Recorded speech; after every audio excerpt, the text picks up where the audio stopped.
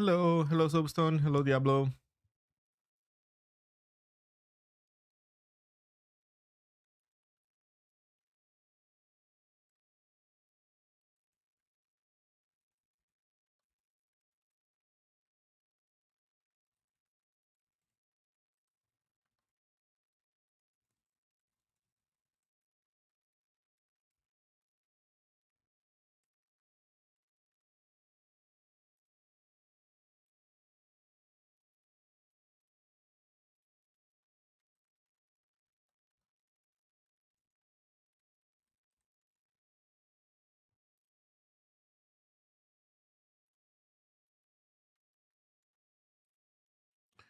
Okay. Hello everybody. I made some serious progress with the Railroads application. Oof. I'm looking forward to show what I've done.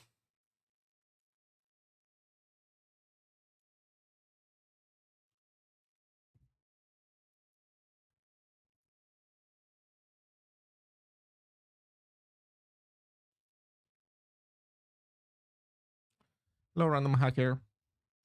Okay, let me work AFK. Let's set the stream starting. And hello penguin. So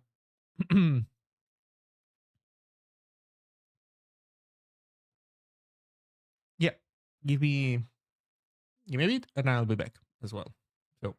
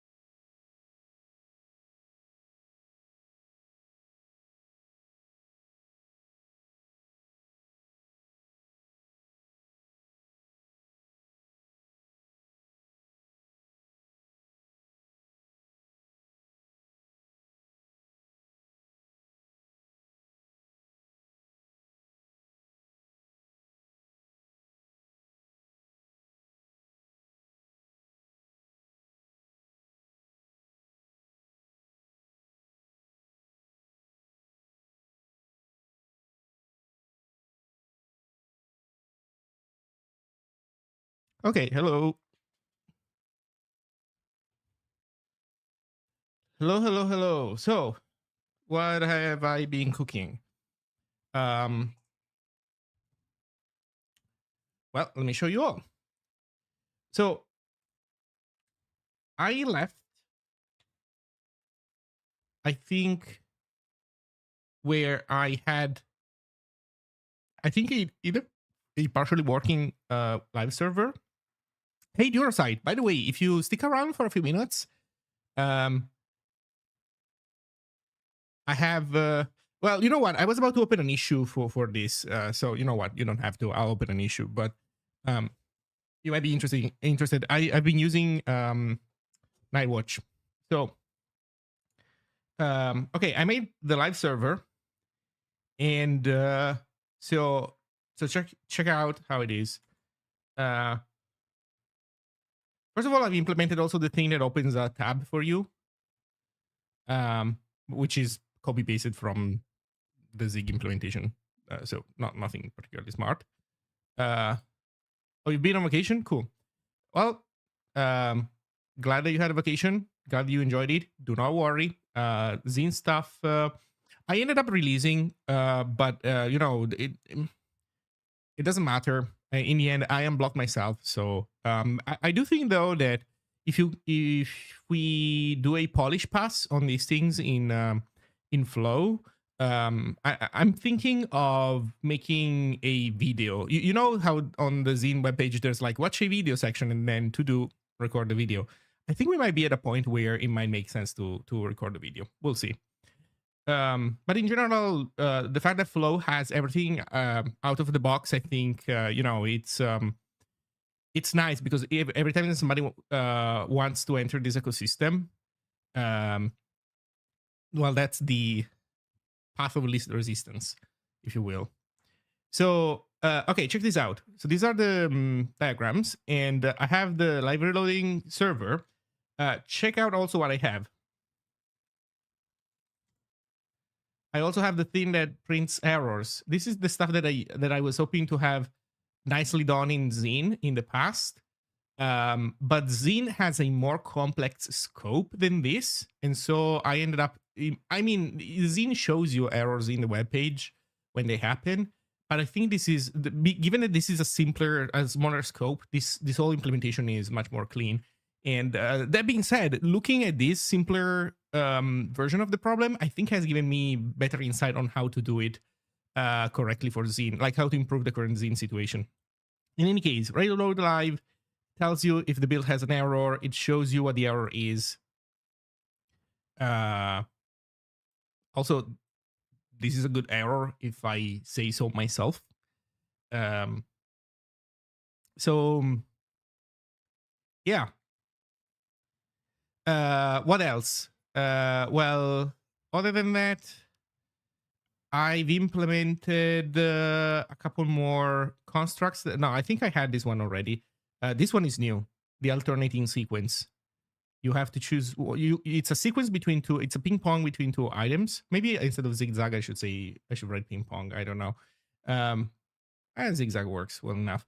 So first you zig, then you can either leave or you choose zag, and then after you choose zag, you can choose again zig. Otherwise, you leave. So this is nice.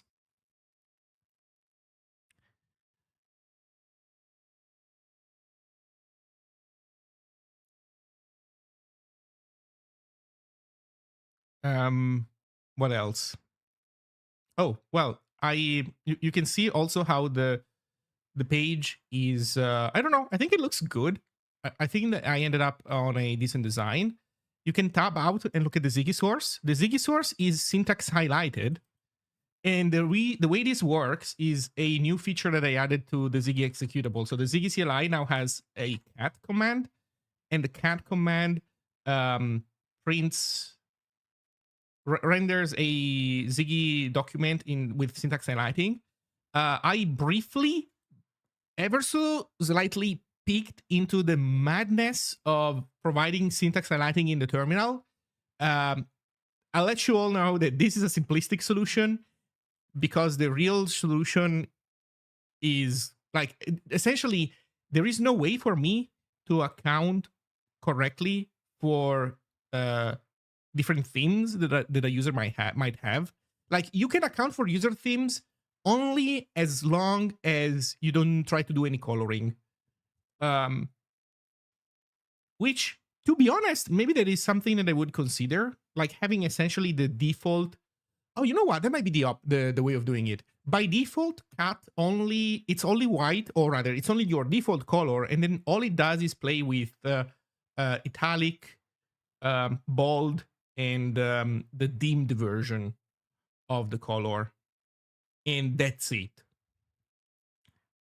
And then you can pass a dash dash theme, and the dash dash theme prints out the coloring according to a given theme. So, but I don't know. Also, I briefly looked at Neurosite's stuff. He has a. I've been using the three-seater grammars from Neurosite, but I've not been using the themes, and the themes are the result of processing VS Code grammars. Question mark? Which I think it's insane. But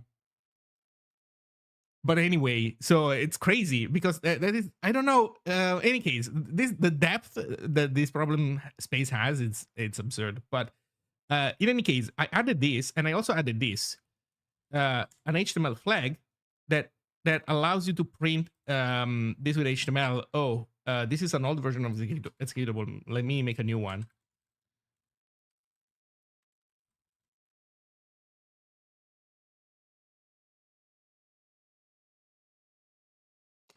That has this problem. I was thinking it might make sense to read the terminal colors and map them dynamically to the closest theme color via some color math.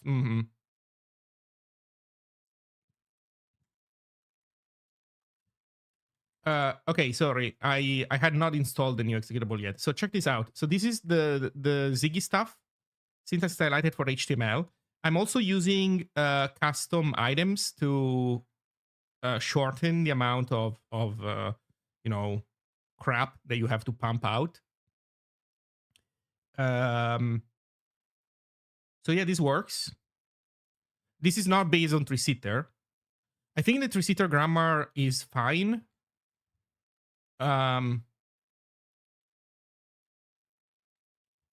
Like I think I made a decent. But by the way, Neurosite, I have a question for you. Then, how does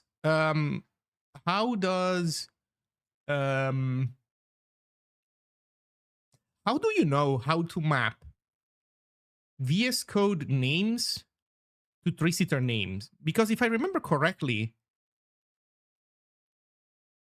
three-seater has, oh, it's in the syntax highlighting queries. Okay, I think I understand that now. Syntax highlighting queries use a smaller, more standardized subset of tags, and each grammar maps their own custom names to the more, like the less granular and more standardized vocabulary, and then you map that vocabulary to what you find in VS Code. VS Code is fully standardized because those are the names used in VS Code. You don't have full control over the highlighting queries, so your hope is that the highlighting query doesn't suck and it maps well enough. And so that way it mostly works as a baseline, I guess. How do those custom HTML tags work? They are custom tags. They are meaningless. So the fact that they have a dash in them, that guarantees that they have no meaning for the browser. And then all you do is provide correct mapping. So in if I go in HTML.css here, this is my syntax highlighting for Ziggy. Oops. Well, you can see it here. Essentially, I create, by the way, this is, I'm using the nested CSS syntax. Frankly, this is sweet. Well, you know, language-wise, CSS is a clusterfuck, but in terms of functionality, this seems like ease for the user. This seems nice. So essentially, I have my tiny Ziggy bundle, right? By the way, now that I learned this tech, I will start propagating it into my other projects. So if I start having like the for example the sample highlights.css, I'll make it better so that it, you know, the Ziggy, like, so that each syntax lighting for one language is more self-contained and less insane. So well, that's how it works, right? I define these colors. The fact that these colors are like this, I think it's also wrong. I think these should be concepts, I think, and they should have a fallback value. Maybe they should have the default value, but they should allow you to override them, I think. I don't know, I have to figure it out. Also, this works for colors, but you cannot do mix-ins, so you can't you know, parameterize whether something is bold or italic or whatnot. So whatever. But in any case, selecting code for a type, I think that's the move. Or, you know, it could be code language equals Ziggy, so you decide. But this is how I'm generating things right now, and this seems nice. Anyway, so this is the new tech that I developed. Which, by the way, I need to fuzz ZiggyFMT because I now messed up with ZiggyFMT, and I made it messed up. I messed with ZiggyFMT, and now it outputs also not just the naked tokens. So who knows if ZiggyFMT is still correct or not. Gotta fuzz it. And yeah, so you can see the snippet in here, which, by the way, this feature is powered by another fancy metaprogramming trick in Ziggy, in the deserializer, which allows me to do this. When I deserialize a diagram, there's a field called lock. Could have a different name, but this is, let's say, the I don't know, like the standard name that you would probably want to give it, but you can rename it. What this field has to have is a type of Ziggy tokenizer token location, or lock. And then in your options, you say that this is the lock field. This has to be in here, and it has to be one of the fields that you skip. And guess what? What this does is essentially it gets automatically filled in by the deserializer with the begin and end of the text that corresponds, of the content in the Ziggy document that corresponds to this guy. Why would you do that? Because this way, when you have errors, runtime errors that are not strictly about the deserialization process, it's an analysis process that you do on the data, not on the original tokens, then now you can reference where the corresponding wrong thing is in the code. To give you an example, if there is a syntax error, so we were looking earlier at a syntax error in here. I broke this, so look at this. Let me shorten this. Okay, look at Railroad Live. If I fix it and save, then everything goes. Everything is nice. I could introduce some other syntax errors, and they do show up as syntax errors. But you can also make semantical errors. For example, I could say that something is a reference.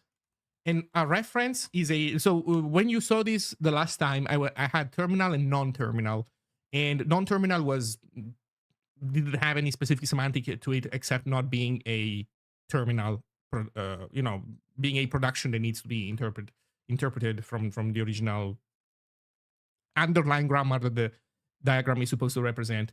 And I changed it, so I don't have non-terminal anymore. I split it in two. I split it into reference, which references another diagram in the group of diagrams, so that when you say that something is a, you know, number, then there has to be a diagram titled number, named number, that contains the explanation of what a production is. And then if you want to do something wishy-washy, like just explain people it's Unicode, but without this character, then you call it, that's external. So references are checked. You can only reference stuff that exists in this document.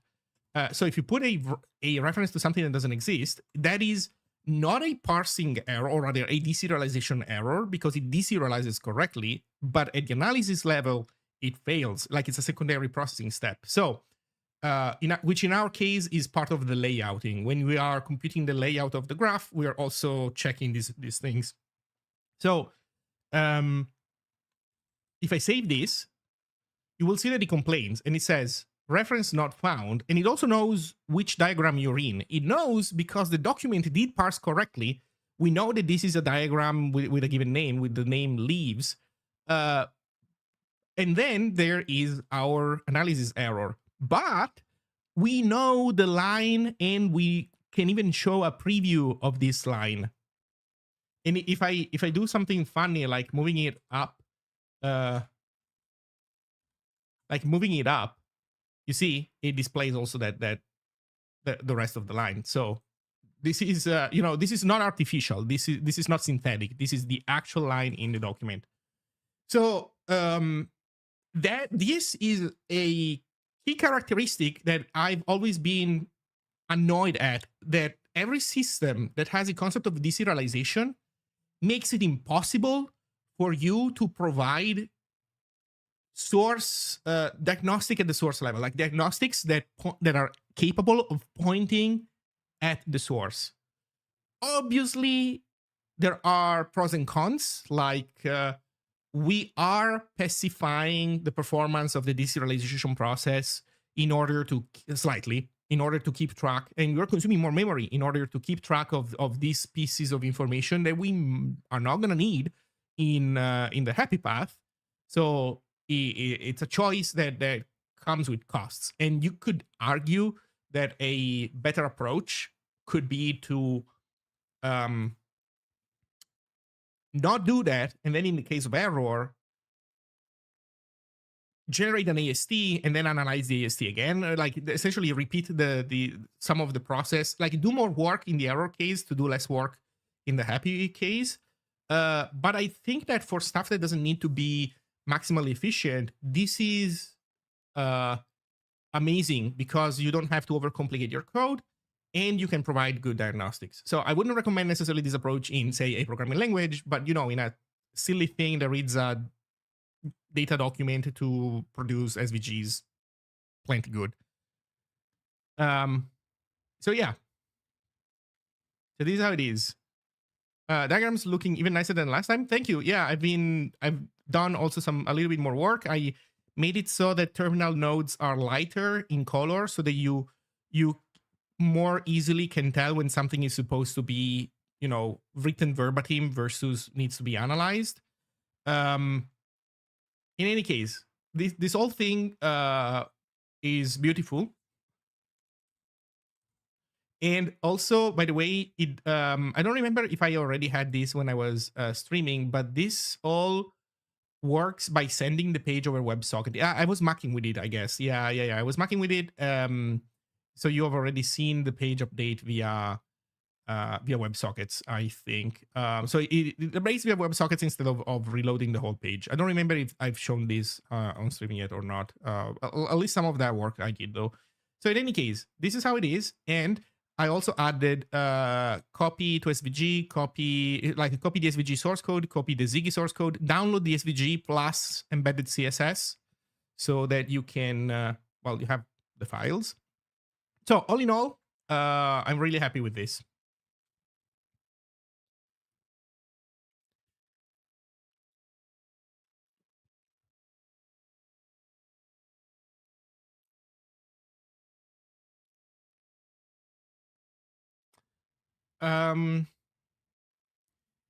So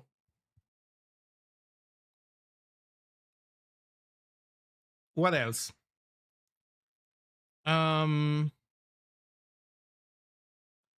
have, okay, so here's my to-dos.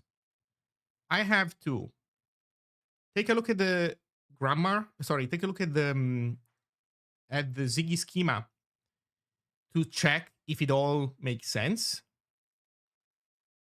If the documentation, if everything is correct.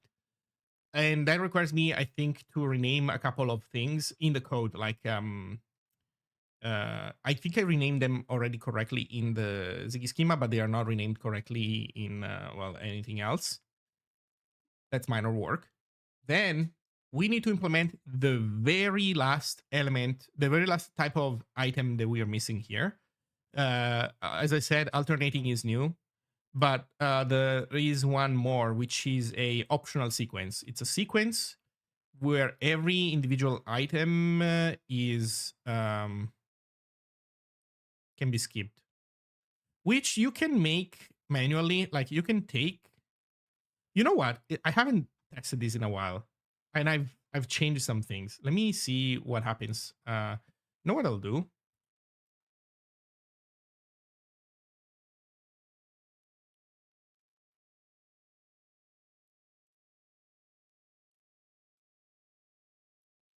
Oh no!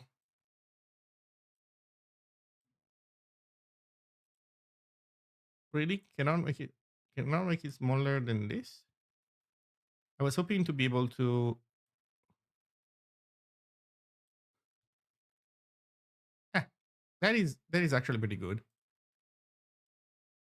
Um, I should not have moved the scene, but I can resize it. There we go.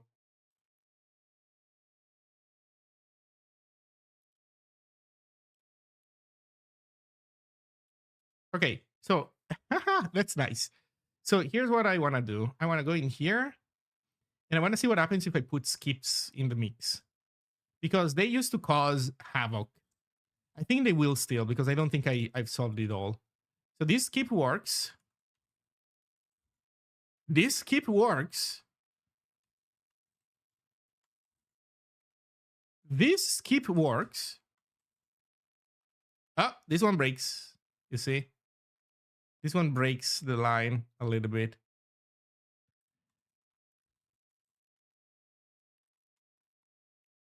Oh, what have I done? And this skip also has some issues.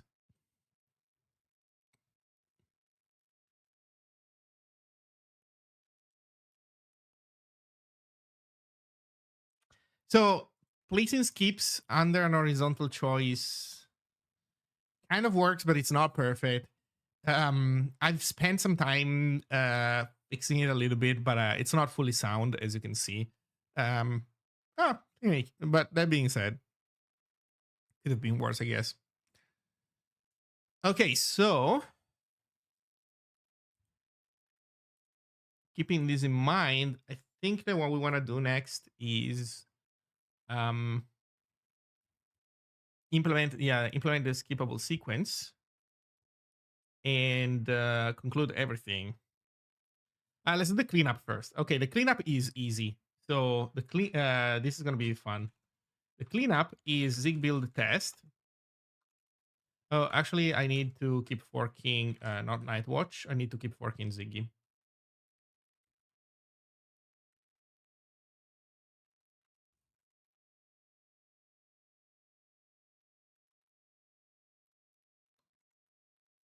Okay, and there we go. These are the complaints. So comment field not in schema.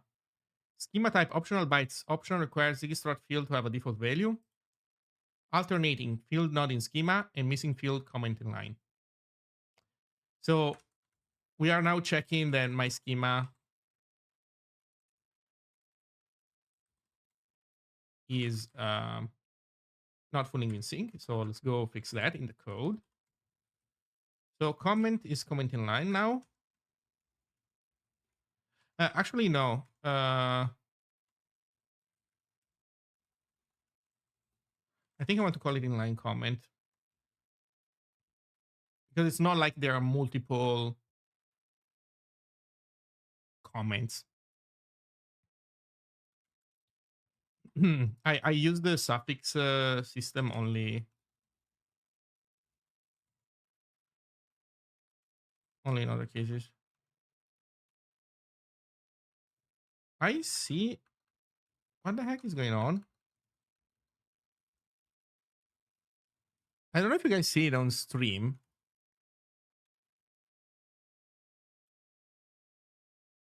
but it's flashing. Let me see if I can. Yeah, no, you can see it. It's flashing. What the heck?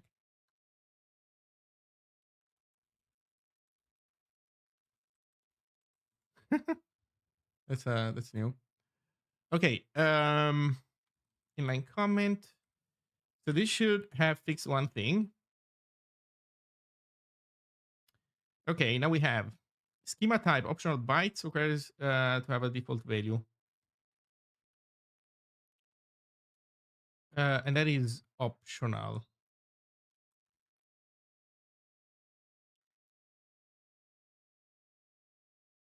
That's label.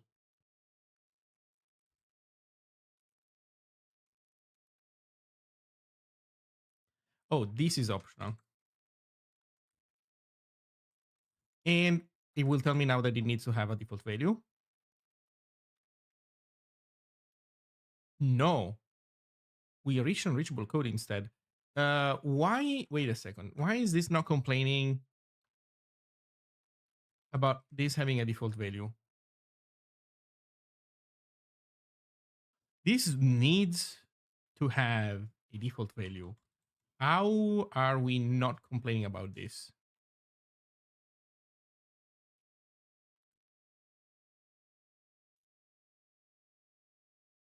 Oh no, we're complaining.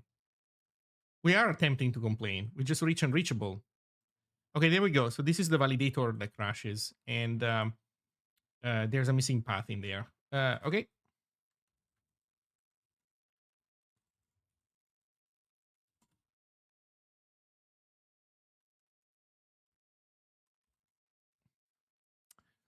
Type checker. Type checker. 118. Type info t unreachable. We got into a type that is not a pointer. It's not struct, union, or enum.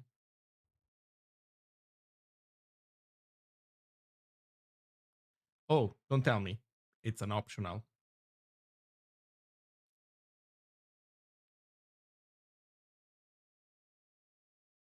It's an optional. And validate Zig container. It is an optional.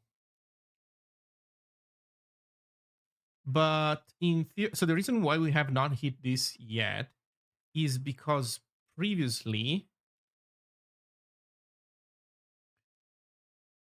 when looking like it fields in a struct or an expression, optional slash sigil, optional dict sigil, optional bytes, optional bool, optional int, optional identifier. There we go.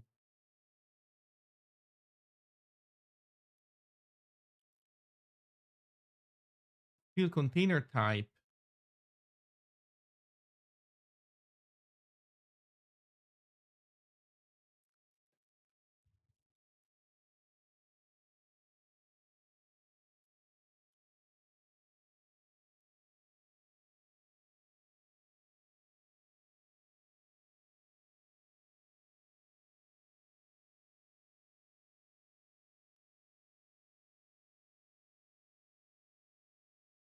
Okay, let's look at how it works with optional boolean.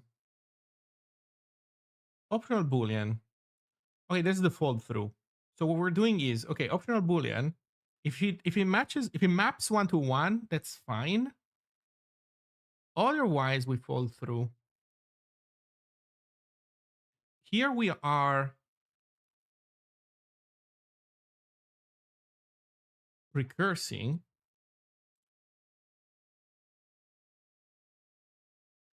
But this is not checking the nullability stuff.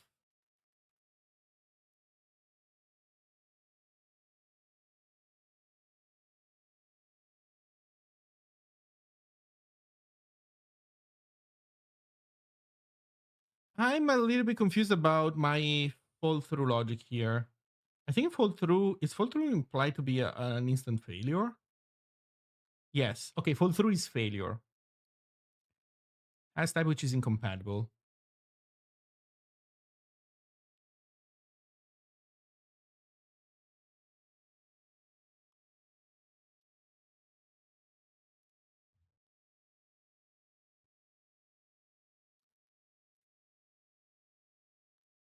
That surprises me though, because I can make an optional boolean map to a boolean. How does that work? I feel like I'm missing something because I've accounted for I've accounted. Maybe the whole algorithm is not sound. Well, definitely is not sound. Otherwise, we wouldn't be here. But I have generally accounted for the possibility that something uh, is optional, but in reality, it maps to a non-optional version that it maps to a non-optional version that um, has a default value.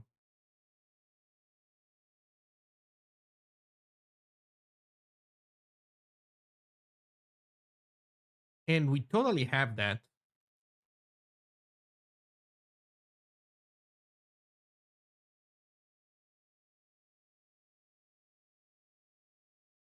Somewhere there's an error message that says the type being an optional requires this thing to have a default value.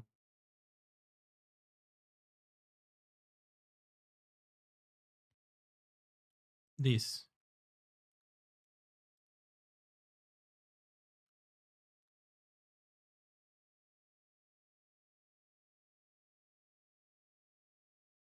Okay, let's look at the context a little bit. We are inside of a struct. Yes. We are looking at its fields, and we find a field. It's either a struct or a union.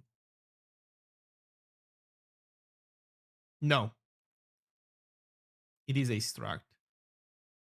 Cannot be a union. Or rather, the schema maybe can also be a union because where is it? Yeah, it's a container of some kind. Okay. But if in Zig it's a struct, then we say, okay, if the original thing was optional, then this requires the struct field to have a default value.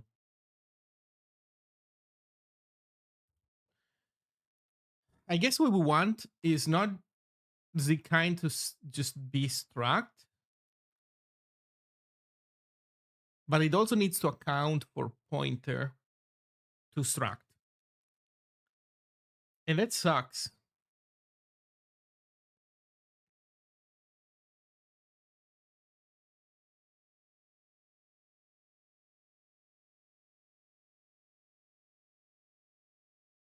Which is, but wait a second. But we do it here technically. Here, we recurse into this same function, right? Yeah, validate the container. With the child, we do not move the expression at all forward. So we just unwrap the pointerness. So when we're back here for the second round, that is totally a struct. Okay, so this should account for that. What are we even reaching else with?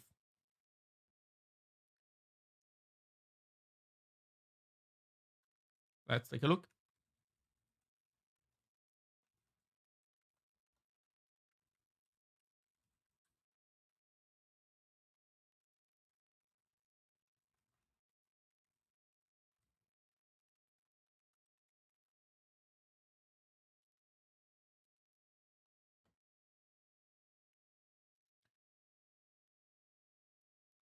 Ah, shit, I need a new line.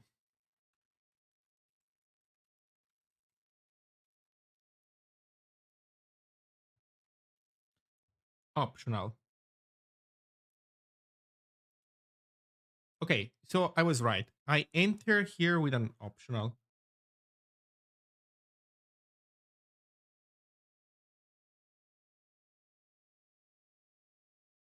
So the answer is I should not be entering here with an optional, and yet I am. Why?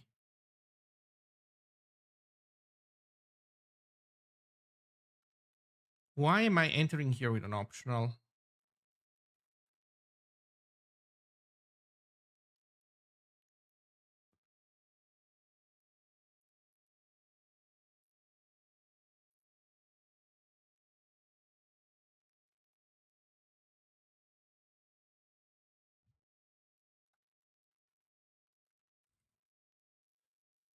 Why are we entering here with an optional?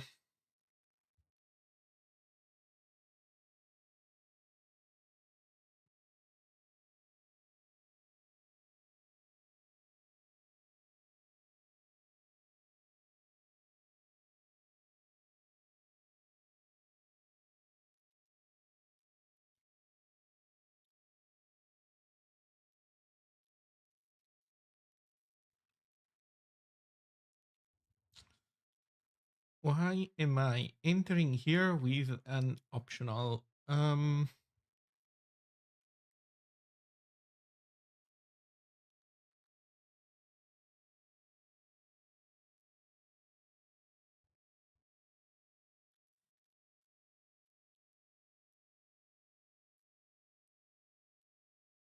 Well, it's not this pointer thing because we don't have pointers to optionals. So that's one thing. The second is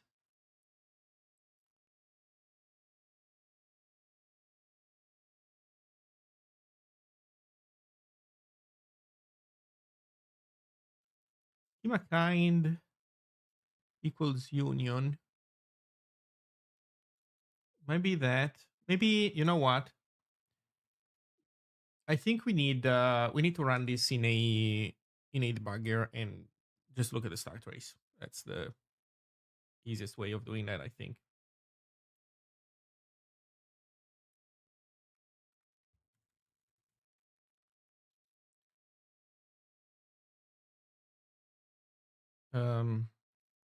Yeah, type checker.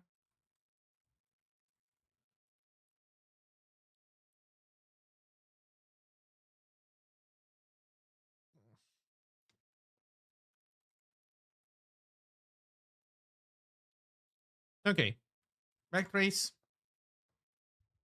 Oh boy. Full panic. Type checker validates the container.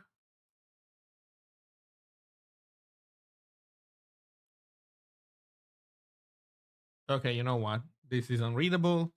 Let's start going up.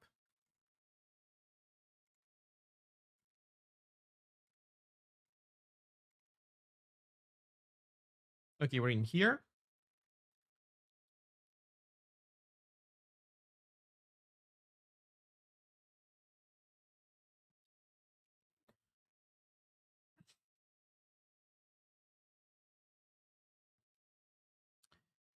We are in here. Let's go up. There we go. We see an identifier if we want to validate the container. When we say identifier, type checker 464.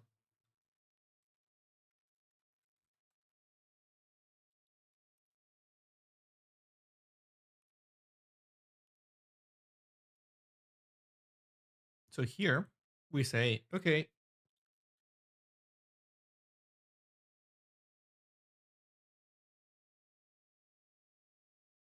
wait a second.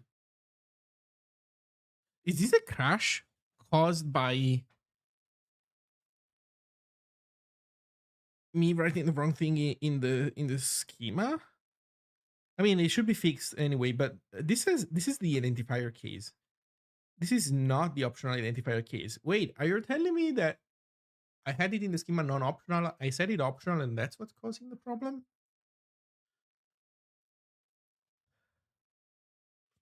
If so, it's adding an optional. I need to handle optionals as that's not supposed to be an optional.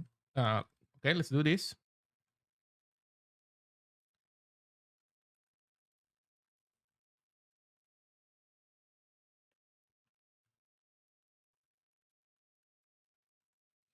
How do you complain?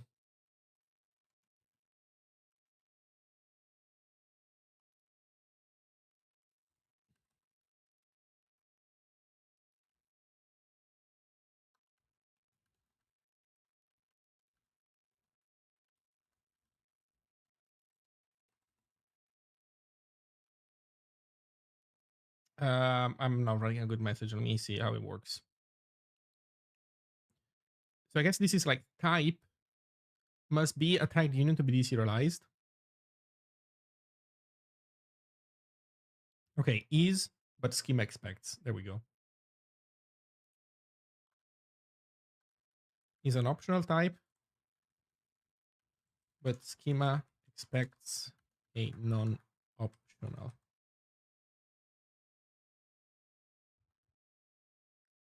value.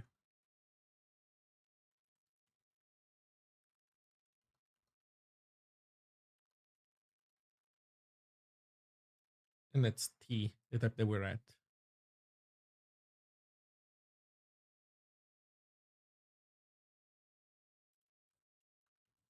I don't know. Let's see.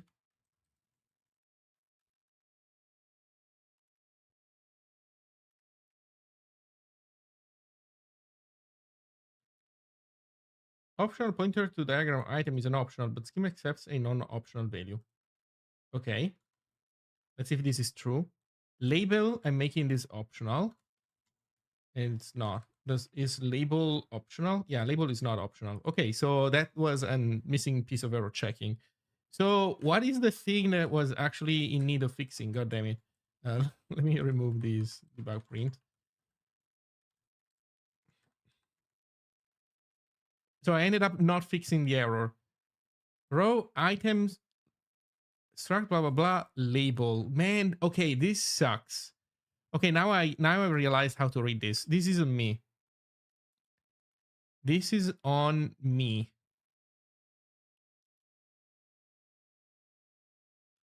It's an inline struct type that has a label in it, which is not optional. It's supposed to be optional, but it's not this one. It could have been this one, but it's not this one. It's another one. It's not this one. It's not this one. It's a thing called label.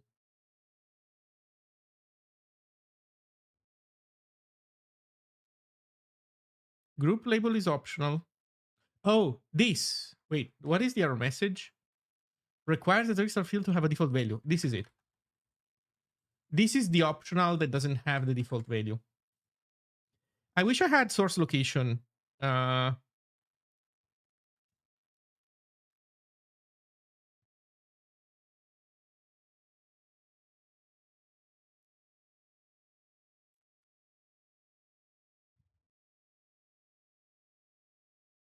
27091.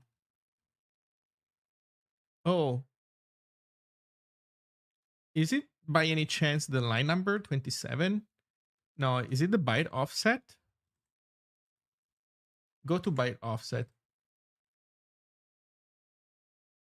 What were we saying? 2701. No, 27091. That's a lot. Yeah, that's not it. Sorry, I have a call. I'll be right back.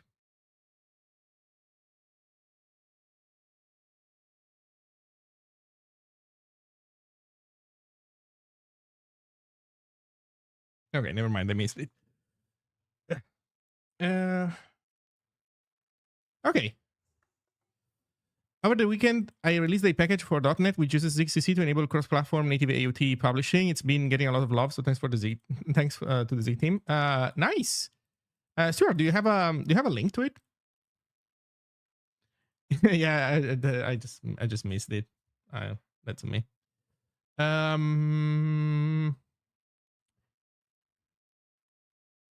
Okay, so that number is something else. That's like some kind of unique number. It doesn't. Oh, be right back.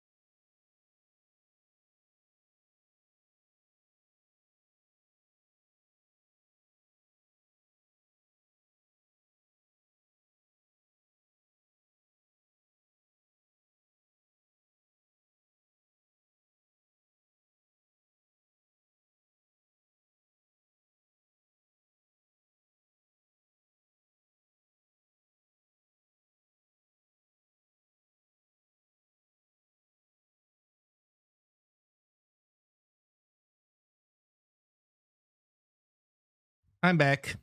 Sorry for the wait. What did I miss? Um, what did I miss? So alternating field not in schema. I guess that's the last thing that we need to do, which is a fix in the schema.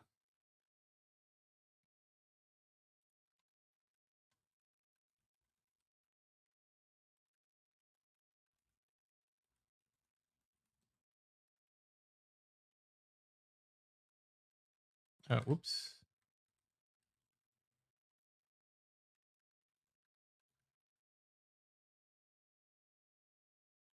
I wrote in the examples of Ziggin a description for it. So let's see. No, that's not the repeat. An alternating sequence of items that ping a sequence of two possible items.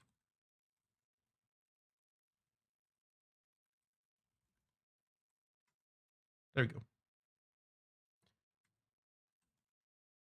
Have we satisfied everything? Undeclared identifier. Oh, that's fair. Alternating sequence must be defined.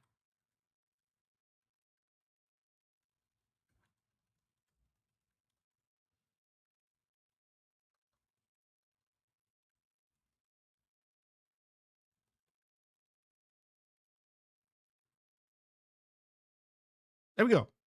So with this, we have fixed schema compatibility. We have fixed schema compatibility. Everything looks good. Next is to implement optional sequence. And yeah, with this, we would be done.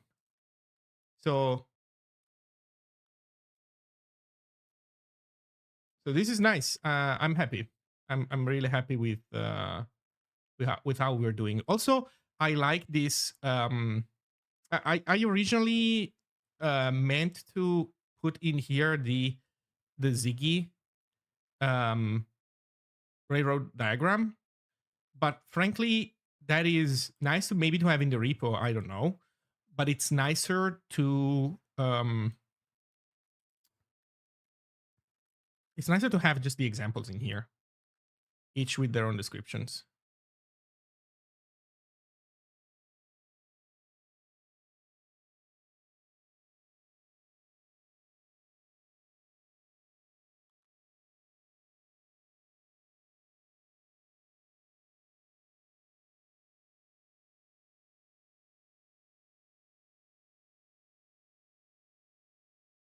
Okay, these all looks great to me.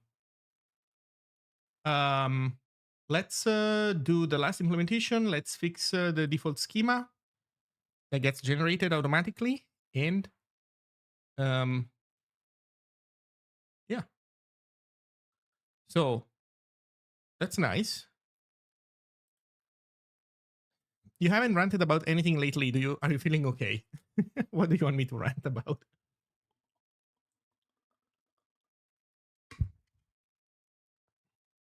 I don't know. I've been working on this stuff, and uh, frankly, I've been having a good time. This whole experience has been nice. I'm happy that all the bits and pieces that I put in here are coming together.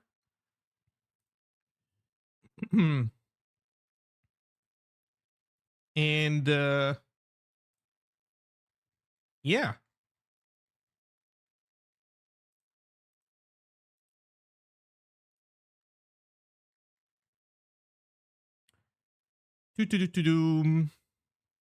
Okay, sorry. This is the project.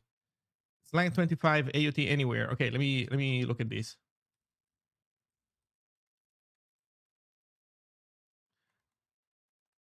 Is it case sensitive? It is case sensitive, or I dabbled something else.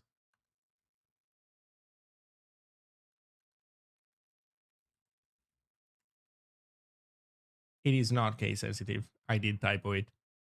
Okay, NuGet package to help you cross compile native IoT to different devices and architectures. Oh, that is nice. Okay, now I fully get it. So this is you make a C# project. You want it to be native um, instead of being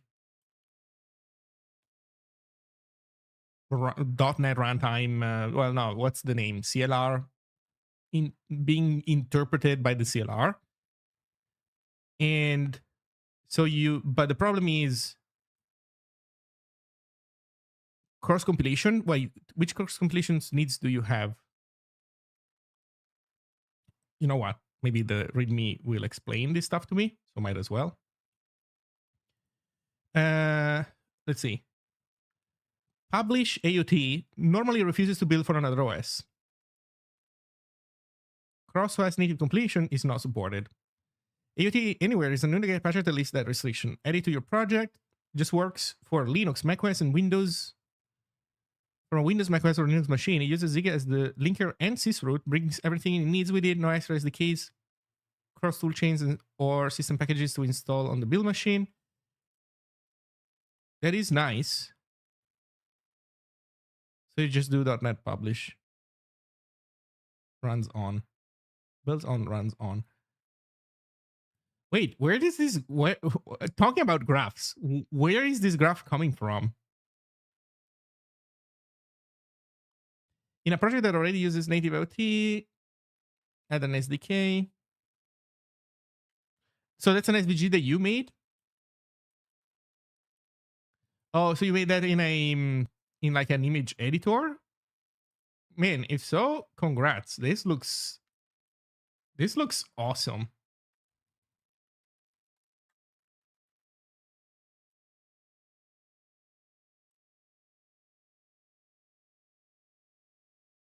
This looks awesome.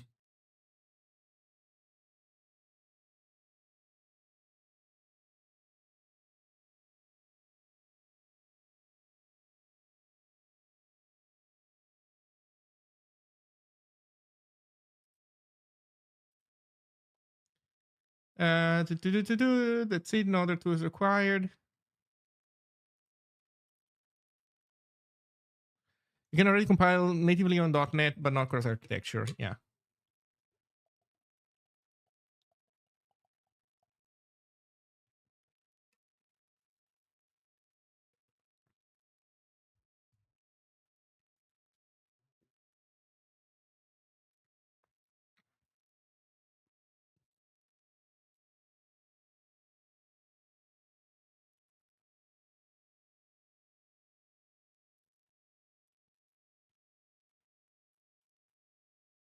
Holy shit, this is nice.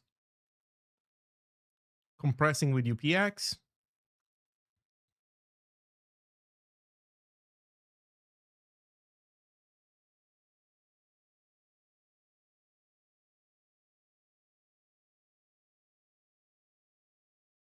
Holy shit. That is nice. Okay. What can I say? Congrats. I hope that this serves you well. I spent over $200 of GitHub Actions runner allowance this month to get it done. Is it because you were testing the cross compilation stuff and essentially having CI discover failures, like essentially things that you were missing in the many to many runner matrix? Yeah.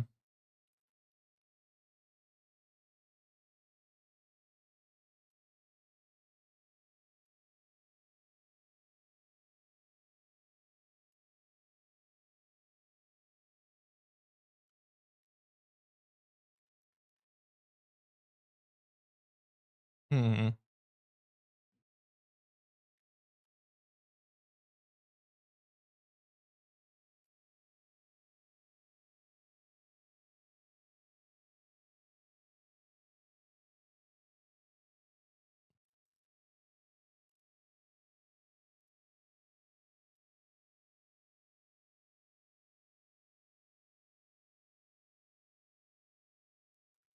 Okay, cool.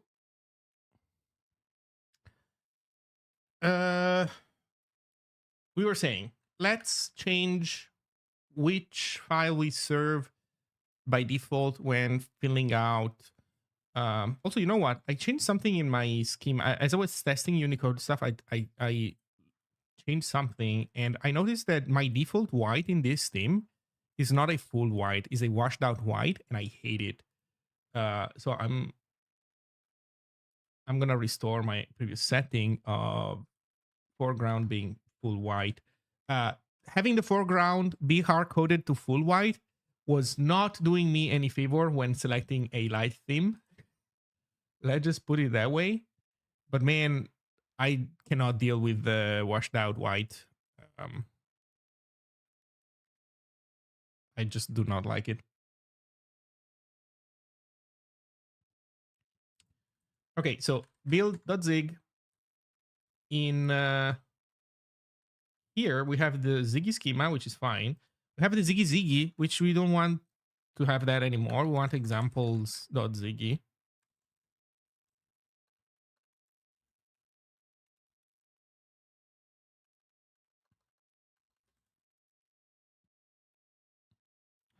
So it was fun to have Ziggy in here.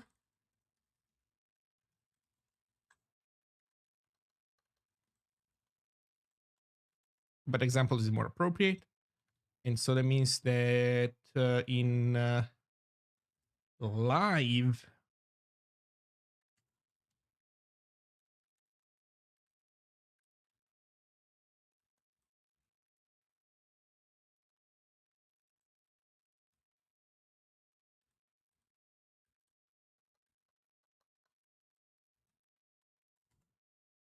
that's examples.ziggy.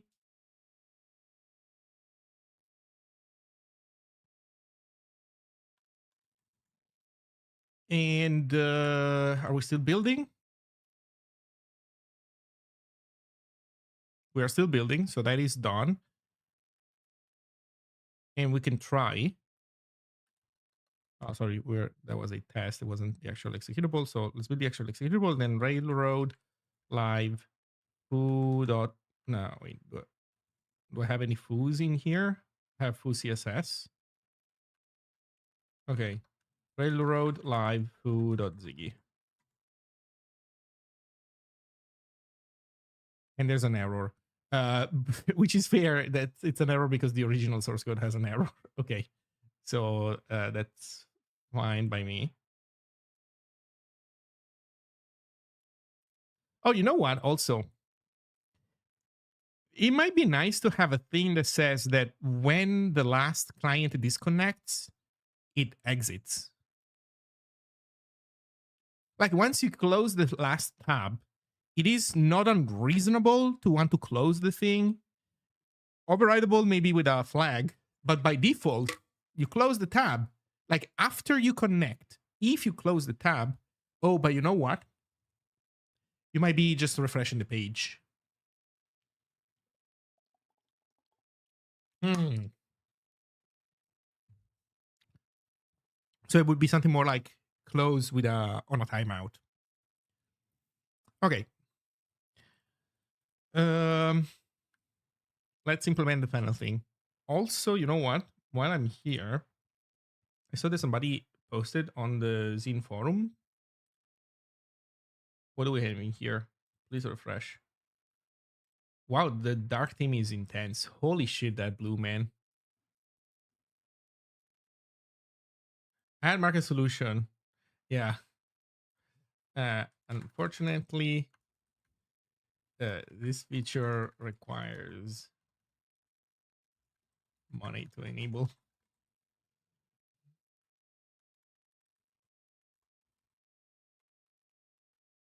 Yeah, the light version is not that intense. Like it's blue also. Yeah. The light version is fine. I don't know if it is the same color or not, but anyway, in the light version, that banner is fine. In the dark version, holy shit, man. It's this let's see if we can personalize this. Unfortunately, this feature requires money to enable. Uh and I'm currently actually using the free plan. Paid plans start at 100 USD Mo, or I would need to switch to self-hosting, which I will do.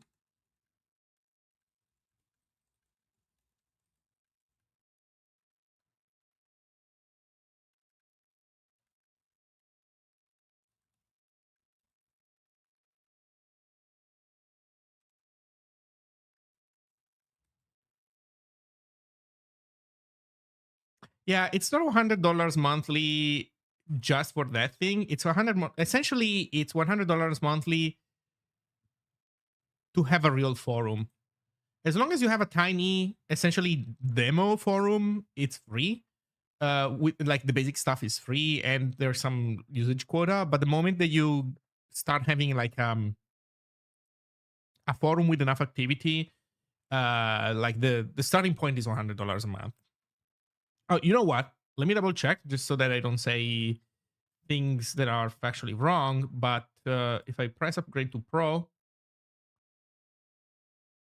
compare plans, yeah, it starts at $100 a month, and then there's business $500 a month. So yeah.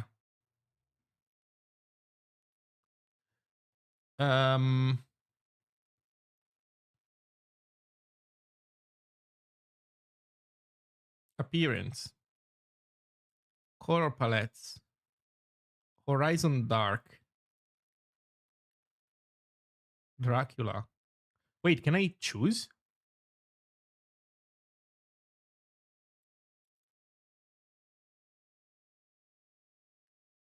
Oh, I can make something else a default dark.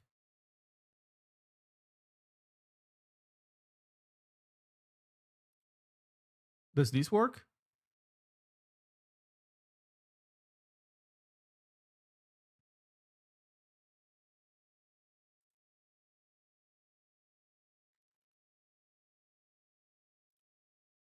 Save changes.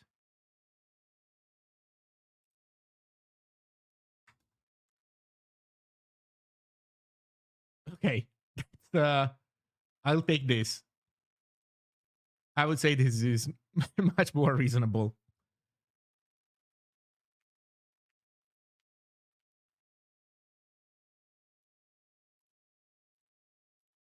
Yeah, you did say this. Although, wait, normally this mutes the stream, I believe. You hear the ad, you don't hear the stream.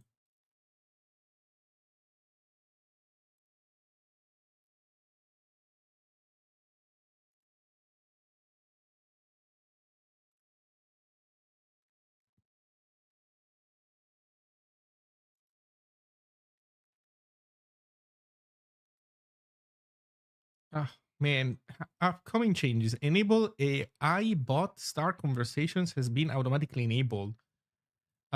Wait, no, I don't care about feedback. Allow users to start AI bot conversations and show them in a start sidebar section. Well, I guess that's enabled for everyone. What does that even do?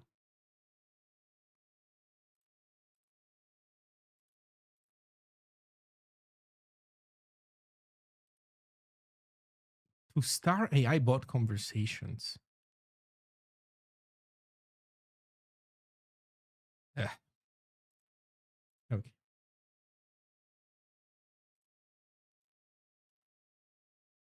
Well, there we go.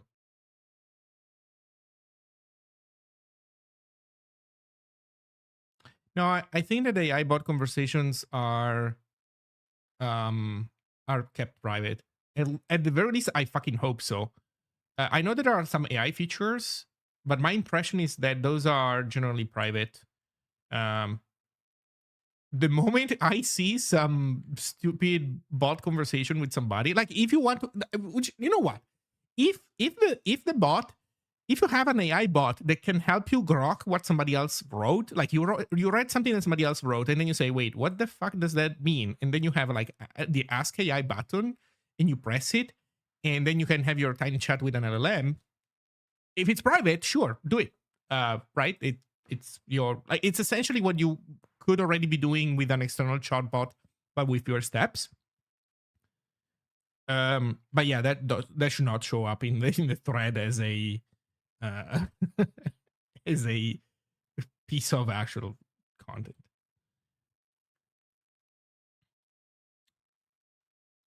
The only way to have private AI is to have local inference. Yeah, well, to be fair, there's the problem of who pays for that LLM stuff, isn't it?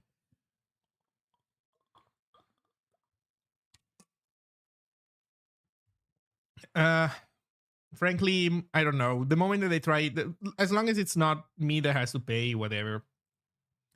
I don't care about personalizing, tweaking all these settings. But the moment they want money for this, obviously, yeah, no, I'm not the one paying for this. You want to chat with your chatbot, you chat on your own. Which, to be fair, maybe that is actually the yeah, that is actually the point of that feature sucks.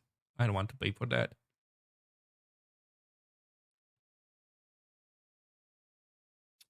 Anyway, um,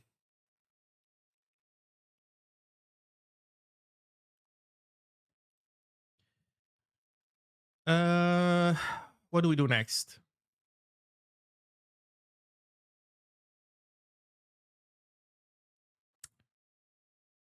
We add the last element,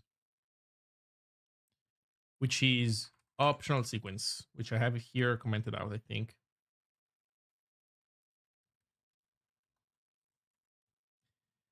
Optional sequence, a sequence where every item is individually optional, but at least one item must be chosen.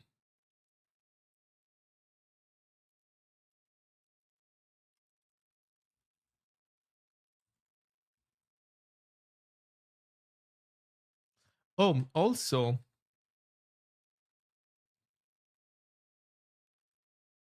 maybe this is an argument for sequence, for naming this sequence alternating and sequence optional. Yeah, because I'm doing the suffix thing. Actually, a stack should be a sequence stack. Yeah, now this is, it's more verbose, but it's fine. And this is perfectly clear now. Just like we have choice, choice middle, choice last, choice horizontal, choice index. Multiple choice is different. Multiple is not choice multiple because these guys are inherently different uh, than this. So yeah. Okay.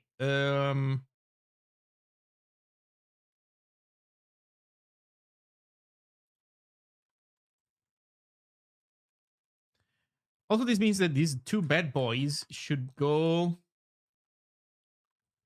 in example Ziggy. Alternating shouldn't be this.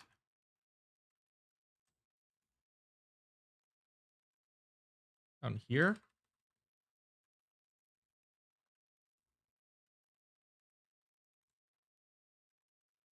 It needs to be up, up, up, up, up. Here. Sequence stuck.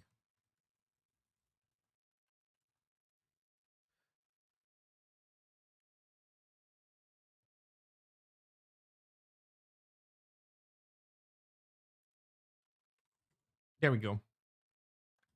Okay, let's go in live Zig. No, in root Zig, and let's start fixing these things. So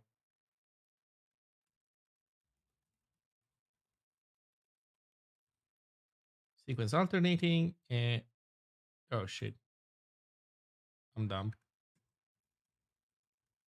Sequence stuck, and this becomes sequence alternating.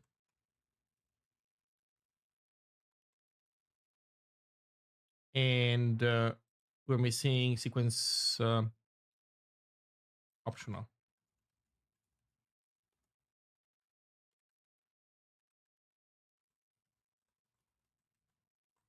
There we go.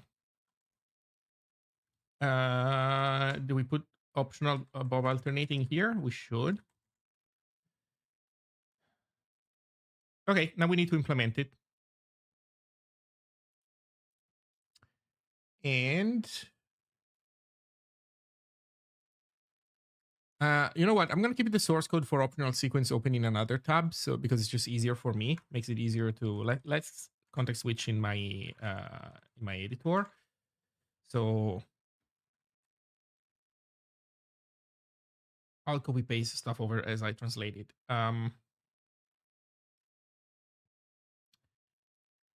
So layout. Layout, label, skip label path, sequence, sequence stack, sequence alternating. So in here we want sequence optional.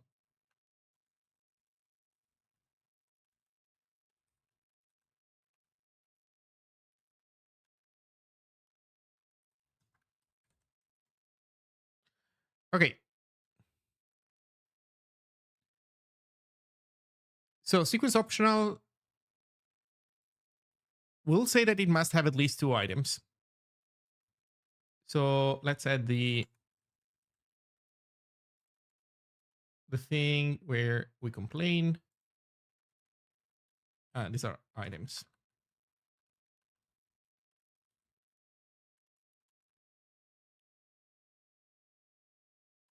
What did I call the other error messages? Let's see. Stack empty, choice empty, choice horizontal 2. This is sequence optional 2. Let's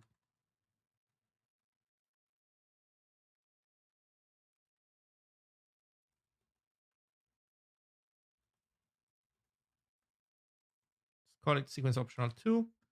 And then sequence empty.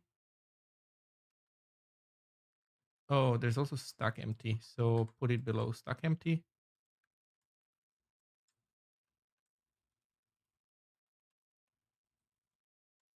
So sequence stack. Hello, Ninjatron. Hey, hey, hey.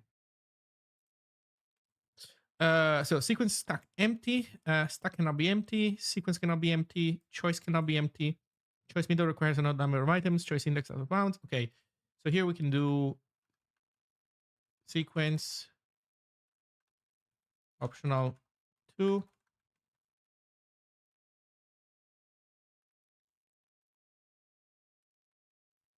Optional sequence requires at least 2 items. Okay, so we have the complaint.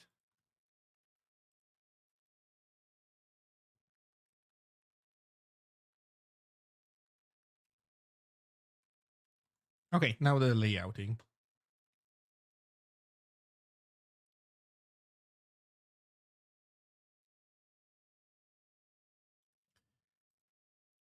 There's a mutable arc.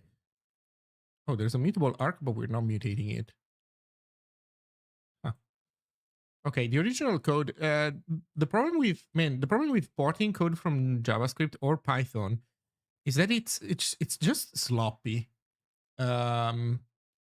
People don't really put too much effort into keeping const what it does not need to mutate. And so I see var arc and my Zig brain thinks, wait, that's a mutable variable. We're planning to modify that thing. Turns out, no, we don't. It's just var for, because it doesn't make much of a difference in the JavaScript world. That's why it is. I mean, I guess no. There is a difference. The JavaScript code would benefit from that being a const, but I guess that people just culturally don't do it. The tool chain doesn't help you whatsoever. Like if the thing told you, dude, that's a var, but you don't modify it, what the fuck are you doing? Then yeah, then people would do it, but otherwise they won't. Okay, so this is the JavaScript code that I copied. Here's another thing that I'm noticing. First, this computes height by looping over every item and selecting the height. And then it loops over all the items again, but then this time it does other calculation, and also there is a height so far. So we are accumulating the partial height count as we move forward because we use it for some computation.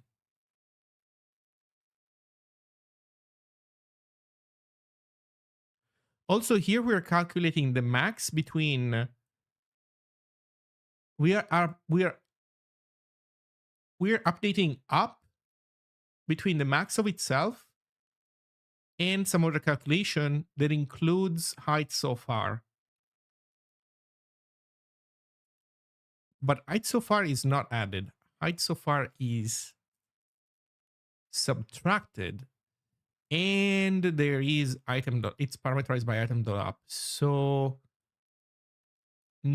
so I think that this is not something that can be simplified. Like I was wondering whether this was a calculation that, ultimately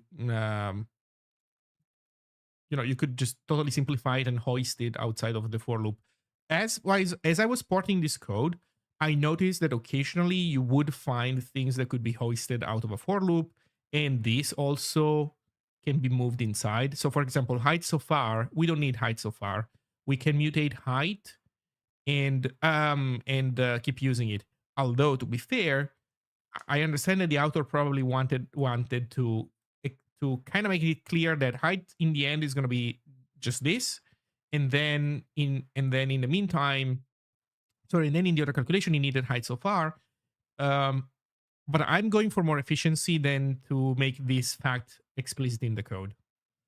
But that is, if you will, that is the privilege of somebody who does not have to figure out the drawing algorithm. The second loop uses this height. It does? Oh, you're right. It does. Shit. So it does also need the full height. You're right. Okay, so I can tell you that there were, in every single other example that I've implemented up until now, there has been this happening outside, but then not used inside, unless it was, and that is what's causing bugs that I haven't seen yet. Okay, you know what? This might be an opportunity to then just quickly look at, after done with this, just quickly look at the original source code for the other elements and see if there's anything of this kind, because I have applied this transformation at least one time, and I wonder whether I borked it.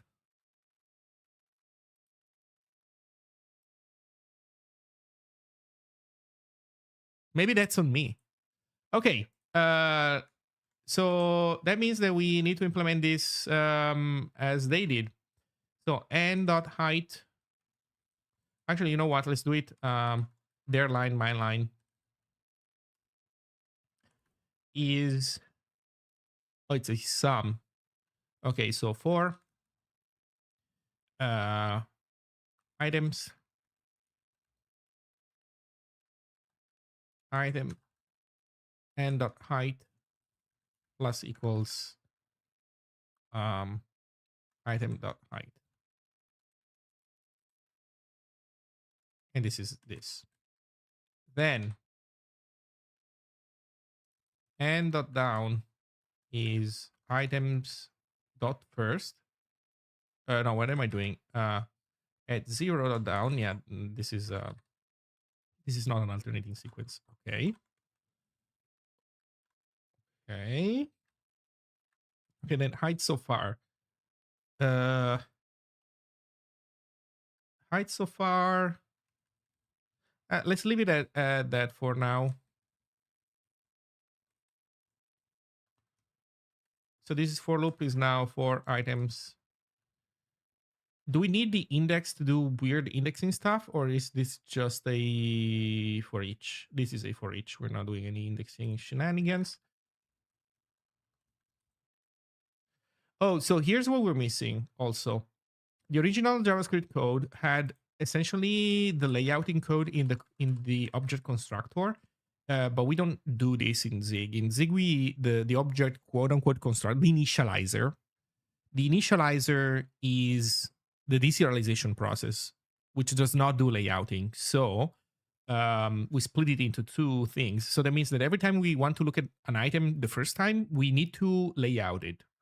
So item, so this means that item should be a pointer, and item, we try item layout, This one's DS and LD. DS is all the diagrams. This is the overall hash map that contains diagrams. This is necessary to check references if the reference exists. And LD is the layout diagnostic item, struct, which is where we put the error message and location in case that an error happens. So far, so good. So this is good. Height so far is good. For loop. So what do we do in here? We already have item. Then we do n.up is the max between itself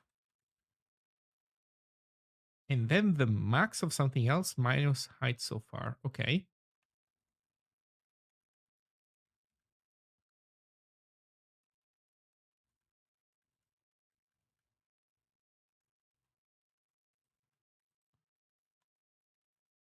Okay, then height.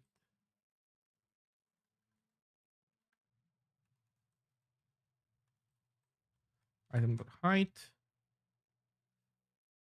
You know what? Might as well do this. If I is greater than 0, oh, never mind. So there is some indexing shenanigans. I prefer IDX or I.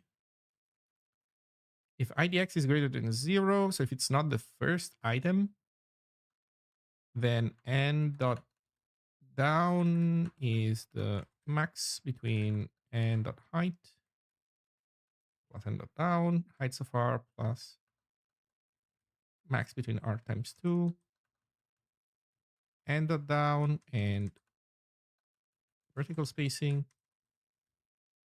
minus n dot height. Okay, we can put a comma in here, I guess. Then item width. This becomes if item that needs space.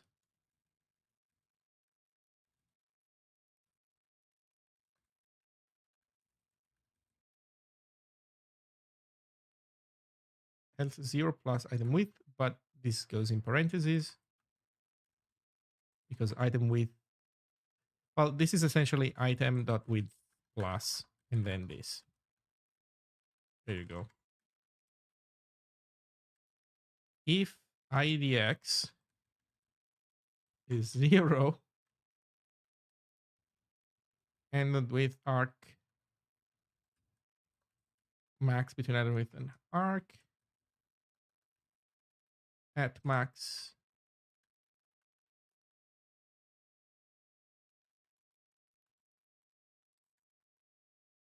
so there we go.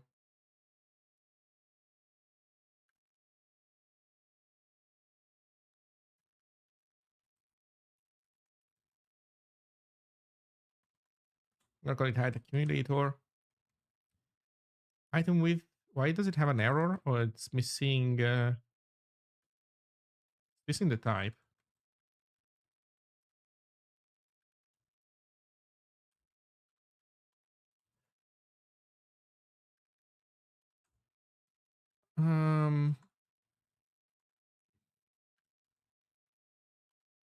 I don't know what to call it because item underscore width is suspiciously close to item width.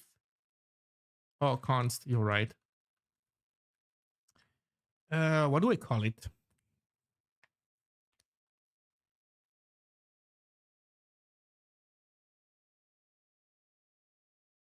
I think I called it item width, the situation also elsewhere. So I guess that's fine. Okay.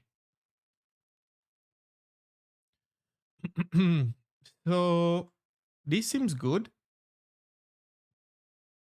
We have the computation here.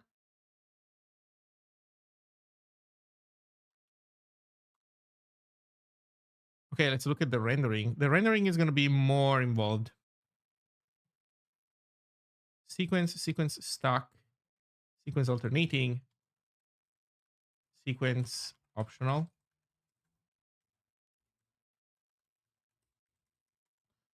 Okay.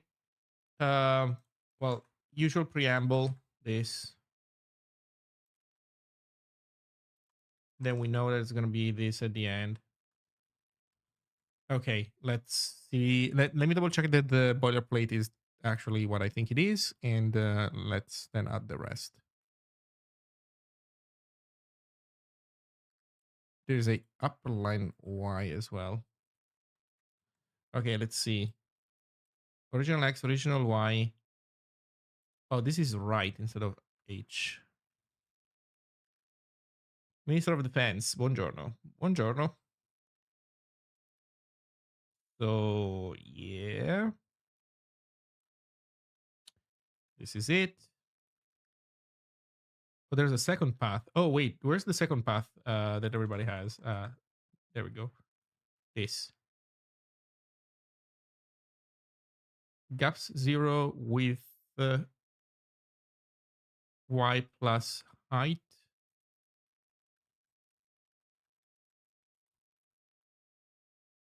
And then right gaps 1. Increase X with gaps 0. Yeah. Upline Y is original Y minus n dot up. We'll see if that needs to be a var for real or not. I think I can spoil this. That's a const actually. Okay, next.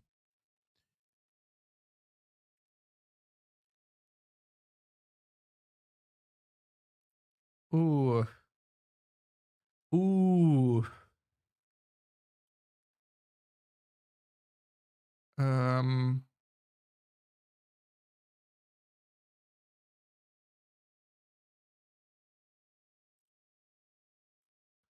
Okay, there's some intense stuff. Let's see. There's a for loop.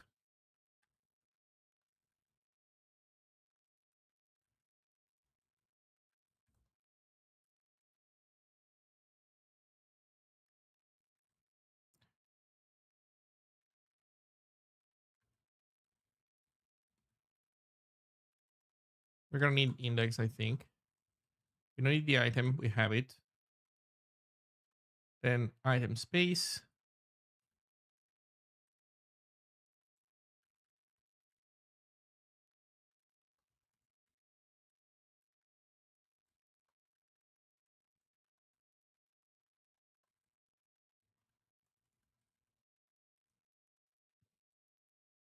I think I typoed this earlier. But, it's in the layout. Okay, we'll get to it when the time comes. Okay, so if it's the first item. Wait, are we doing a loop where we always do an if on the first item?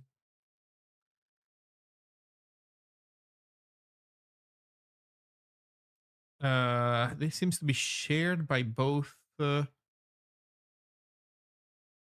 So we get in here if we are the last. So this is the first. This is the middle section, and this is the last. This is making me think that I should split this for loop into 3 parts. Like this should be done unconditionally outside the for loop, I think, as a step 0 thing. Then there should be a loop from the second till the last, and then in there we check for the last. No, there's a loop. There's a middle part that we do only if length is greater than 1.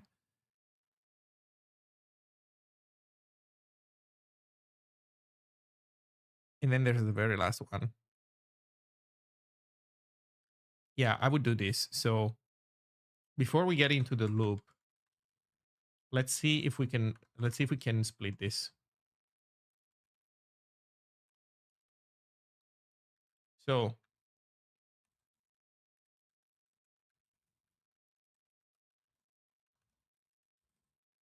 first item.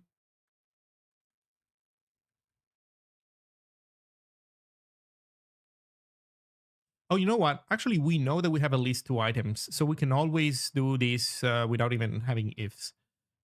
So first item is items at 0. Oops. And this is it. So try right path x, y.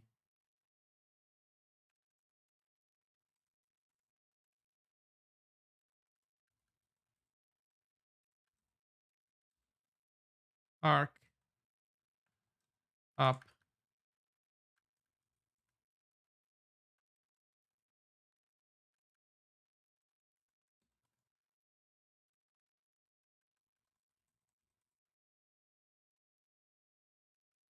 Where's west, north?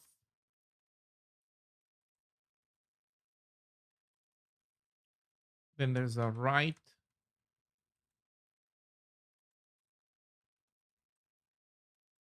Item width minus arc. Then there's an arc northeast. Then there's a down.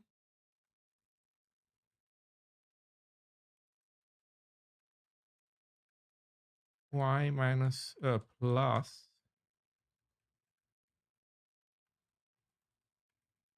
Item height.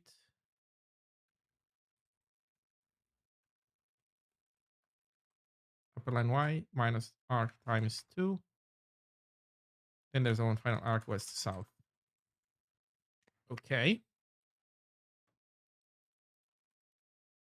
Upper skip.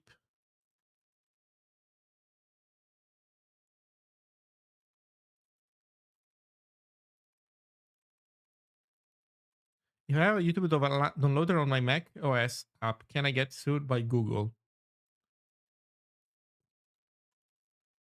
I don't know. Maybe.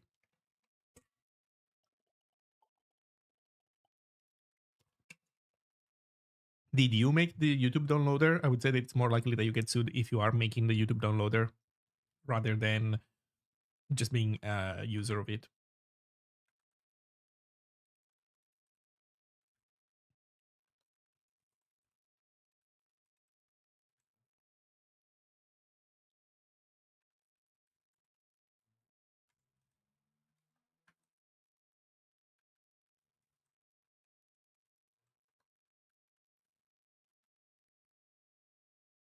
Oh, that was actually it.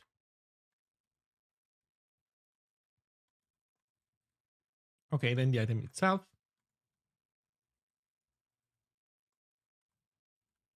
It wants the writer. It wants X and Y.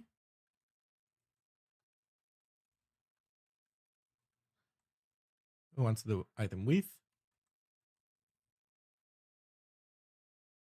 I think we're missing one last thing. I think he wants another thing. I think he wants alignment.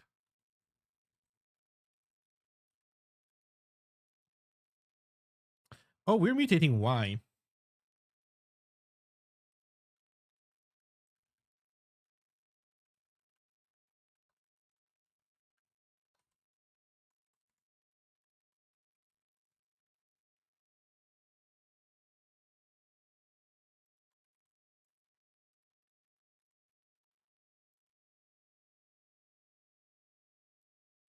Actually, I just did this. Is it actually correct? Because I'm not sure. One sec.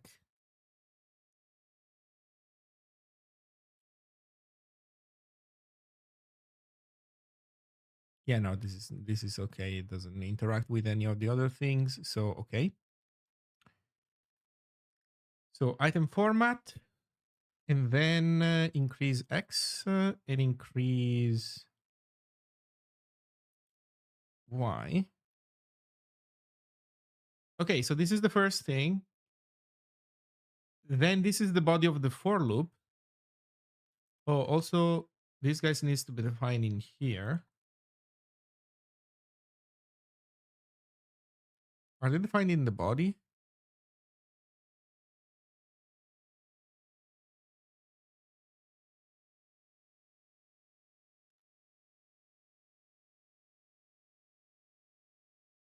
they are initialized in the body, so I can't define them in here as consts.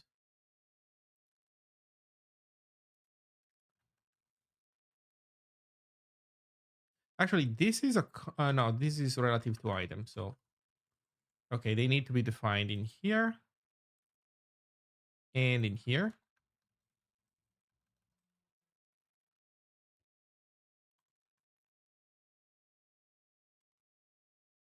For items slash one items dot land minus one.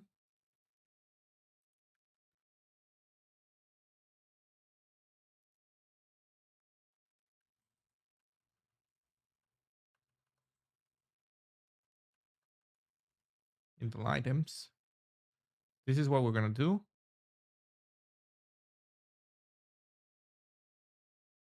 And then we're gonna split this out, which I guess we can do now.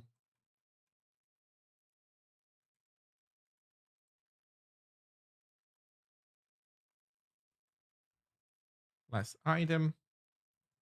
So we can remove the if thing. Okay. So let's see.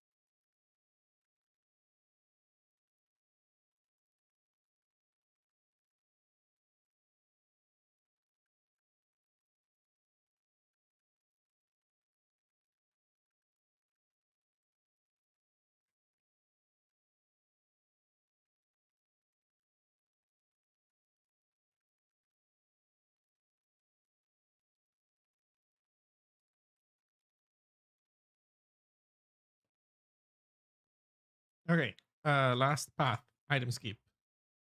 Sorry, lower skip.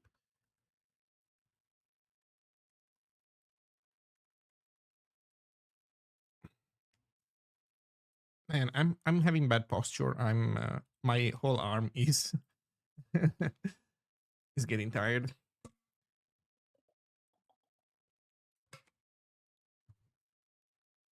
Okay, better posture.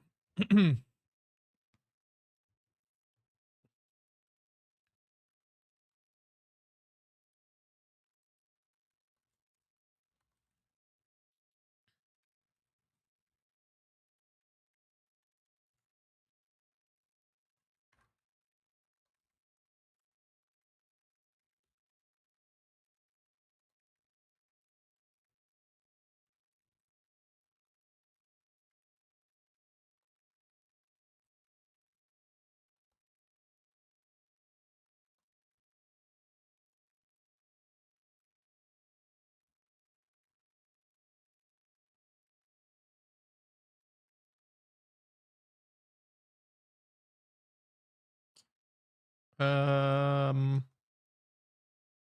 there's no comma. There's a comma.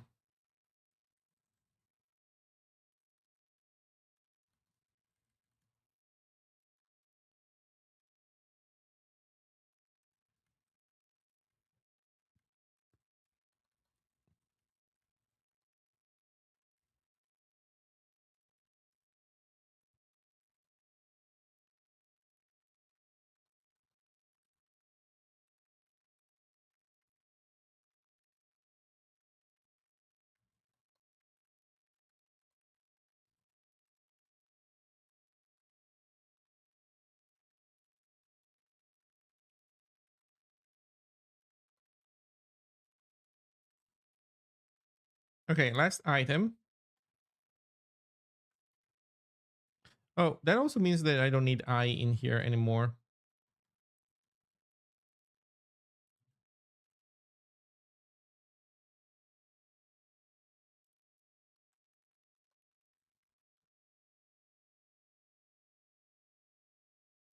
And we are asserting you know what, I'm gonna put an assert just to um keep this as an invariant.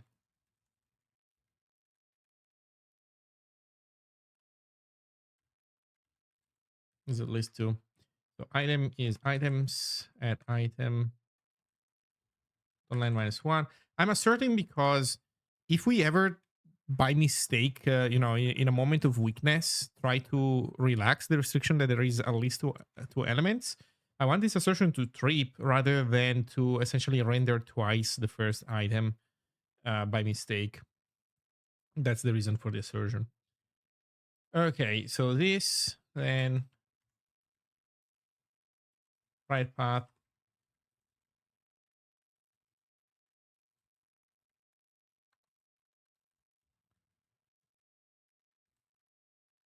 this, then try item dot render svg.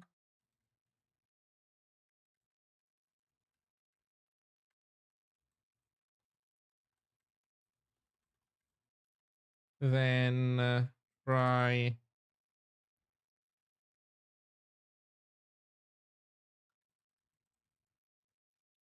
and we write another path x plus arc times 2 plus item with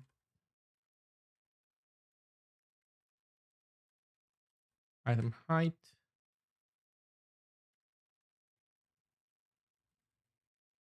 item space plus arc.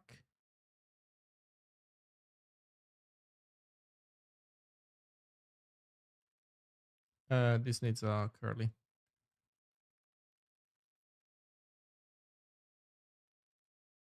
Yeah. Oh Jesus! I hope that I didn't fuck this up or elsewhere. Oh yeah, talking about fucking it up elsewhere.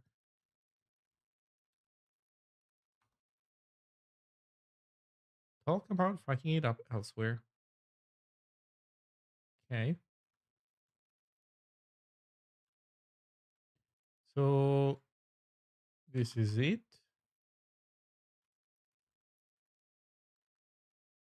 No, wait, what am I doing?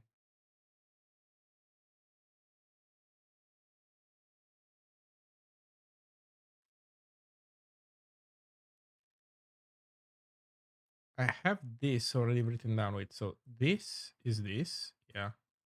Okay, so this goes here.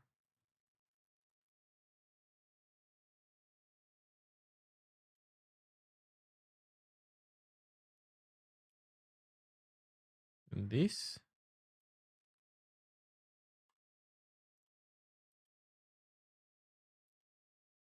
Okay, so this all goes away and then lower skip.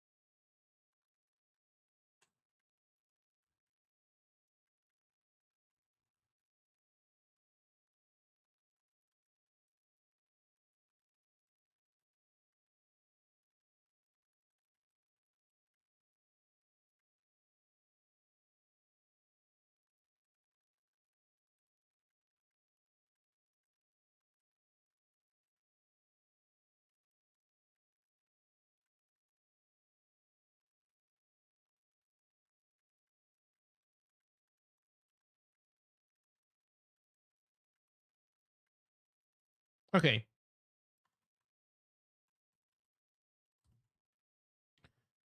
Uh oh, we're missing. I killed a curly too many. There we go. We format, so we didn't bust the Zig syntax terribly. We have some variables that might either not resolve or might need renaming. Also, this last thing, we don't do it anymore. Why was that a variable? I guess it wasn't used. We'll see. Item width. Yeah, so there you go. Item underscore width, upper line y, item space, item underscore space,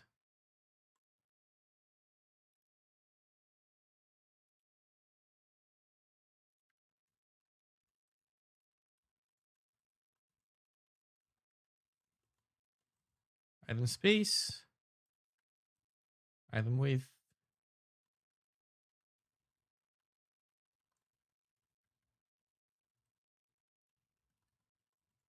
I've gotten to a point where if I'm looking at a file and there is no assert short declaration, like re-export at the top, essentially, like dedicated name for assert to pull it out of sd.debug, I'm suspicious. It means that that page doesn't have all the assets, doesn't have enough asserts. That's that's how I'm started to think about things, and that's what I think about my own projects. Like when I look at a file from my own projects and I see that I'm doing sd.debug.assert like a noob, I think, oh man, when I wrote this code, I was not in the right state of mind.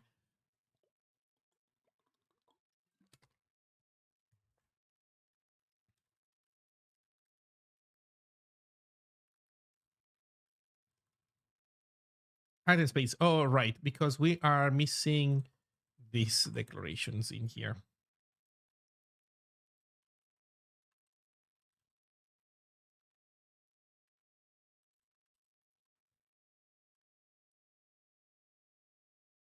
Okay. It doesn't seem that we have any other simple syntax errors. Do we build? That is not how we check if we build. This is how we check if we build. Oh, I have the right thing syntax that makes no sense. 947.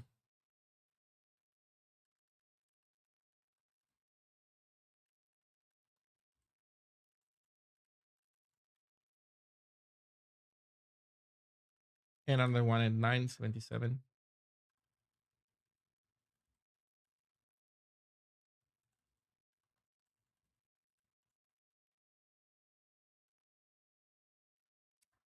And what am I doing with what? Oh shit.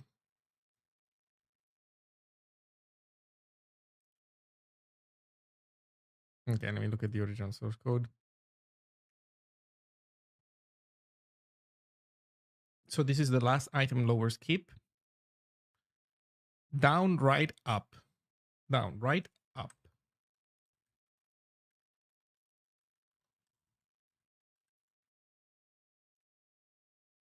And yeah, 435. That's what I remembered that I did in here. Say 2 F64. Okay, we build.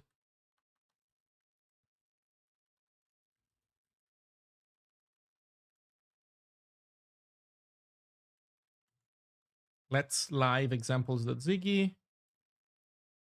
Let's fix example.ziggy. The syntax is wacky. um, maybe to some degree. If you're not used to it, that's fair. You get used to it though, and once you do, you don't worry about it anymore. Okay. Um, let's fix example.ziggy. So first of all, comment is an inline comment.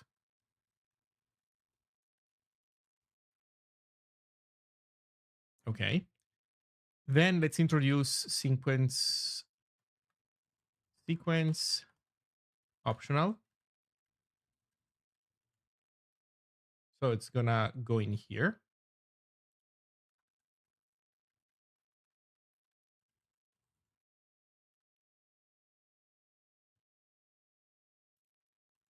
Okay.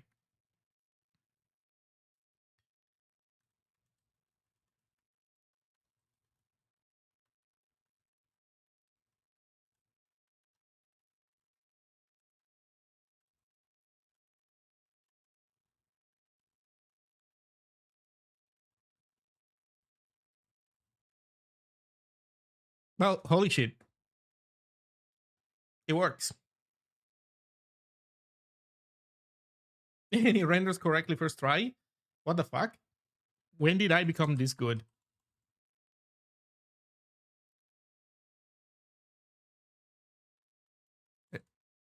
Excuse me. Where's the right? Wait a second. Yeah. No. Okay. We are definitely back to reality. Why is this not printing other ones?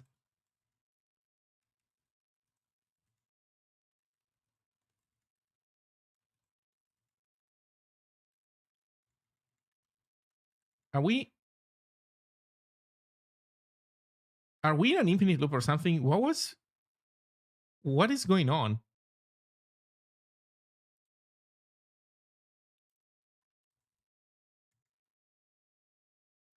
No, it's flow. So it says that the file is not saved. And if I write, it still says that the file is not saved. What does that mean?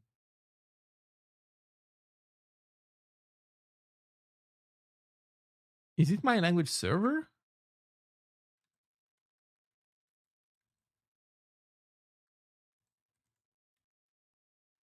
Is it my language server or formatter going insane?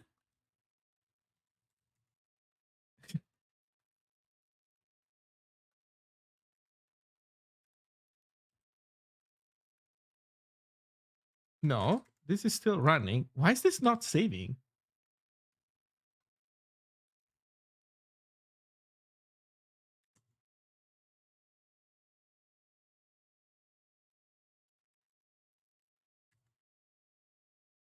Yeah, look.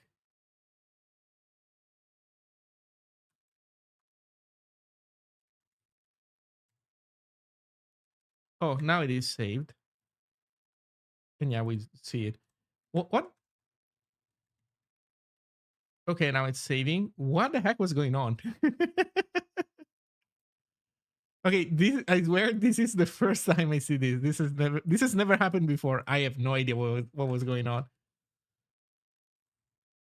Okay, so the optional thing seems to work. Let's add something complicated in the middle to see if we can throw it off.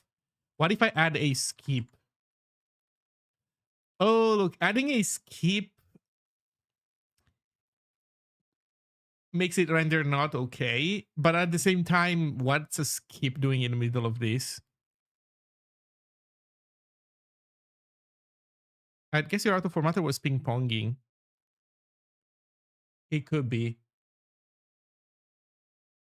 No, but even if it was ping ponging, I would still the save would have still gone through, right?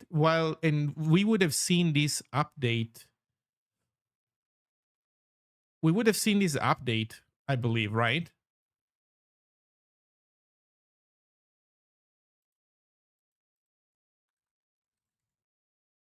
And it wasn't updating. I don't know.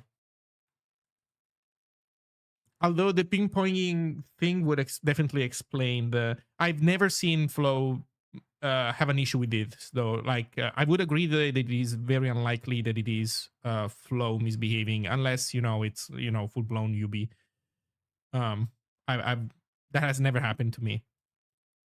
So I don't know. Anyway, it's fine. Uh, yeah, let's add complicated stuff. Choice.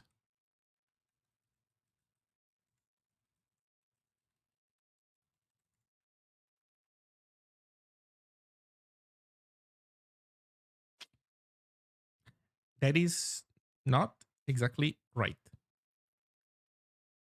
We forgo to update what? Height or something? Does it change if this is the first element? If it is the first element, we notice that the height should be updated. If it's in the middle, it's not. If it's the very last, also we don't notice if it's the very last.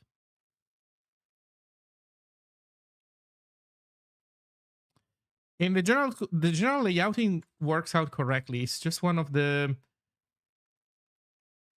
diagram level height things that or I should say up and down. It's up and down, I believe, that are not updated. So we are layouting sequence optional. Why do we say the down is item 0 dot down? Here we are updating up. Why do we say this? Wait, is this a bug in the original code?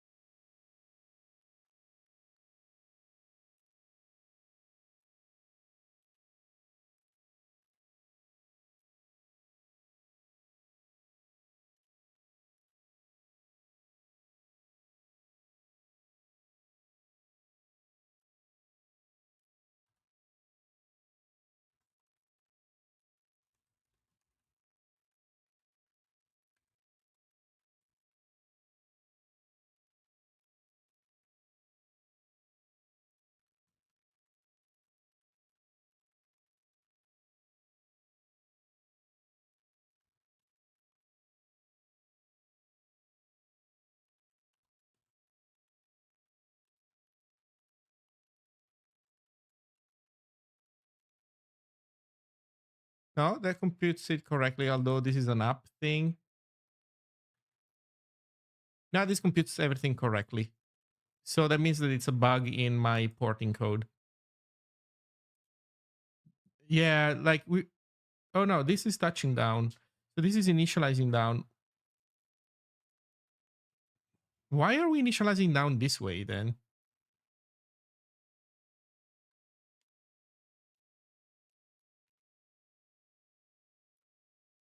One thing that the original code does is occasionally initialize variables to values that are like do unnecessary initialization for the purpose of the algorithm. That occasionally does happen.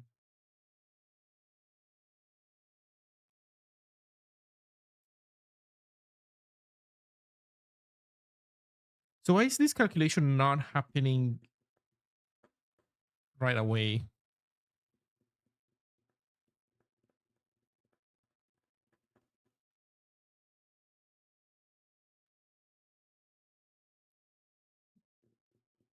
And the down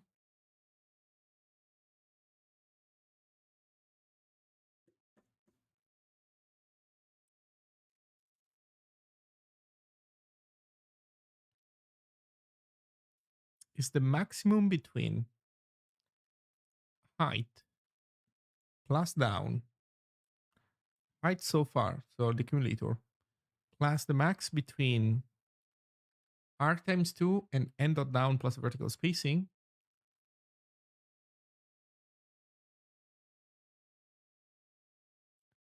Both maxes close, yeah, minus height.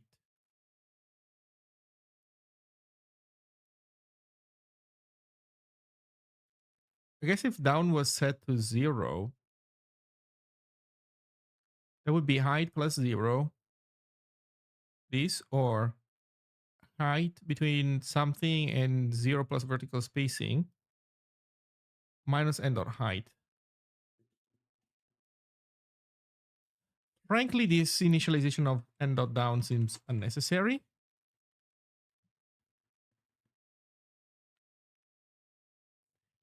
But this still does not account for what is going on.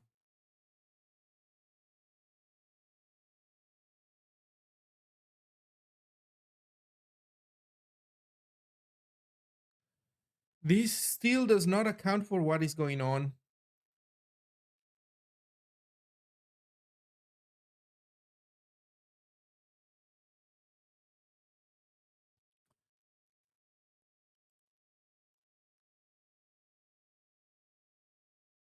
Oh no, I guess I guess that this would, you know what? Never mind. This might be correct because this might be accounting for n dot down might end up with the wrong value if there is no second, like the first calculation could be wrong. Yeah, because this is right now just items dot down.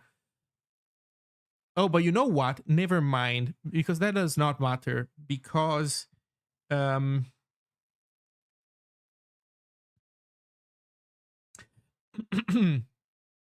because we have at least two items.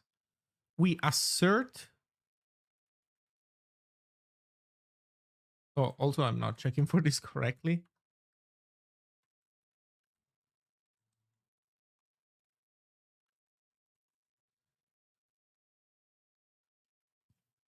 We have at least two items, so that means that we are guaranteed to enter this loop.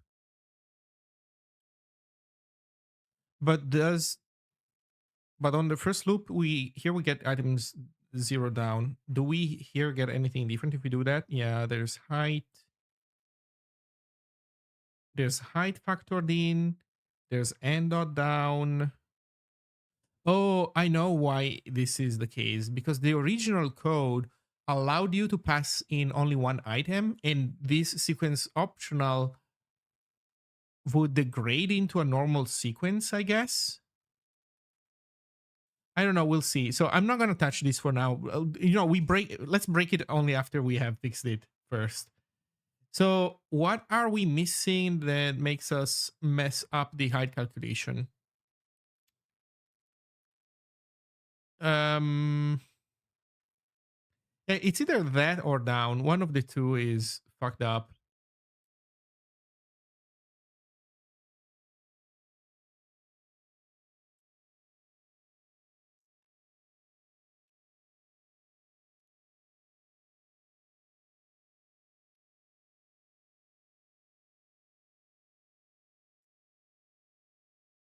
Oh, this is it. Oh no, that's correct. That is no wait that is wrong. That is the item down. That should be it.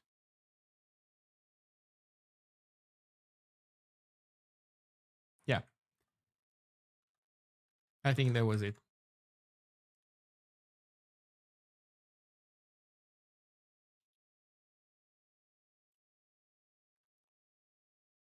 There we go.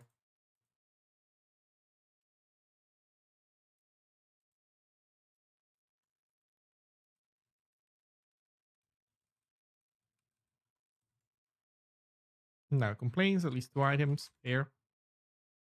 Second item, more items. Some items also go here.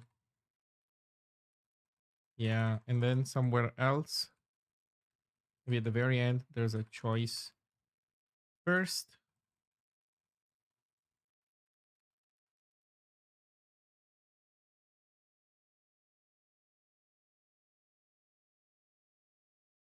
Oh, that's just a choice. What am I saying? And then there's a choice last here. Yep. And maybe the one in the middle is a choice middle. That should be an error. Yeah. Make it an odd number of elements. That's a choice middle indeed. Okay, so this is, as far as I can tell, this should be correct.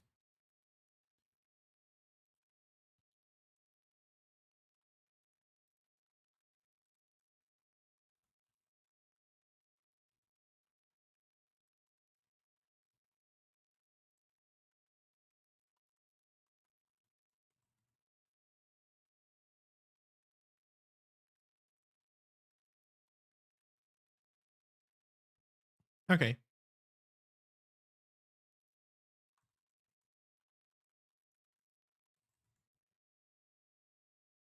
Just for some variety. Okay, so we have it implemented. That was the last item. With this, we have all the items.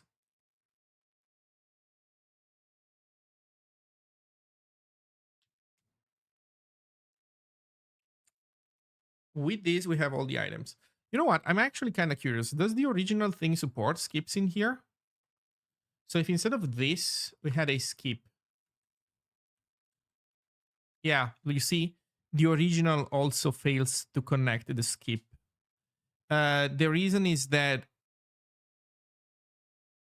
well, I think the skip is just has no size. So the calculation is off by probably 10 points because of that.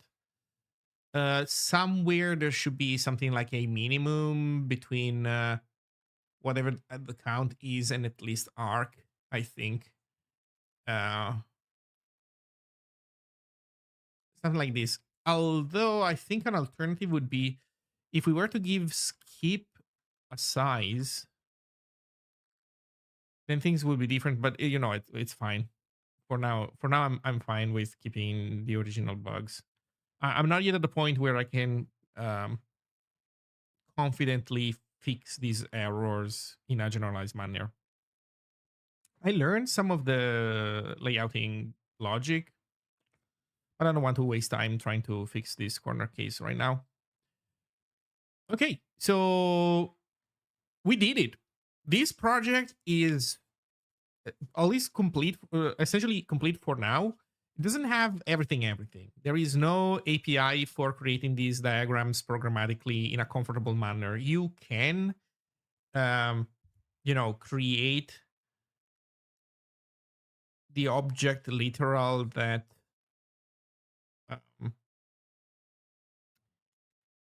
that this thing wants, but it's not a comfortable task. So that's a limitation, let's say, for this original thing.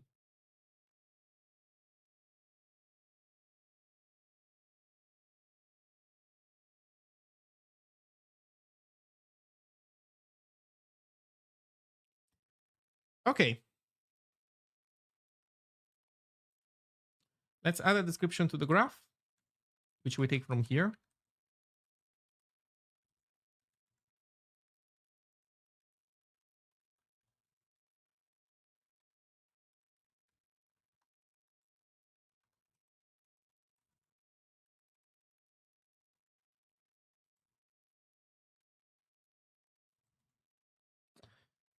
A sequence where every item is individually optional, but at least one item must be chosen.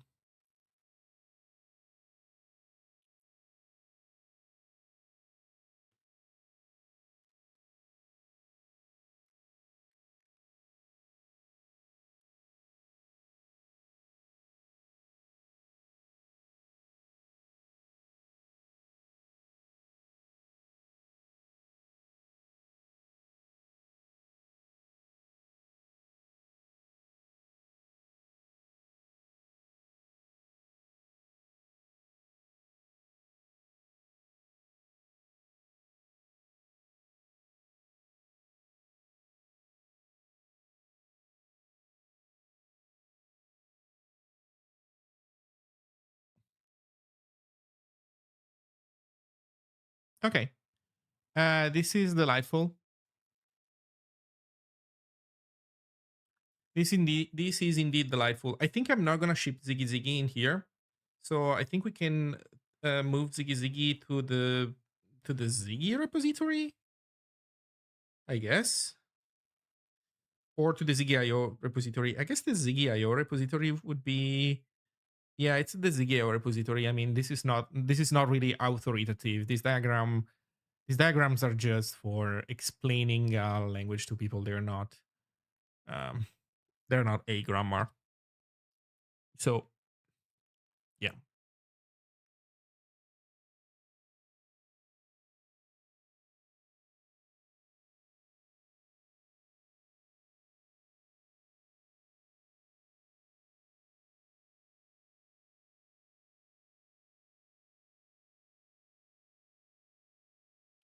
Okay. We want to release this. To release this, we need to push the changes to Ziggy. The changes to Ziggy probably would benefit from some fuzzing, just a little bit, just a tiny little bit of fuzzing.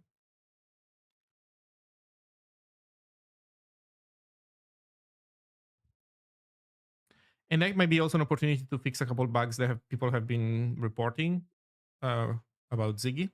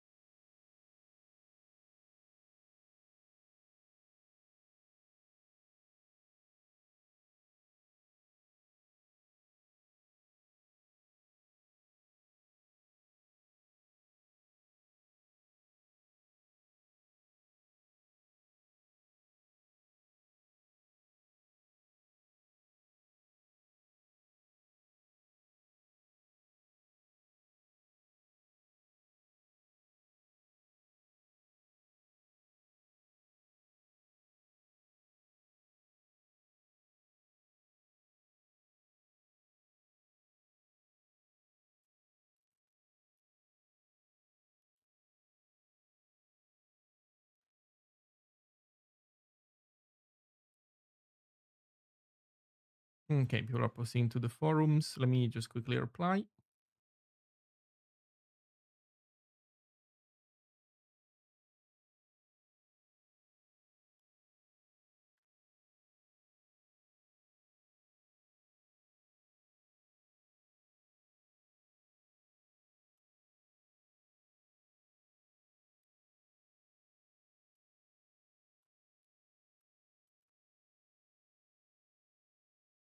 Hey, X2. Yeah, all is well, thank you.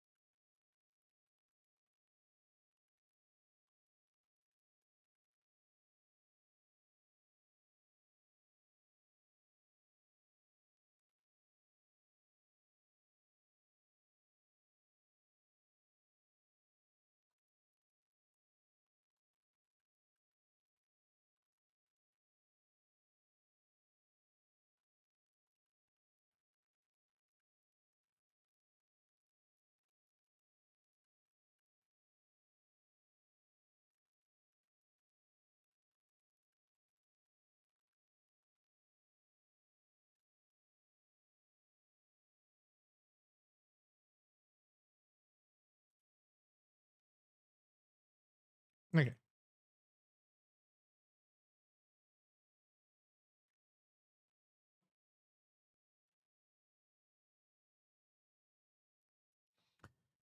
Um. So this is done. Yeah, let's do the Ziggy fuzzing. So you know what? I'm happy to have had this here for a while. Now we don't need the browser as much. Let's move Ziggy Ziggy to Ziggy IO.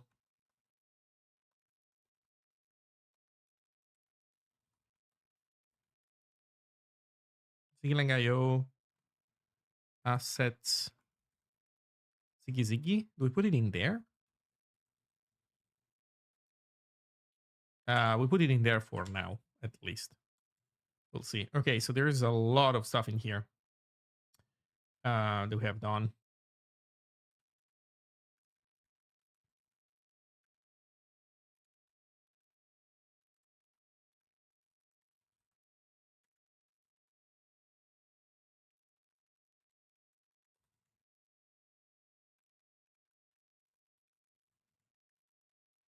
Okay, so this is another repository cleaned up.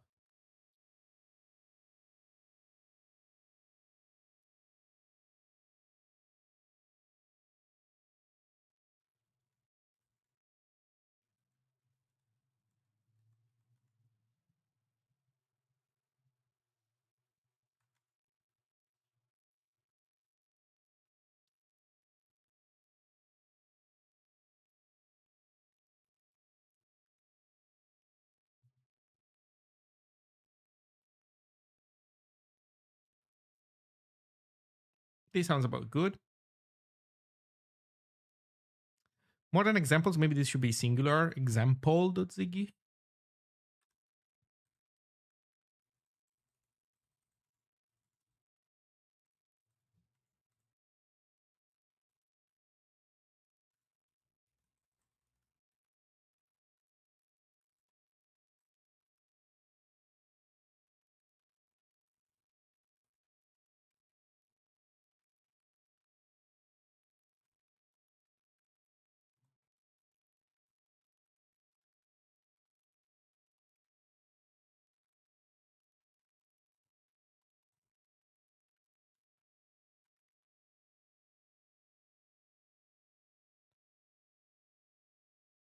Okay. So railroad is essentially, well, we missed the readme. Okay. We need the readme. Let's do Ziggy fuzzing first though.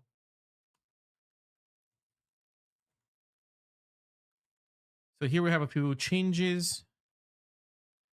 Let's look at the changes. ANSI term support for syntax highlighting.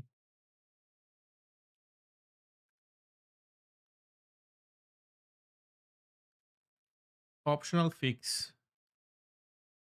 Syntax highlighting stuff, syntax highlighting stuff, syntax highlighting stuff. This is all syntax highlighting.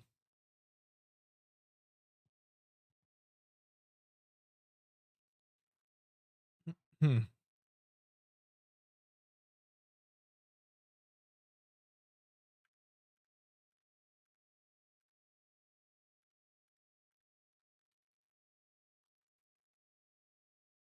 Okay. So let's look at the fuzzer stuff. What's the state of the fuzzer? An arena. Any test the deserializer. Hello. Ziggy, is it intentional that optional any is not allowed? Yes, it is intentional. Because any already implies null. Like, you cannot prevent any from being null. So there is no point in... although, wait a second. Wait. It does imply that, but for example... what if it's not like a slice of any? Well, if it's well, because you see, the point is, think of it this way: if you say a slice of any, then you know that field, right? You have something like you have a dictionary and you have foo, and you say that in the schema you say that this is a dictionary of the slice of any. Then you know that every element will be like this, right? Every element we have square brackets on the outside, and each and every one of them will have this, and then inside can be anything. But if you say optional any, then you still know nothing,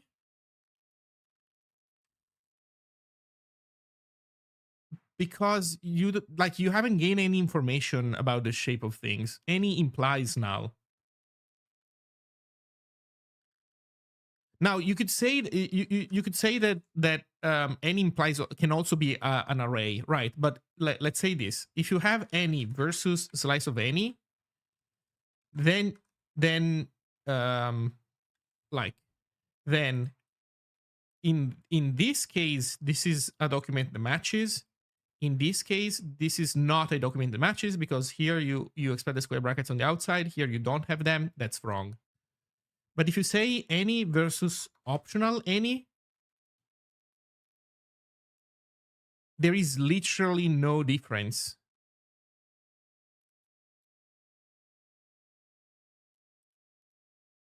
There is absolutely literally no difference between which documents you would accept and which documents you would not accept as conforming to the schema.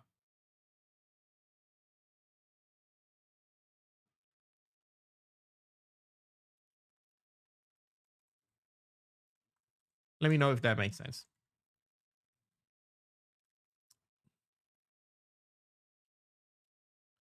Zig LSP complains of missing field with any. Okay, that might be a bug in the LSP. I can totally see that. So the thing is, unfortunately, all these tools have, each of them has their own like API surface, implementation surface. And man, there is a lot of that. So I'm sorry if by using the Zig LSP you encounter bugs. This is the current state of things. I'm working to make things better. It's just that there is a lot of surface. And I did not start this work as a expert on how to make tools. So I essentially learned as I was doing the work.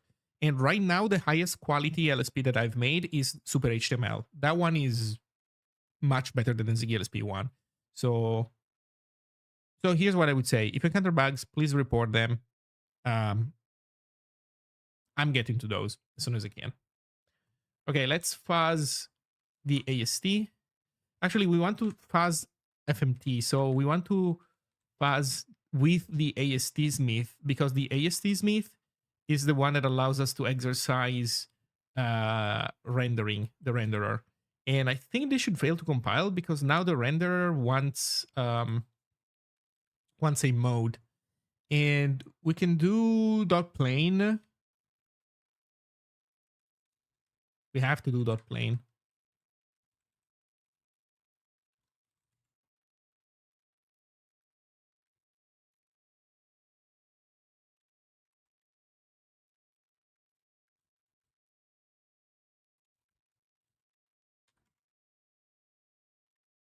Is it ZFuzz?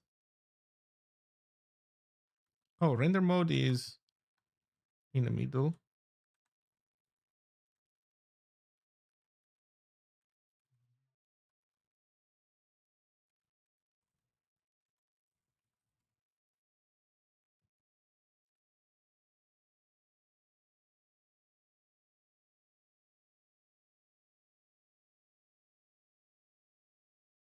Oh, there's also change in a new line somewhere, which I need to look into.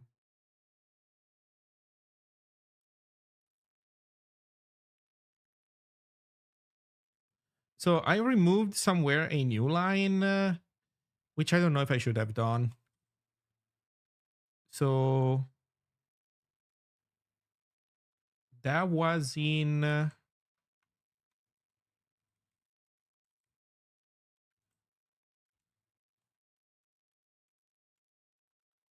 I guess it's here.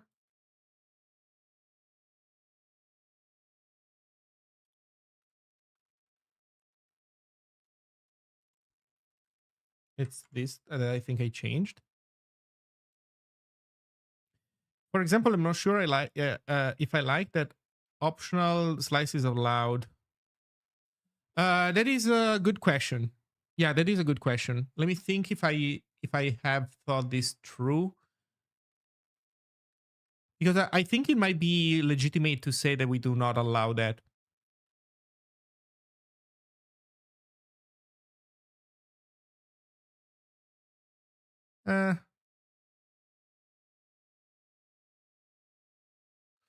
Yeah, in any case, I'm not sure if that it should be something that we explicitly forbid in the language or not. I would have to think about it more. Then I can answer, on my feed during the stream. But I hear your pain. And here's one thing that I would say.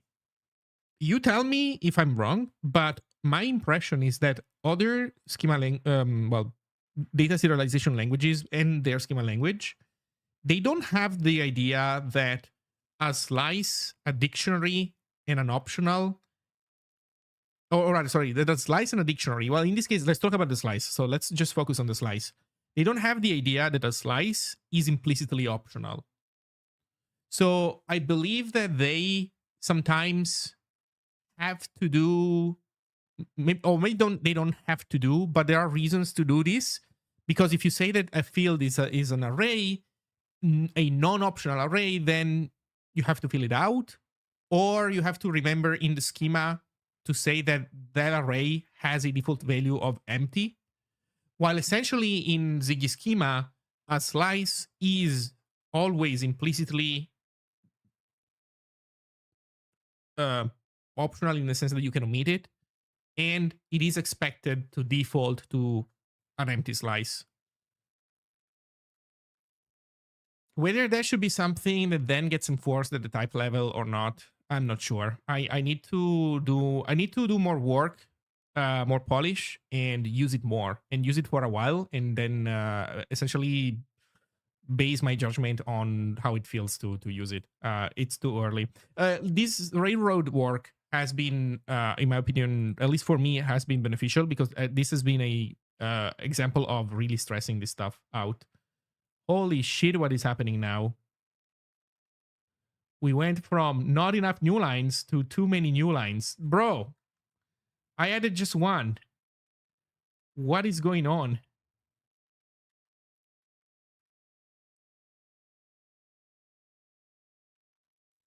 Why is adding one new line causing this much drama? It's a proto-buffism as well. They do option everything. Everything? Wait, you mean every single field can be optional? Okay, so yeah, what the fuck is going on?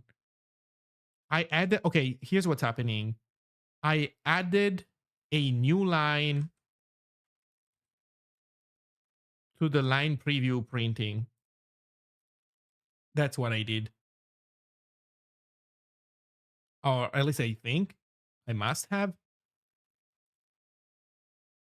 No, like this has to be like this. This is correct.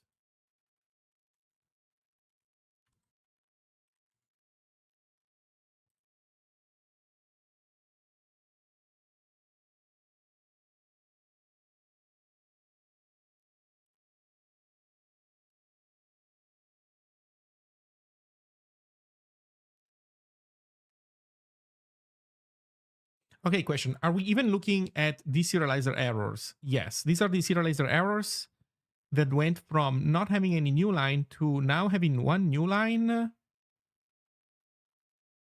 And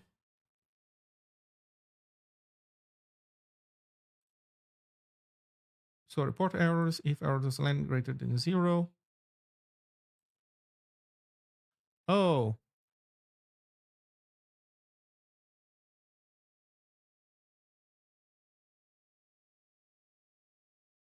yeah, wait, an error. What is going on here? This is suspicious. What's happening in here is kind of suspicious. Why do we have these inner and outer shit?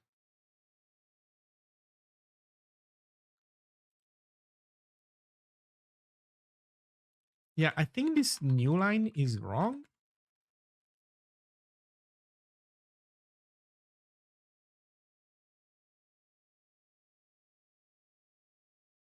Yeah, okay, I see. This new line is wrong, but actually... Oh, but no, wait, it's not wrong because this is a for loop.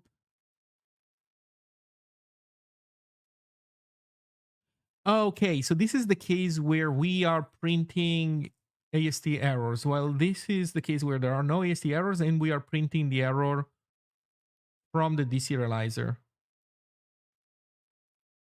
And then we print a new line here at the end. And the LP. I think this should have a new line at the end.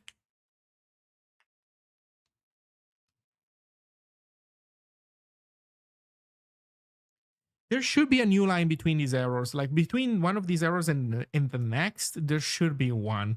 Although in this case, it doesn't matter because this is only one last element, so that's fine.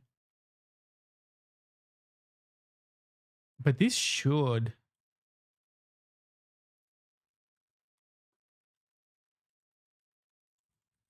Okay, let me double check. Are these new tests all that horrible as they look?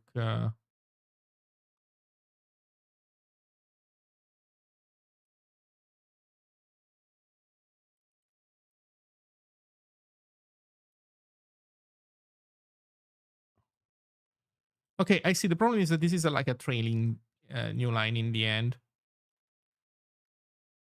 Yeah, I think this is fine. I'll accept these changes.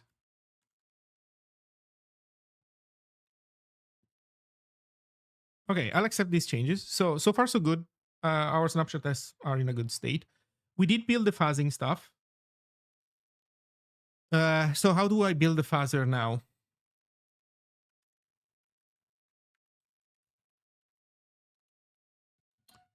By running AFL fuzz. So we run the fuzz executable.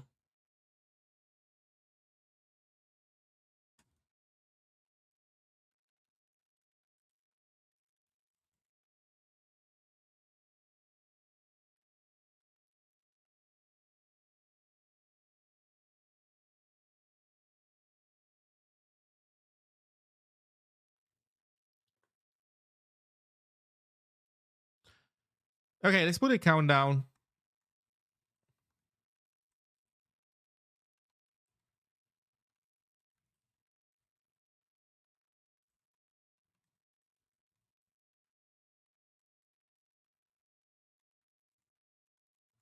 Okay, let's fuzz for 10 minutes. If in 10 minutes we have not found any crash, we will assume that the fuzzer has not regressed. Sorry, did I say the fuzzer? The formatter has not regressed. Which I think it is possible because I have touched it, but the transformations that I did were like isolated. There wasn't big context rethinking that I was doing. Essentially, whenever I was printing out a token, I changed it into a slightly more abstracted way of printing the token in order to decorate it with HTML or terminal escape codes if needed. So it's not huge of a difference. I have though introduced the separate code paths for printing a dot identifier when it's a struct key versus when it is an enum or a union, because they get syntax highlighted differently even though they are grammatically the same thing. um I shouldn't say grammatically the same thing because they are not. I would say they are the same token. Yeah, that's the right way of expressing it. So I did something. I did enough work to feel like I would like to have some fuzzing, double check my work, but not enough to really suspect that if it doesn't find anything, that it's because it's not running right. What we can do once we time out is introduce a mistake on purpose and see if we hit that, just as a sanity check.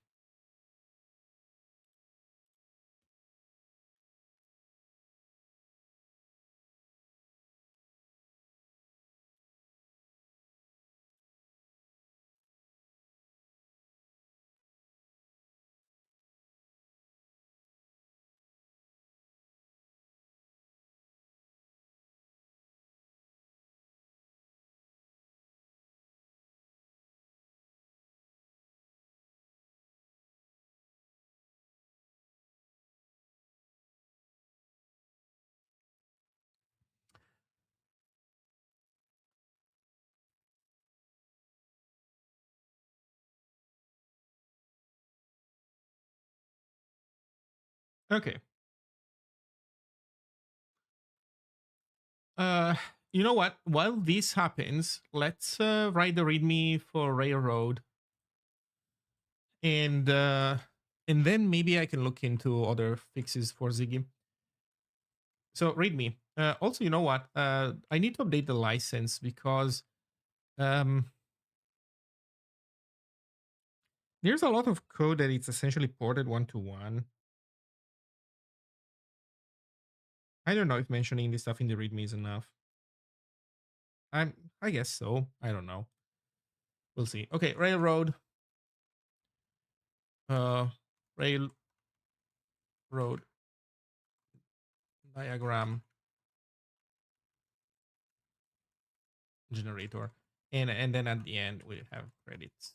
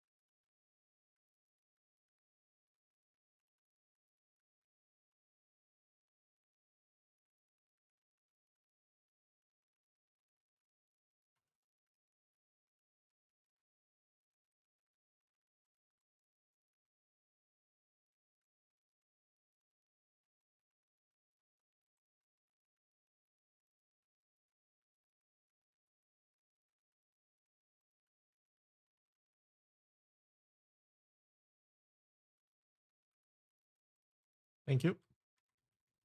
Yeah, so introduce path labels. Um,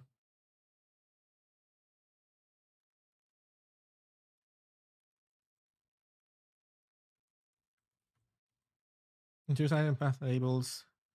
Uh, separated non-terminal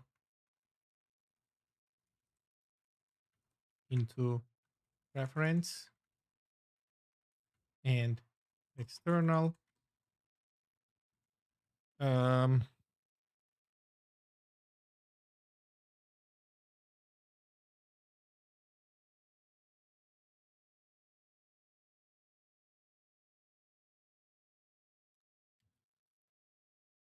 added some aliases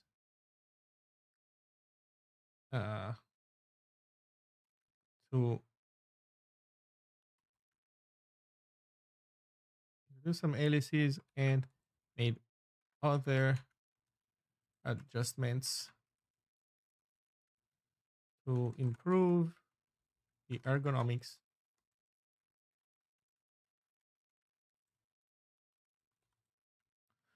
for writing diagram definitions in Ziggy.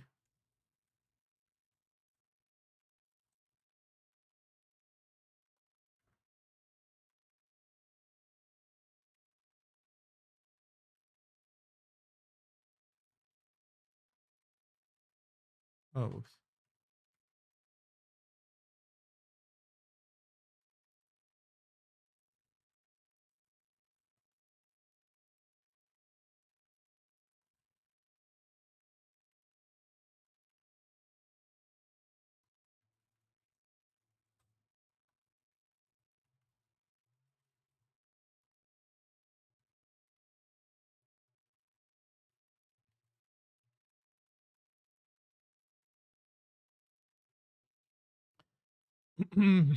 There we go.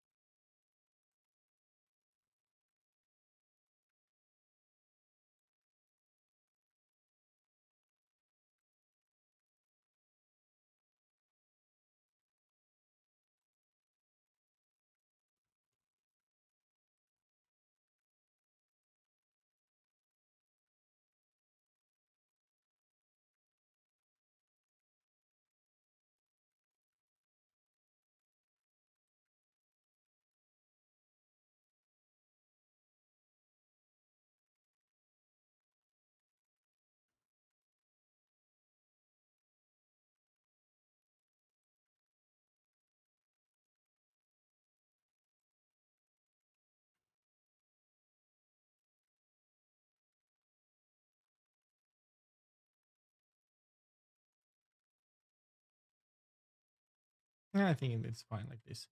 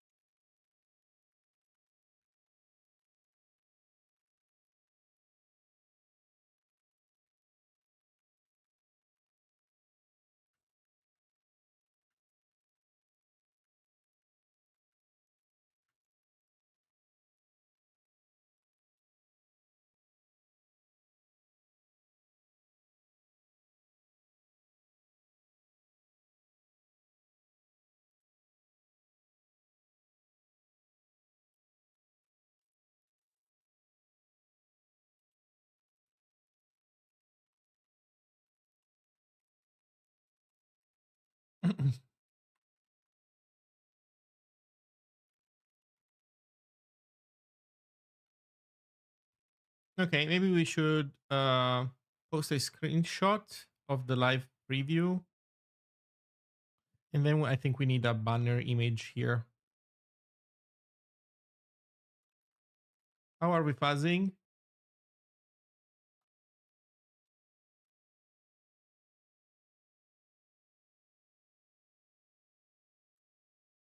We are in the slow space, which means that this guy is giving me jumbo files to format.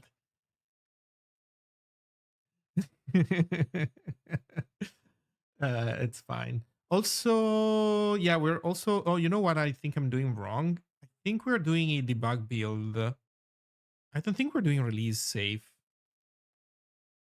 Wait, have I been a champ all this time?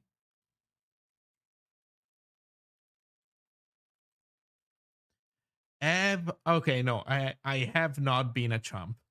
So good. So these were truly chunky boy files. Okay, so the fuzzer has not produced any crash. So what can I say? We are actually doing fine so far, as as I can tell. Should I try to introduce an error artificially? Let's try.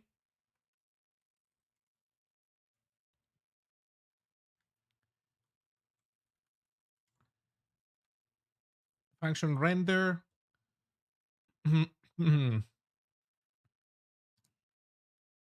I don't know, what could we be messing up?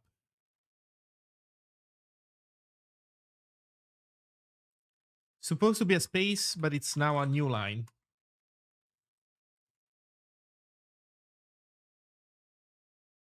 We might fail also our unit tests. We'll see.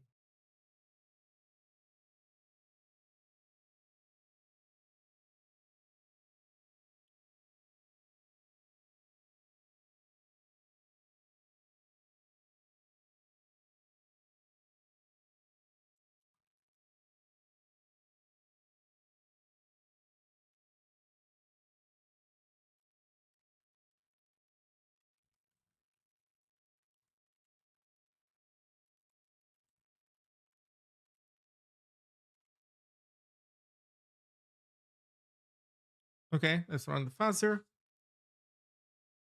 Now it turns out that the AST Smith was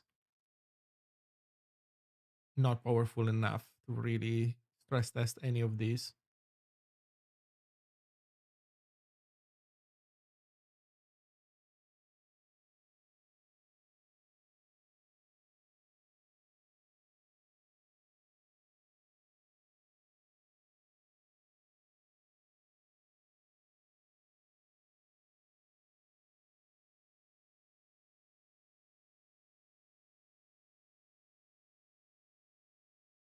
Hmm.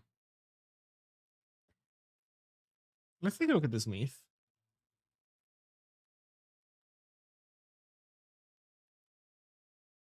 Where is my Smith? Test the serializer. Test Smith.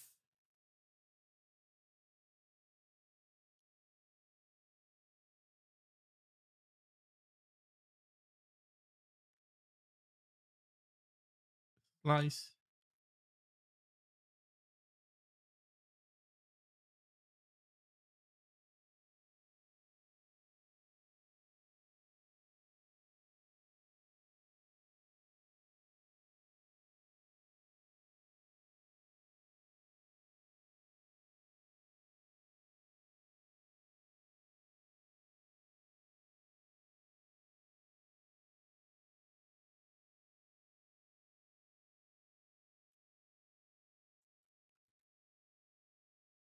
Huh. We really are not reaching that. That is interesting. Um,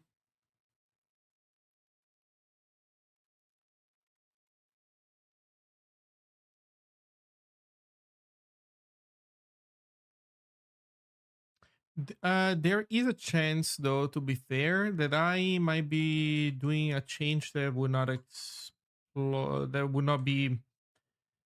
If this is compatible with, like, if this is a sound change, there's no way of like it's correct that the fuzzer does not show up, show that as an error.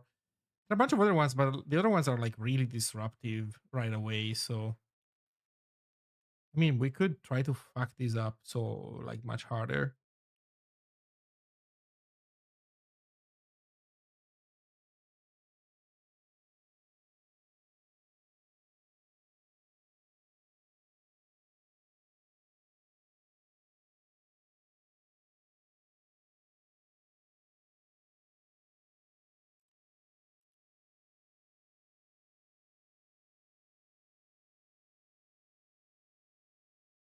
Hmm.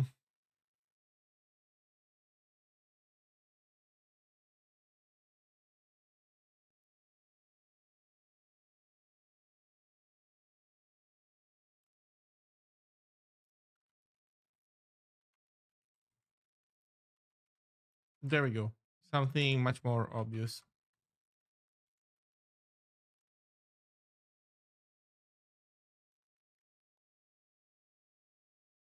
No, LP is the one thing that we left bracket.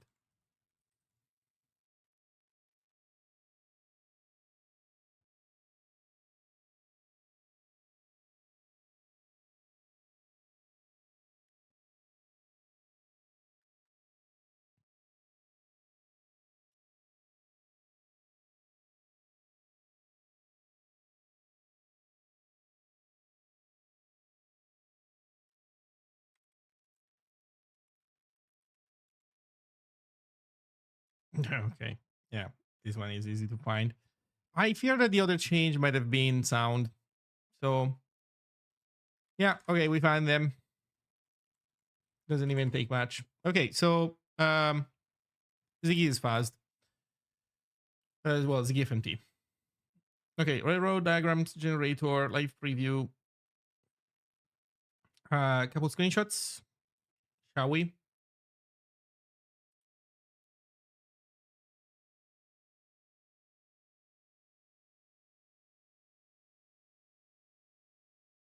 Something like this.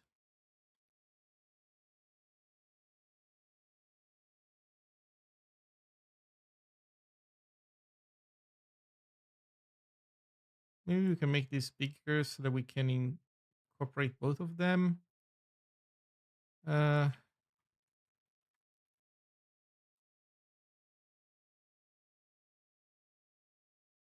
no, I think this is the move.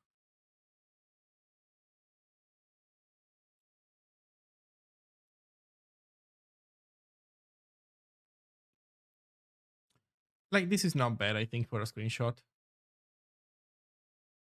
The white sidebars are not strictly necessary. This changes the verticality of everything a lot. So I guess I can reduce this. Yeah, that looks very clean.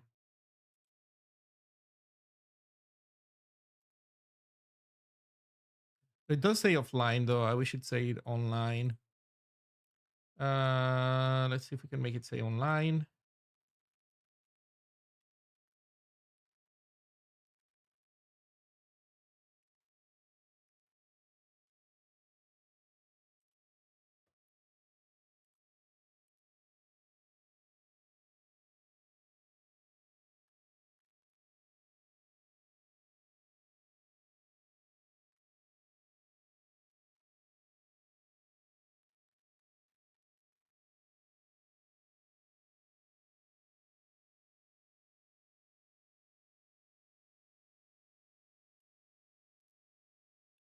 There we go. Okay. And then I guess for the front thing, we do this one. Maybe we literally just save this one and we add an S to diagrams in our version.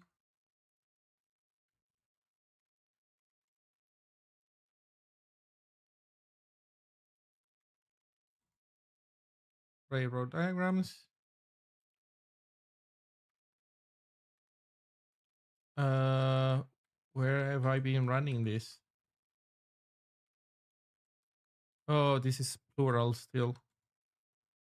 That was the problem.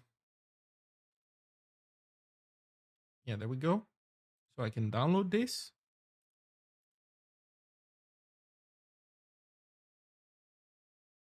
Why is this being opened with image optim? Why does it show an X? Wait, is this somehow problematic?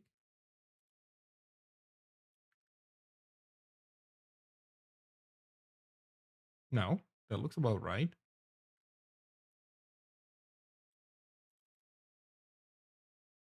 Double click opens image optim. What is this? I guess it's a program that I installed a while ago.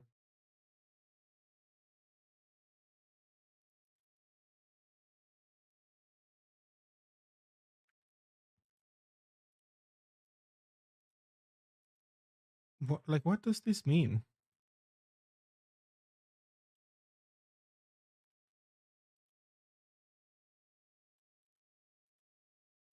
Okay, this is an image optimizer, I guess, that I used at some point. I don't know. Okay, sequence stack we have.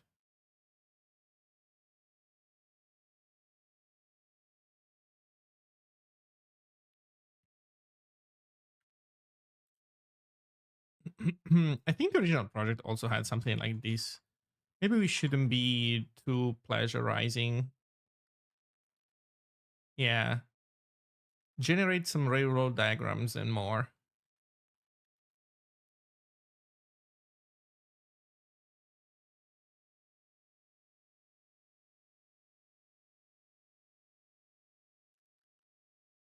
was mopped for SVGs, I guess. Well, it's for images in general. And it seemed to not really do anything for SVGs, so I guess it just recognizes SVG as a, generally speaking, image format, but then it doesn't know what to do with it in terms of optimization. So what can we put in there to be less derivative?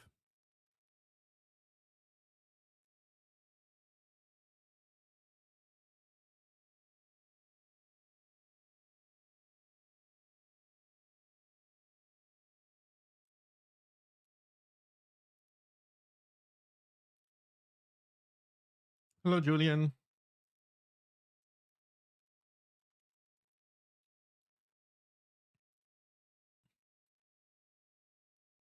Hmm.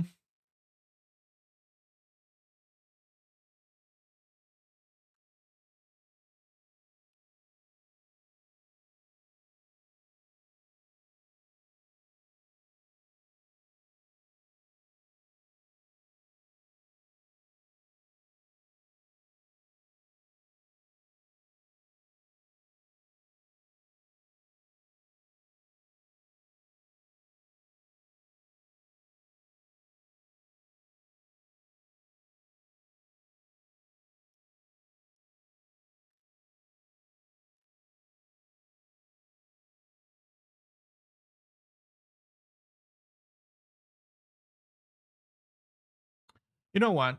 For now, I guess I don't have anything better that comes to mind, so I'll just do that.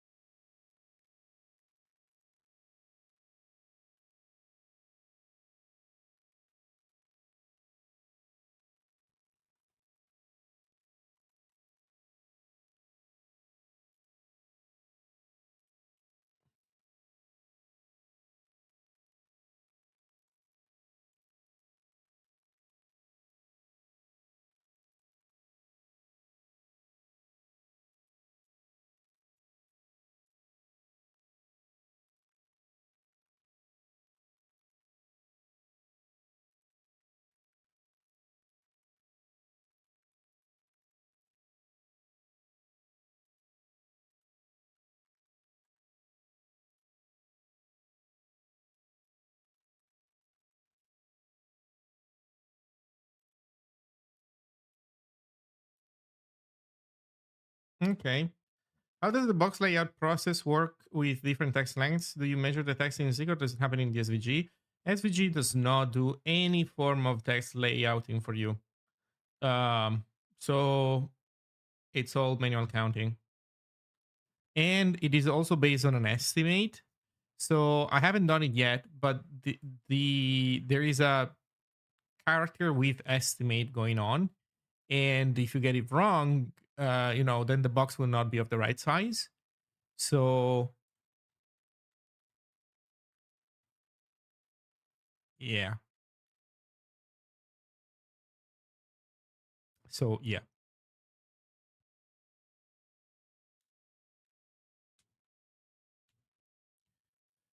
Would you measure PR to add a tiny VG backend too?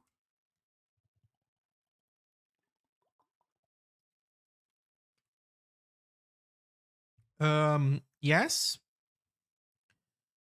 Uh, we with some caveats. So first of all, well, you need to figure out how to re-implement everything on tiny VG because I believe it's not a one-to-one with SVG. So we're not doing anything particularly crazy. So I would suspect that exactly everything that we do, I would imagine, is fully supported by TinyVG. No issue whatsoever. But it's work that you need to do. And the second thing is, I looked at the TinyVG repository a while ago, and there was some .NET shenanigans going on I don't want this executable to be depending on .NET weirdo mumbo jumbo to build. So I might be totally off the mark. As in, I know that the TinyVG SDK has some dependency on .NET. Whether that would affect this particular use case, or if it's or not, or if it's something else that has to do with their CLI tool or something with a specific, I don't know. So whatever. But I don't want to have this executable have any .NET thing in it, not even remotely. With these things being said, absolutely yes. Can you link this thing you're talking about? It's like tinyvg.tech, I think. Tinyvg.tech. It's vector graphics spec meant to be less complex than SVG. And then there's the SDK. Oh no, I don't want to download this. I was expecting this to be a link to GitHub, but it was not. So if I look at the SDK,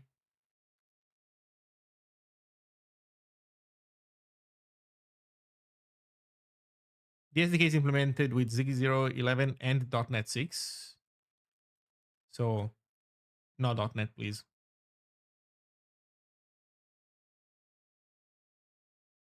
But yeah, this is it.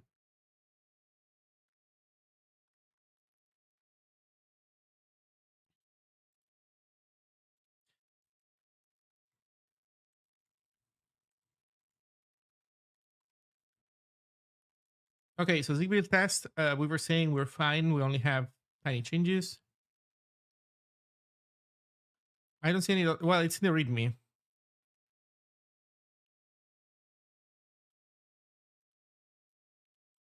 To fail. These are the ones that we were seeing before, so that's fine. Diff is failing because of this new line that we didn't have before, that now we do have, and I think it's fine. So yeah, git status ga build star source. Perfect. It's for the tool SVG to TVGT. Okay. Chat has the bun drama ever discussed on this stream. Not much. I don't have much to discuss. I think the bun was not a particularly exemplary Zig project. And I don't know. I don't fully buy their arguments for wanting to do the LLM rewrite, but they did. And if they're happy, and if that makes them write better software, then awesome. That's it. That's my perspective, more or less.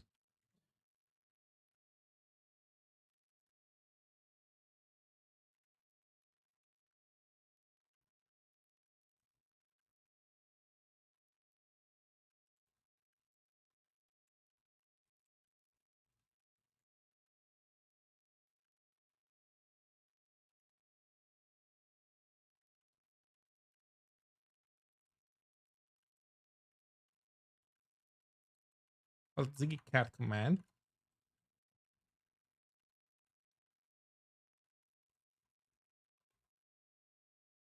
That's a level-headed response. Well, I mean, I find the drama in this particular case to be especially annoying. I think that all the people that are, if you will, quote unquote, in the works, the people that know Zig, the people that know the Barn code base, not a single person of them would argue that Barn was a technically good project. So from there, the vast majority of the drama out there, in my opinion, is either people unhappy with how Andrew wrote his blog post, or people who believe that was a unfair judgment, and that they think that this is just somebody being mad uh, because ban left the Zig ecosystem. But uh, the thing is, I don't have anything to say to these people. Um, I know for a fact what ban was, and yeah, that's it. And then if you don't believe it, it's whatever.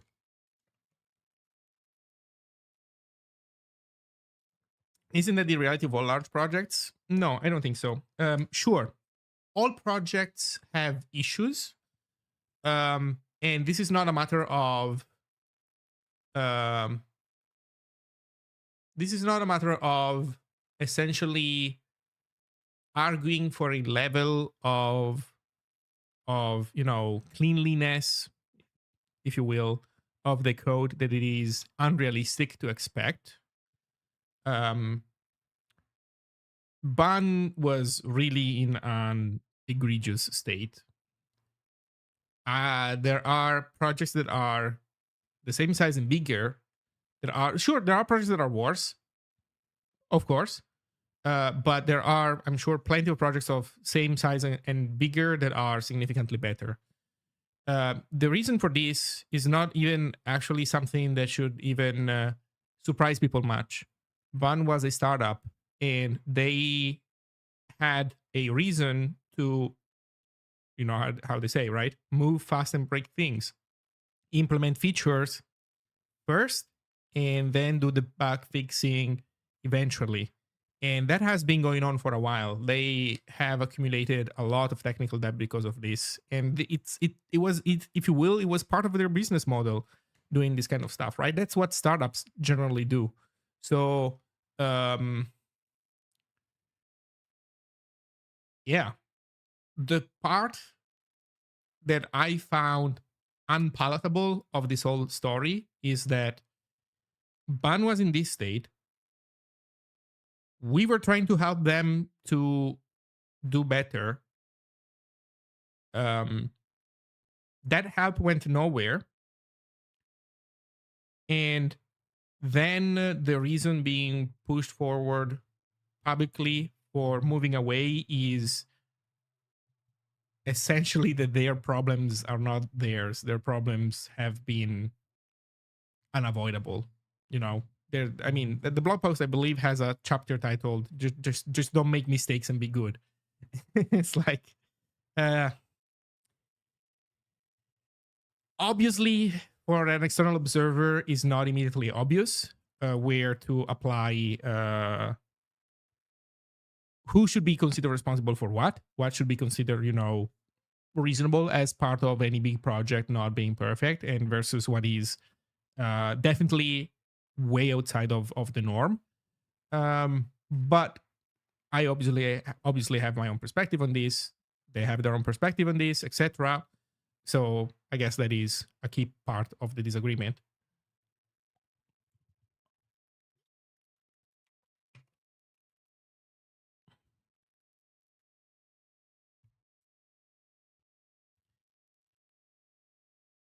Let's see. Like, for example, you just saw me fuzz my formatter after I changed something just to double check that I didn't introduce any big error.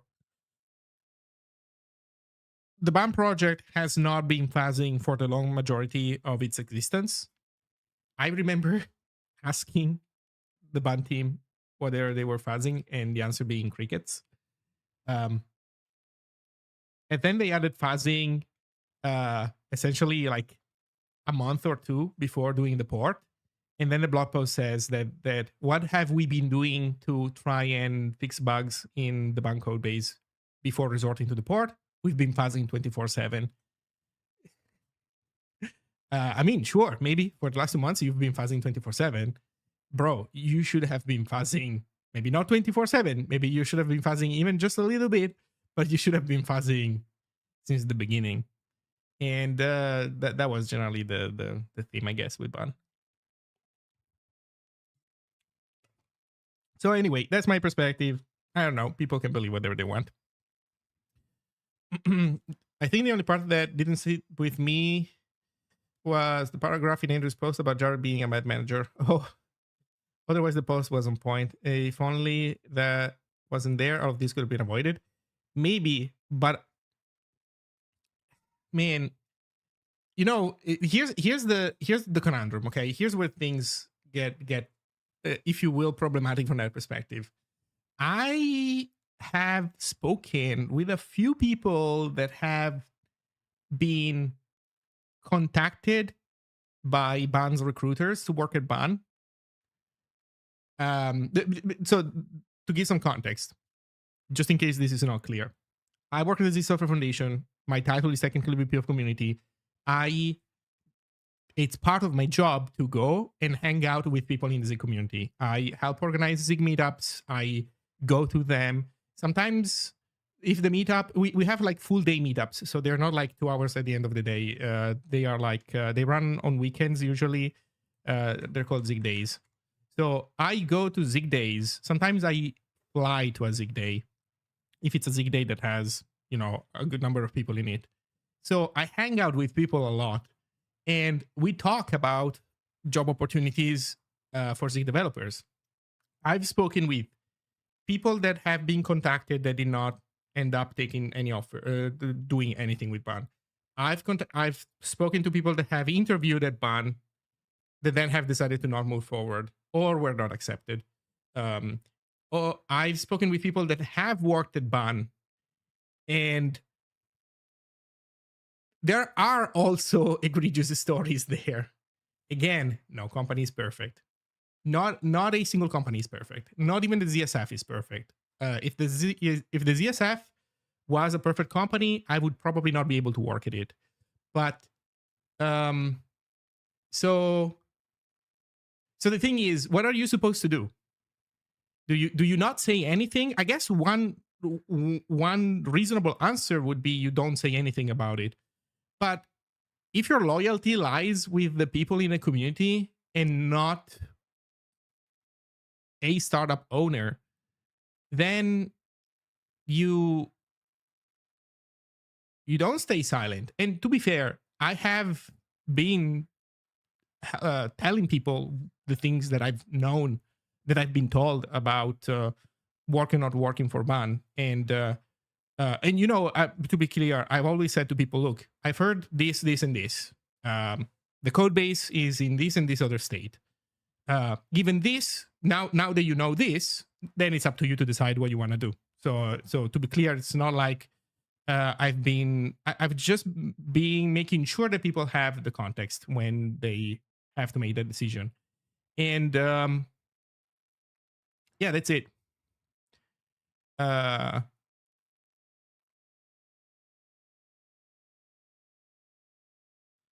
So I guess ultimately that is also up to opinion, but man,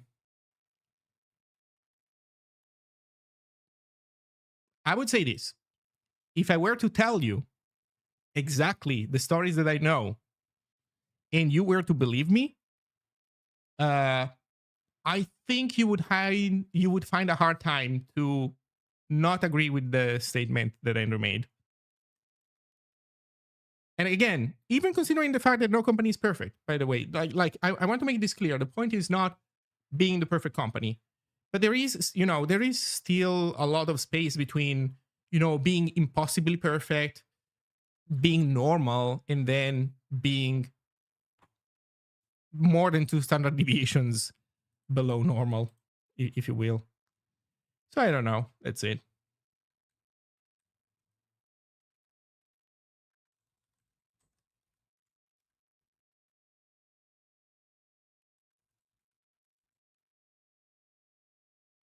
In the editor, in terminals.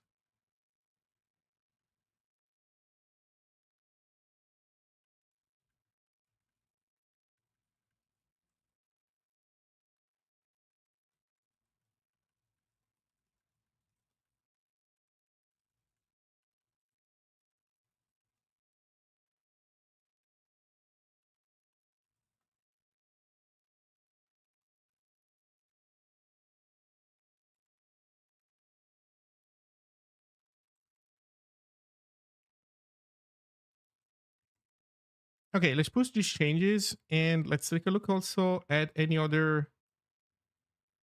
Let's take a look at also at any other thing. GitHub.com/ChristopheIT railroad diagrams. I'll say just one last thing on this general topic. I've been ranting already more than I should have, maybe. But there's also another aspect of um, if you don't say if you don't say the bad stuff when you're aware of it, then you can't trust people. Like then people shouldn't be trusting what we say or otherwise.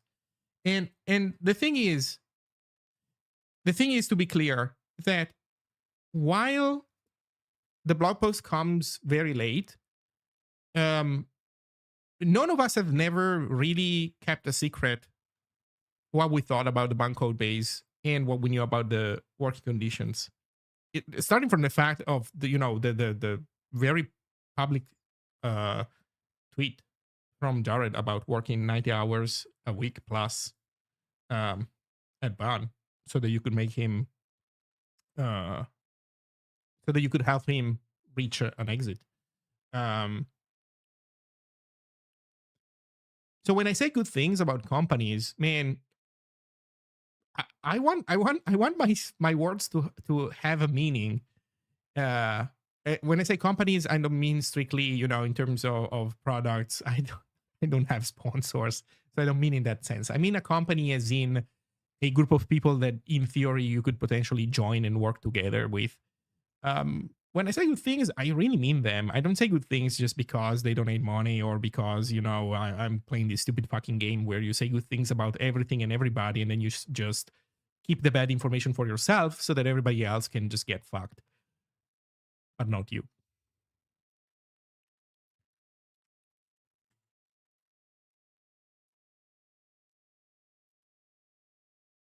Also, why is CI red?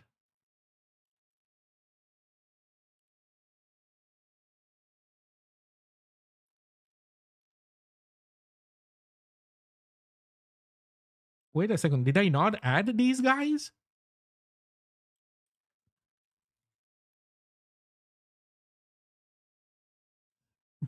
Okay, I'm confused.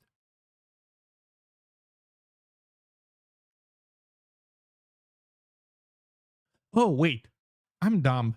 I kept thinking about the snapshot tests. These are not snapshot tests. These are normal tests. I did not update them by by by pushing the snapshots.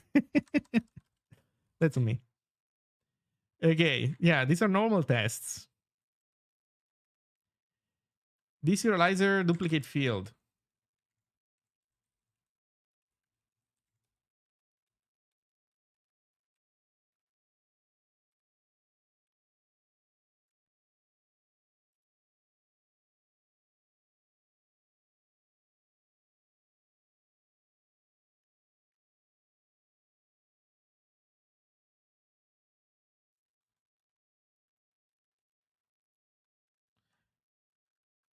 Uh, okay, wait. I should have looked better at what they are. Duplicate field plus syntax error, missing the limiter markdown.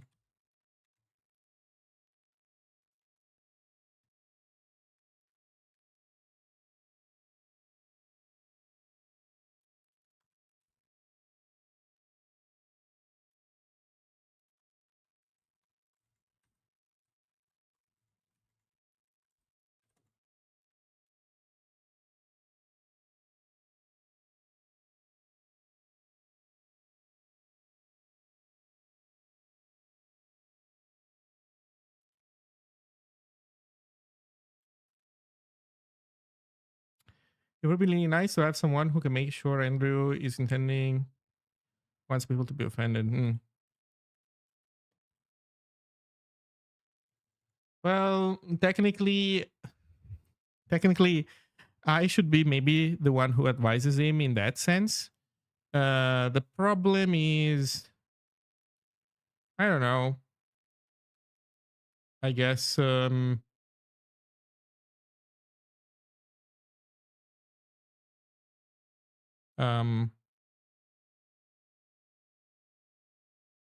I guess I've not been doing a good job at it. It's tough. It's tough also because if I have to, I mean, I agree with his pose in general. So, uh, yeah. Anyway, um,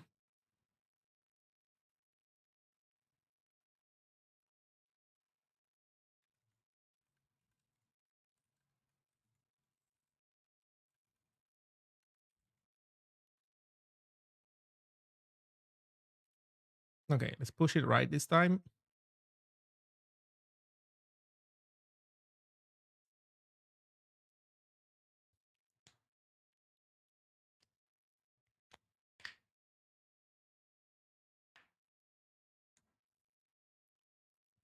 I don't think Zig needs corpo language. Zig definitely benefits from staying away from this stuff. But you know, like for everything that there's a spectrum, so you can stay away from corpo language, but also not overdo it um, with the spiciness, if you will.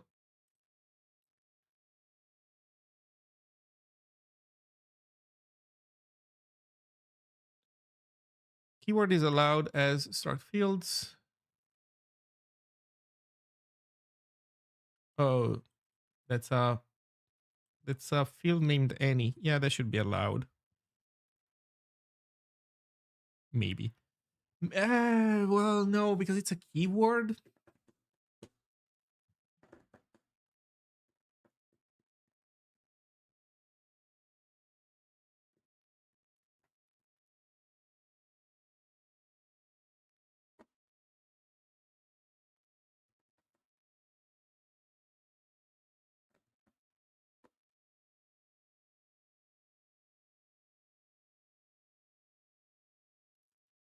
I guess the parser would have to accept any. Like, we would have essentially to say, yeah, you give me a token. It should be an identifier, but even if it's not an identifier, um, even if it's an any keyword, we still accept it and essentially consider it an identifier. I guess this could be done, but this does not concern us now. Convert objects on website. Agreed, that would be nice to have. Unreachable code when using ZigFMT in a file. There's a PR for it. Replace equals true. Oh, create file atomic does not replace by default. Oh, that's bad. So yeah, merge. Thank you.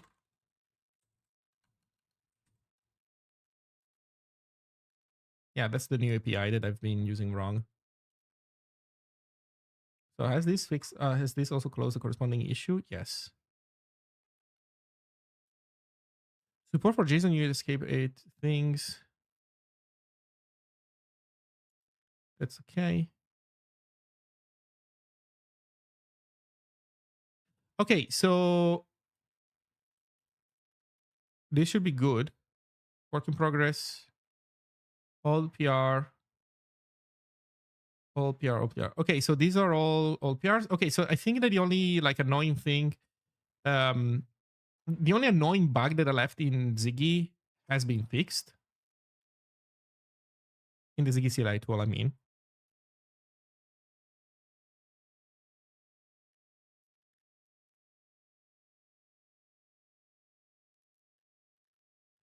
So I think we should make a Ziggy release and then we release Railroad after this. 0.1.1. I think it's time. Did we pass? Okay, we passed. Git pull. I think we need also, oh man, you know what? I have the GitHub version thingamajig going on that I need also to fix.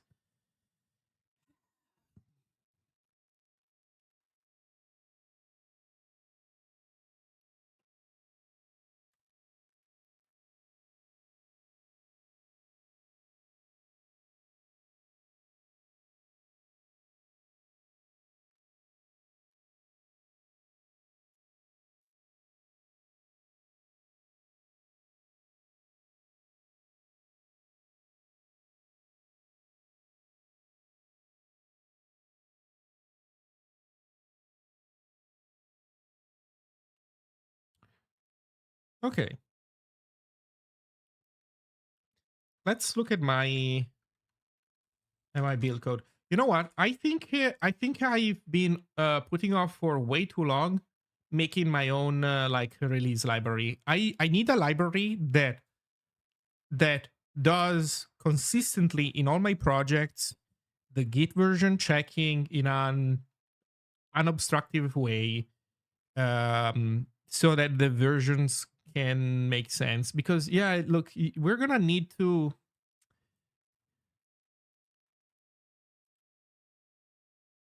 get Git version.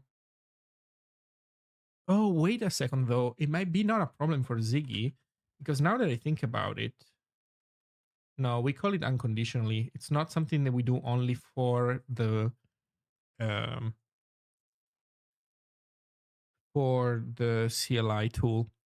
That means that we're gonna be like, if you use this as a dependency, we're gonna be snooping at at your thing. Holy shit, no.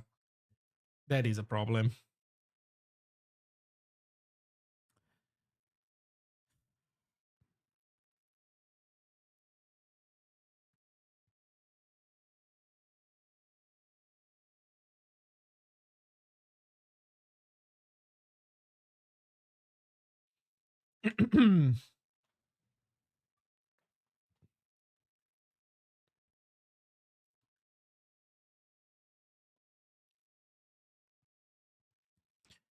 That is a problem.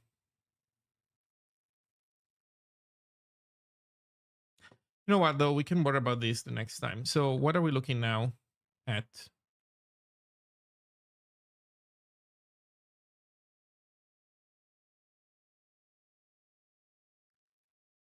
So we're expecting to find a tagged ancestor. This is all over the place, man.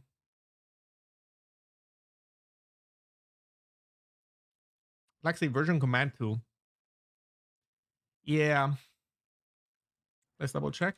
I mean, I can add it. The problem is that I need to properly do, yeah, we need version.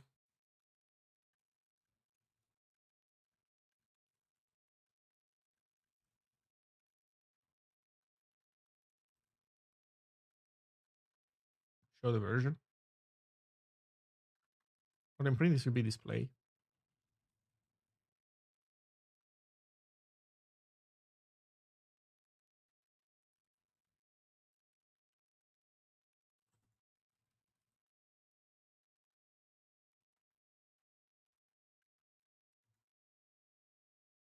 Print version number and exit.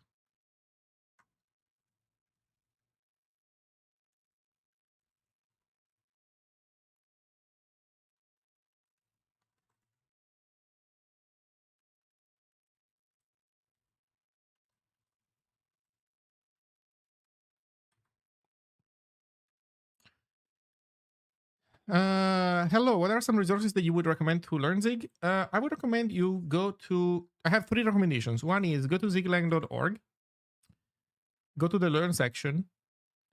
Language reference tells you about the language, and it's your starting point. You should scroll it all. You don't need to read it all in detail, but you should know what's on there. You should be able to say, "Oh man, I wish I understood. I forgot how while loop syntax works," or wait, why are there like things between pipes in this switch? What does that mean? So you should know how to go to the language reference and scroll to the corresponding section where you can get your memory refreshed. Then there's the standard library documentation. This can help a little bit, but when you download Zig, you have a copy of the standard library on your computer, and you need to be able to navigate it. You're not going to be able to navigate it day one, uh, but it is much simpler than other standard libraries. Like if you've used C++ or Java, navigating the source code yourself, maybe it's a bit too much. But in Zig, you totally can. So you should be able eventually to. But as a starting point, you have this. Be aware that this tool is imperfect. This is a POC quality level tool, so do not expect this to be perfect yet. Then there is also that you might like the online learning resources. There's a free book. There's Zig.guide. There's Zig links. If you're getting started and you really don't know much about Zig and you want a super smooth and easy learning curve, try out Zig links. If you try out Zig links and they are too easy for you, like you want something more intense, then I don't know, stop doing Zig links and switch to one of the other learning materials. So this is in general recommendation number 1. Recommendation number 2 is join a community. Go online and join a community where you can ask questions and where you can see other people talking about doing stuff with Zig. In particular, I would recommend, I mean, if you're in Discord, here's the big Zig Discord. If you're if you're otherwise, I would recommend Zigit. This is a web forum. It's zigit.dev. I recommend it. Related to this, also go to zig.day. On zig.day, there's a list of in-person meetups. They run on weekends, and they are full-day events where you don't listen to talks, but you program with other people. Like you can work on your own project on your own. You can join somebody else on their project. You can have other people join you on your project. And you work on learning/passion projects, open source stuff, maybe that kind of thing. These are also pretty good. They really give you motivation, and they are an opportunity to meet interesting people that are working on interesting things. Lastly, my last piece of recommendation is if you're getting started with Zig and you do not have lower level programming experience, it's fine. Lower level programming is not all that different from higher level programming. You just need to learn. You just need to get used to the 1, 2, 3 things that you now have access to. There's essentially design space that is now available to you that is not available to you, that you're locked out of when you're using a higher level programming language. In the beginning it will be uncomfortable, but once you learn it, it's all good. But there's one key point. Do something that if you know very little about systems level programming, try to do something that you also know very little about. For example, if you're a web developer and you know perfectly how to make a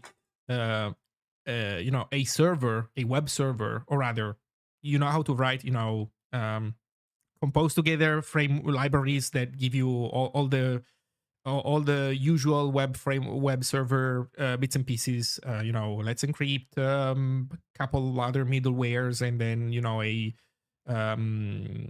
the root dispatcher thing that you attach your callbacks on, like your request handlers on. Trying to do that in Zig will be a ton of pain because there's all the things that you're not used to yet. And also partially because the Zig ecosystem is not yet fully formed to the point where there are like very well what's the word, like battle tested implementations of these things. There are some projects that offer these functionalities, but they're not as battle tested as they are in, say, Go, for example. So if you know how to do something very well, I know how to do web services very well, but then I try it in Zig and I know nothing about memory management. There's these impedance mismatch is gonna be painful. You will be frustrated because it's stuff that you know how to do trivially in your own ecosystem, and now it's a huge pain in the ass how to get basic stuff going because you don't know how to do it. You're not used to the idioms. You're not used to the extra stuff that you need to learn. So don't do that. You're doing yourself a disfavor, a disservice if you do that.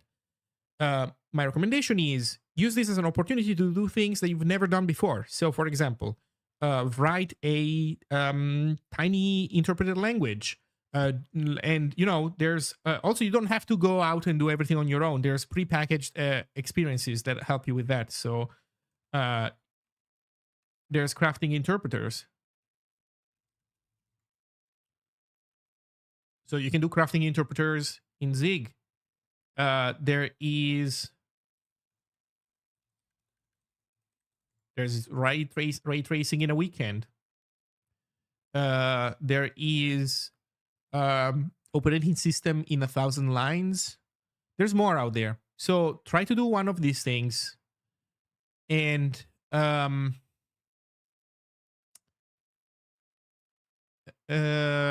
so that you will have to go slow because you're learning these new things, and at the same time, you will not feel frustrated because the language is new and and you're new to memory management and that kind of stuff. So that was my last piece of advice.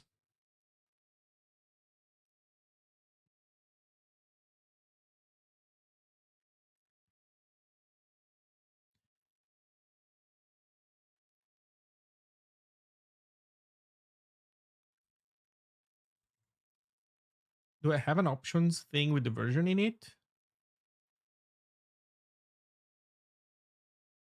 Wait, does Ziggy not even have the...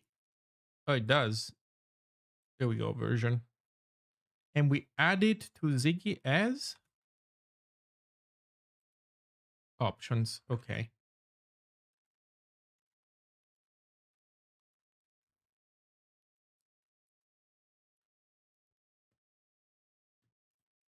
No problem.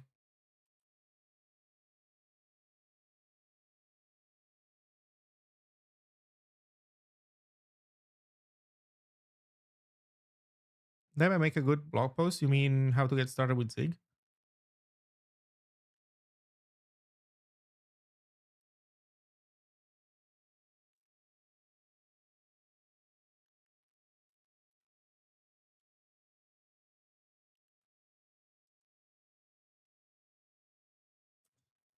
Okay, let's add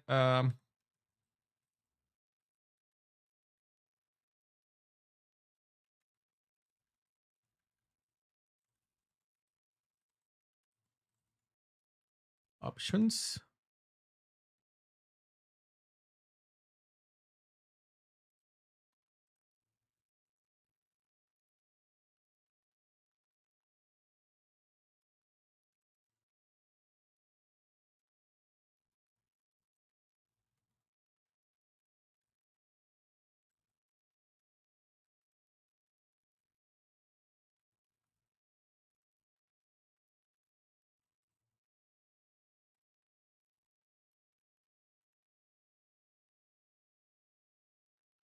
All right.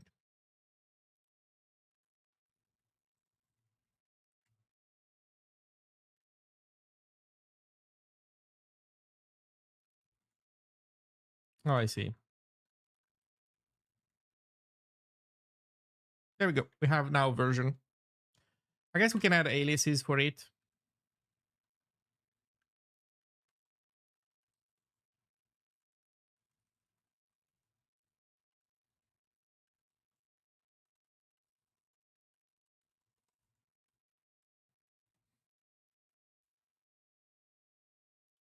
We should do the same with help, I think. No, actually not having a help. No, we should. We should. We should.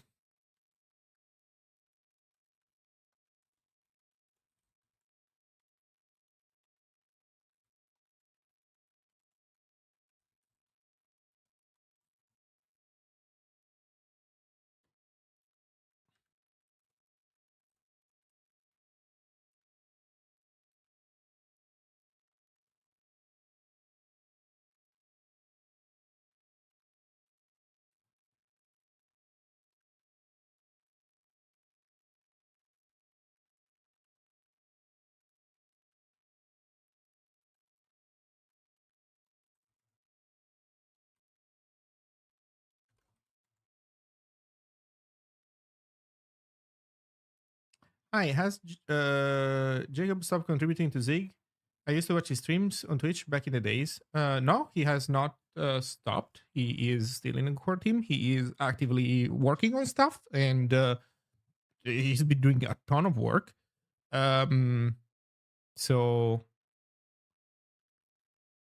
just to make sure we're not just to make sure that there is no confusion there, be aware that Jacob Lee is different from uh, Jakub Jakub Kunka. They both are core team members.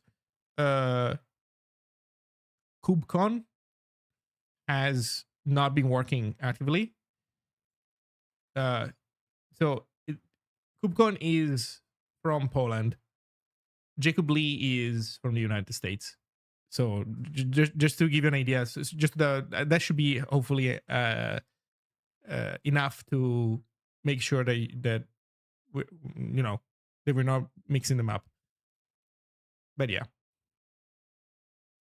it would be super cool if you encouraged core devs to stream on Twitch. Yeah, I don't know if they want to. I mean, obviously, if they want, they can and they would. But I suspect that they're not really. I think the problem is that when you're doing Twitch, you're burning brain cycles. And sure, yeah, you could like just turn it on and not worry about it. But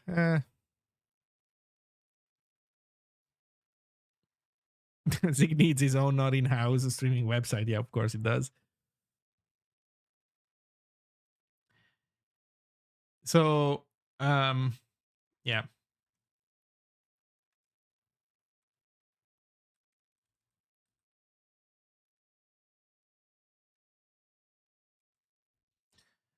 Okay. So we have version,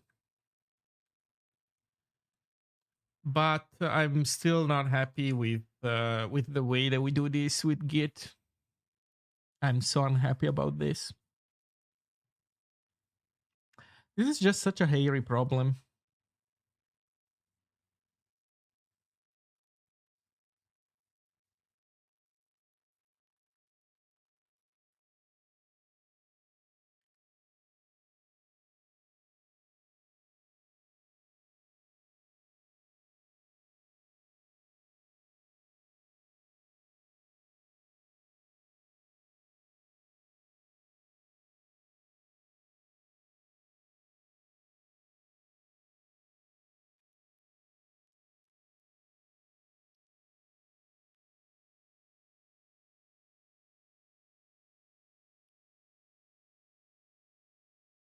You know what? I'm gonna have to leave this for another time.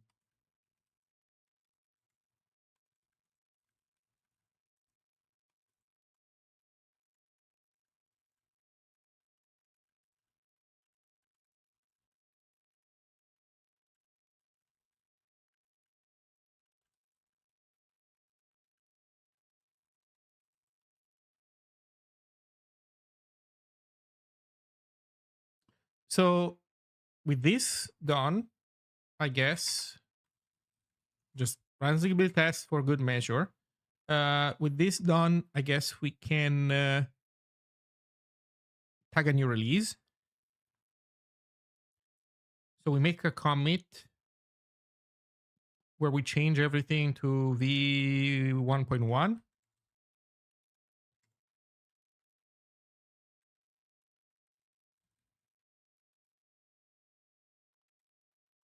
I'm also tempted to update this to latest Zig, but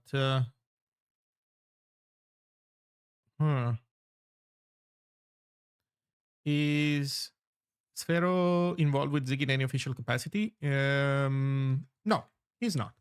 He is kind of an oddball in that sense. He is just a very prolific streamer that, as far as I know, happened to like Zig. I don't know what has anybody seen Sparrow stream before Zig? Has he started with Zig? I don't even know the story. Like, I just know that he's out there working on cool stuff, making videos. I think he has like a proper YouTube channel with a bunch of viewers, I guess.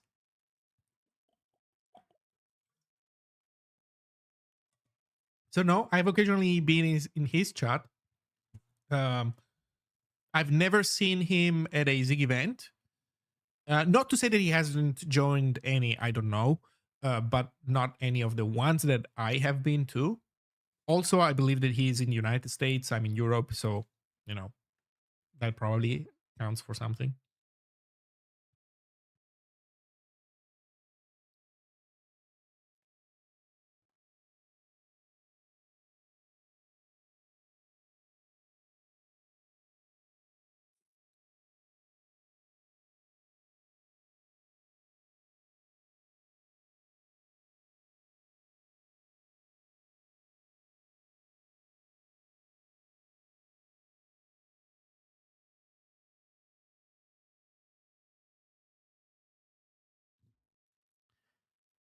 I think he started with Rust. Really? That is interesting.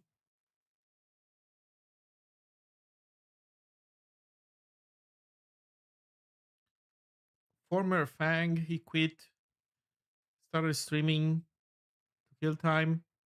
It's partially funding his continued retirement just for fun. C++ Rust Zig. Okay. Grey Hatter with the lore. C++ Rust Zig. Okay. That's that is a radicalization path if I've ever seen one.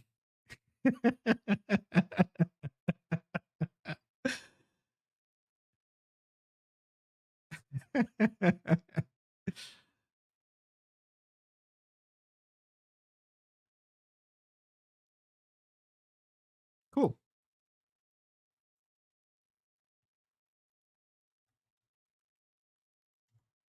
Okay, 1.1. Um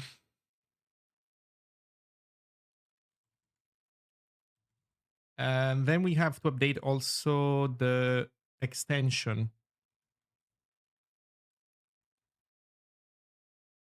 package.json. This thing is already at version 1.2. Okay, I cannot express how much I hate this. VS Code forces you to keep pushing out, and every time something doesn't work in the extension and you have to fix something, VS Code forces you to um, bump up the version number, but it does not support anything past that. Like it doesn't support the what's it called, dash, or is it dash? Yeah, it's dash dot number dot something. In any case, like it doesn't support anything past this. You can't add anything else. So um so that means that every time something goes wrong with this extension and I need to make a new release, I'm further straying it away from the Ziggy version. You know what that means? That means that I'm bumping this up to 0.2. I'm going to 0.2.0 at this point. Um, at least so that they can go back into in sync.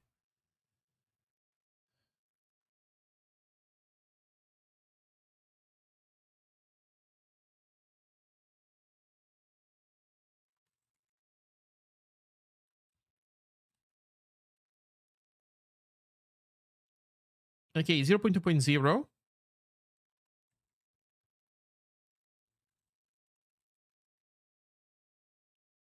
And here's another funny thing. They changed the tool that does the bundling, and I had to relearn how to bundle extensions because I kept creating bundles that did not include the WASM WebAssembly, the WASM blob, because they changed something with the way that the stupid system works.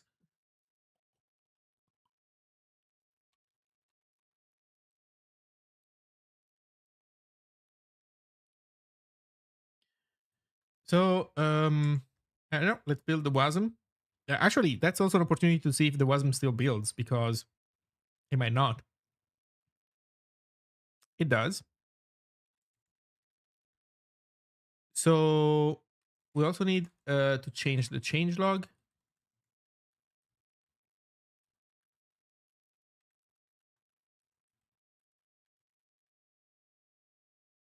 What does this do for the VS Code extension? What did we do for the VS Code extension? Essentially nothing. Bug fixes, minor improvements. Um,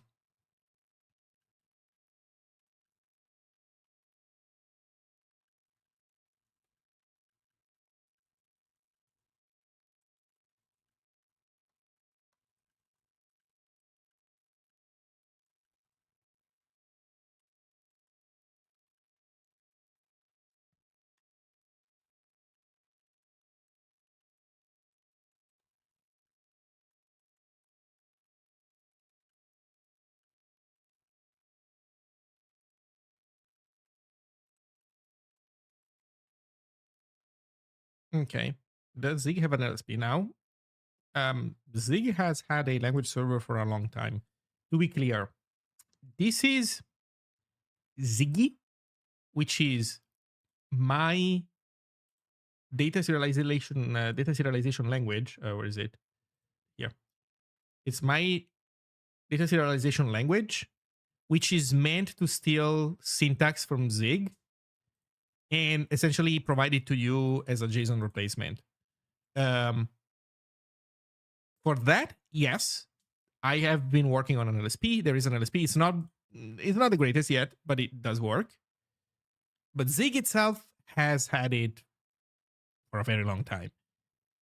It is not perfect because the language server does not understand comp time. It's unable to run comp time.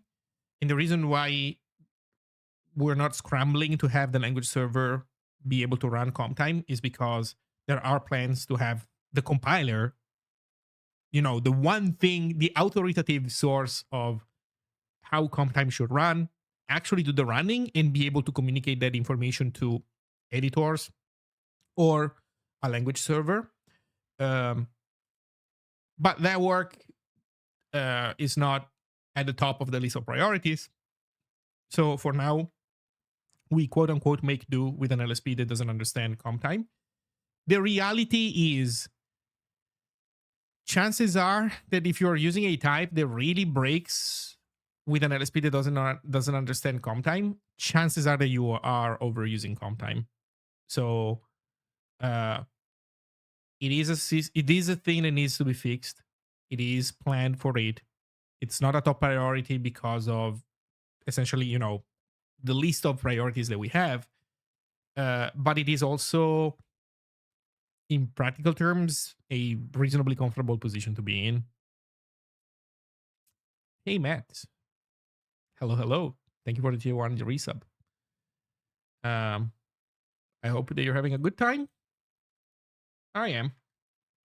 I am making releases.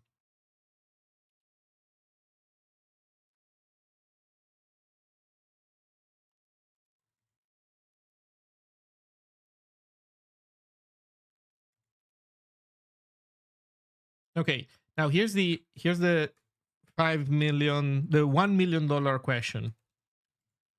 If I run the SCE package, will that include the WASM blob or will it not?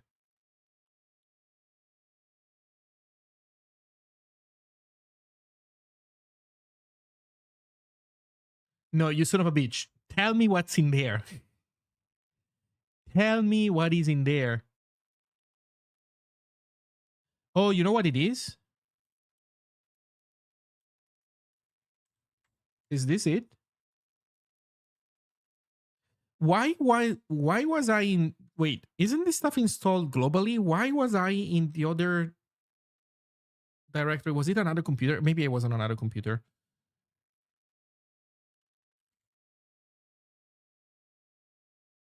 Oh, there we go. Now it tells me what's in there. It contains content types XML. Okay, that's on you. Extension VSI manifest. Fine. License. Yes. Changelog. Yes. Language configuration package. README. Schema language configuration out. Extension. Yes. Where's the WASM file, man? Where's the WASM file? So it's not picking up. That's the change that I talk about. The old VSCE would pick up also what's in the WASM directory. The new one doesn't, and I don't even know how to tell it to also include a path that I choose.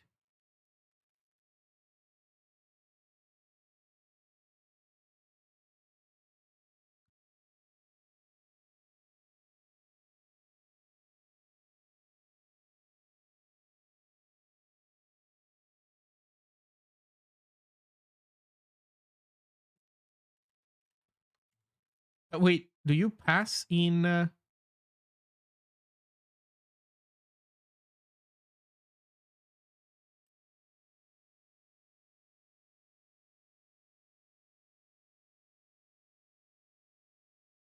README path, changelog path, message,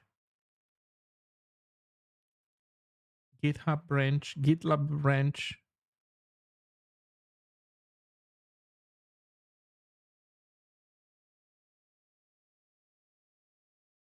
Okay, so that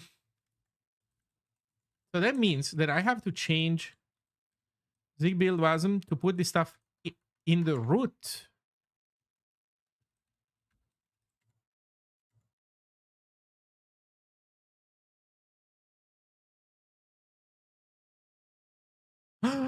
You know why it's ignoring the wasm file? I now understand why. I bet you that it's ignoring the wasm file because it's in the git ignore.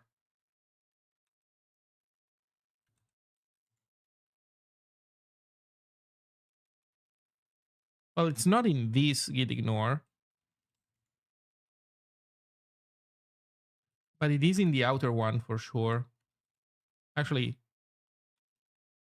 let's see. It is in the outer one.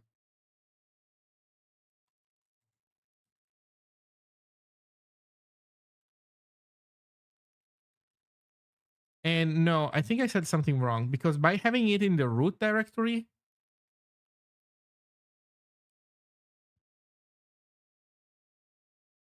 it's still not included.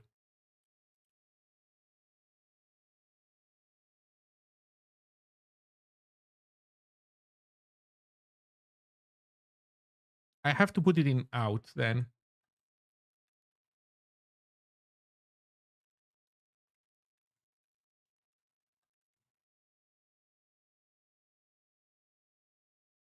Yeah. And now it's in there.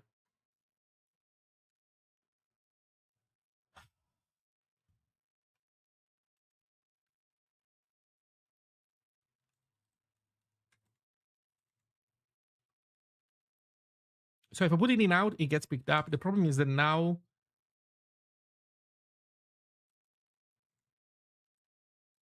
the problem is that now we are referencing it from the no, we're now referencing from the right directory.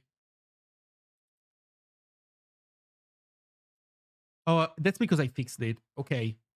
Okay. So this was another computer. I fixed this on another computer. That explains it all. Okay.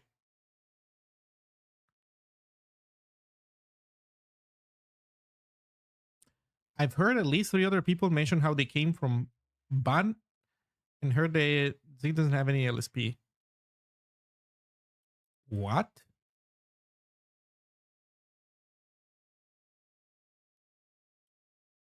I didn't even know.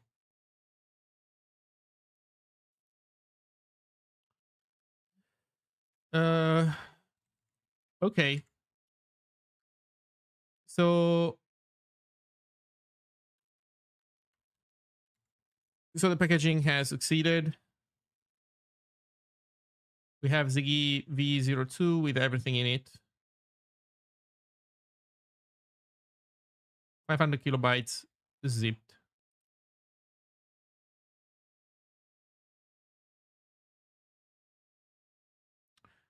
Ziggy has an LSP, but it has not always been great. There used to be a time where it used to crash a bunch, but those days are kind of gone. I don't even remember when I saw the last crash.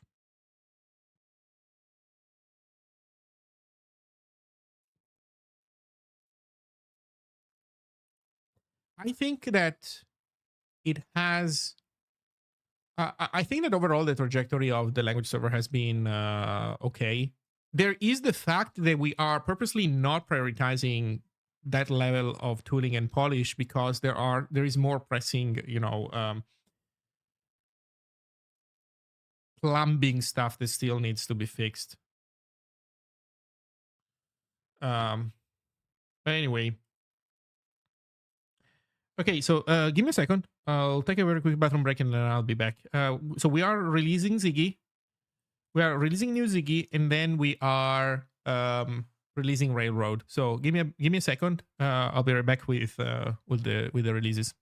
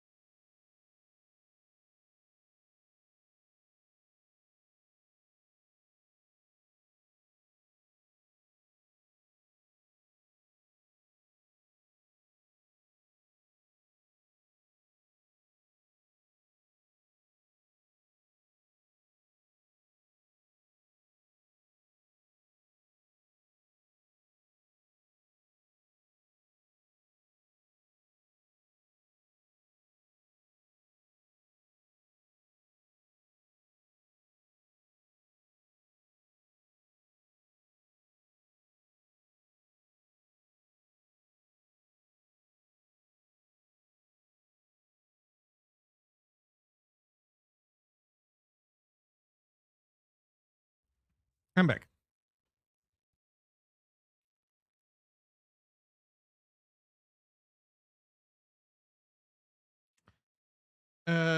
So yeah, release, right? Release.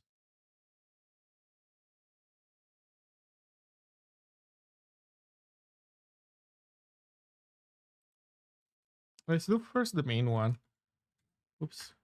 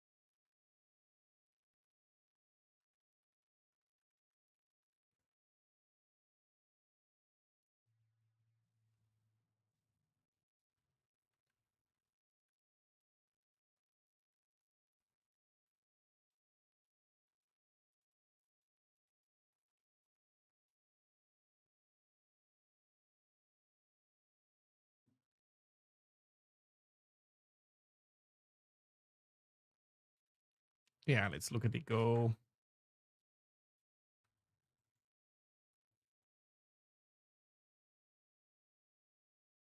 No, it's actually already done. Okay. Just sanity check the macOS one.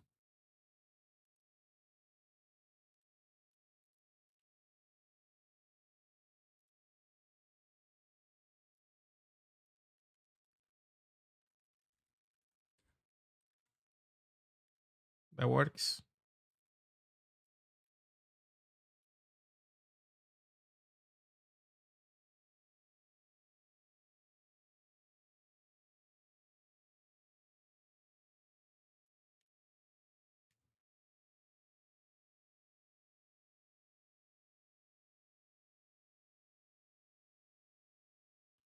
Okay. Let's make the release.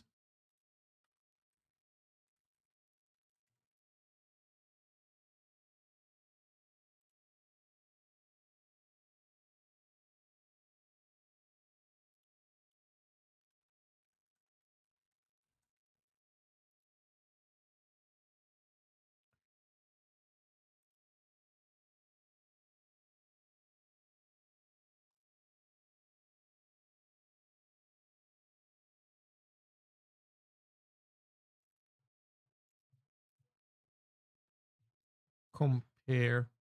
Where's the least? Wait, where's changes since then? It wasn't it in here previously? Oh, I guess I have to select the tag first. Previous tag? No. No, I don't want to generate the release notes.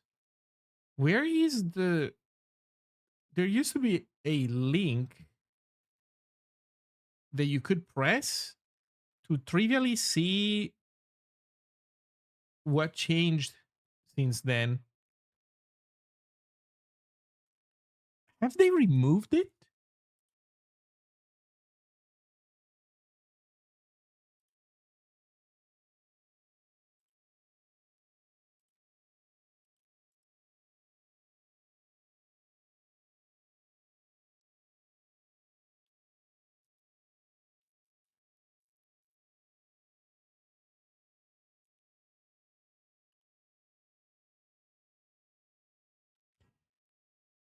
Am I having like a huge brain fart? I feel like I was able to click here. No what? Let me zoom out a little bit. No, it's nothing that I'm missing out because of the zoom level. I used to be able to go into a. Well, no, you have to sign up on the website and then you can see it. I think the neural site keeps it private so that he doesn't get eaten alive by wild bots.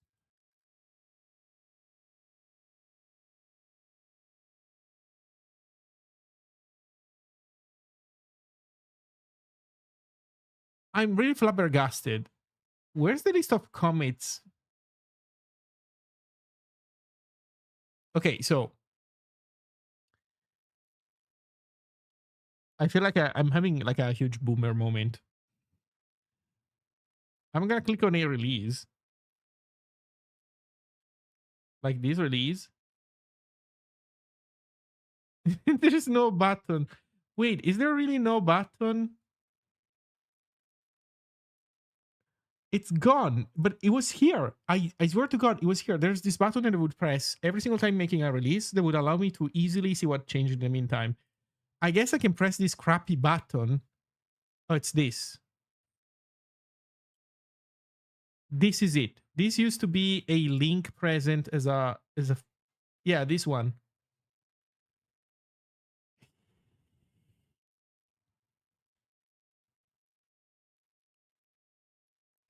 VS Code extension, update visitor grammars, extend search logic, add builder to zone file, fix TS grammar, replace file on create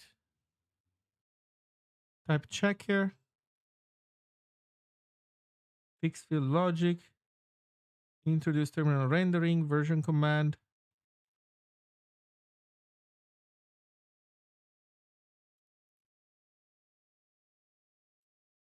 Oh, this is important.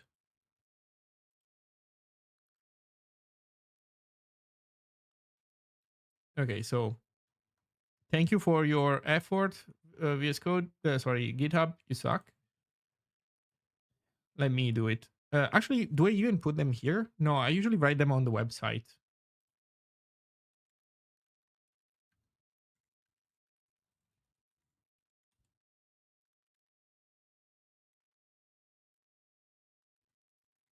Oh, but in this case, these entries are not linked, so I guess it's fine.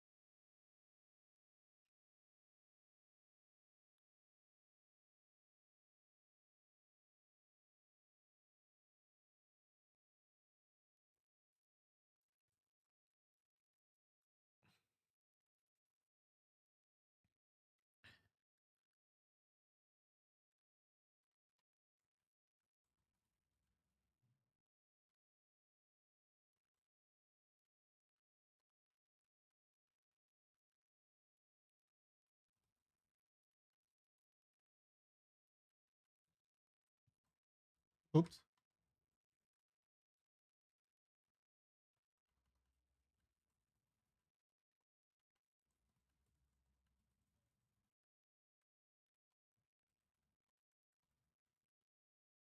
So there's that.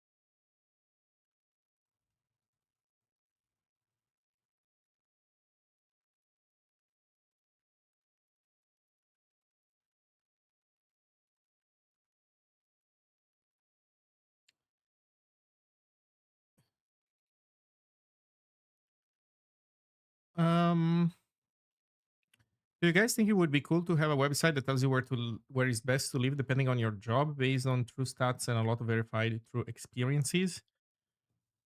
Well, usually when you make something like this, and it becomes big and important enough, then you start having other people trying to game the system. So You have to account for that, both as a user and if if you're the one who, like, if you imagine that this is something that you want to make and you would like to maybe make that a business, then you'll have the problem of how do you get money, I guess, with advertisements of some kind. But then at the same time you will have people trying to sneak in advertisements for free or in a sense game the system. So there's that. But setting that aside, um this be valuable?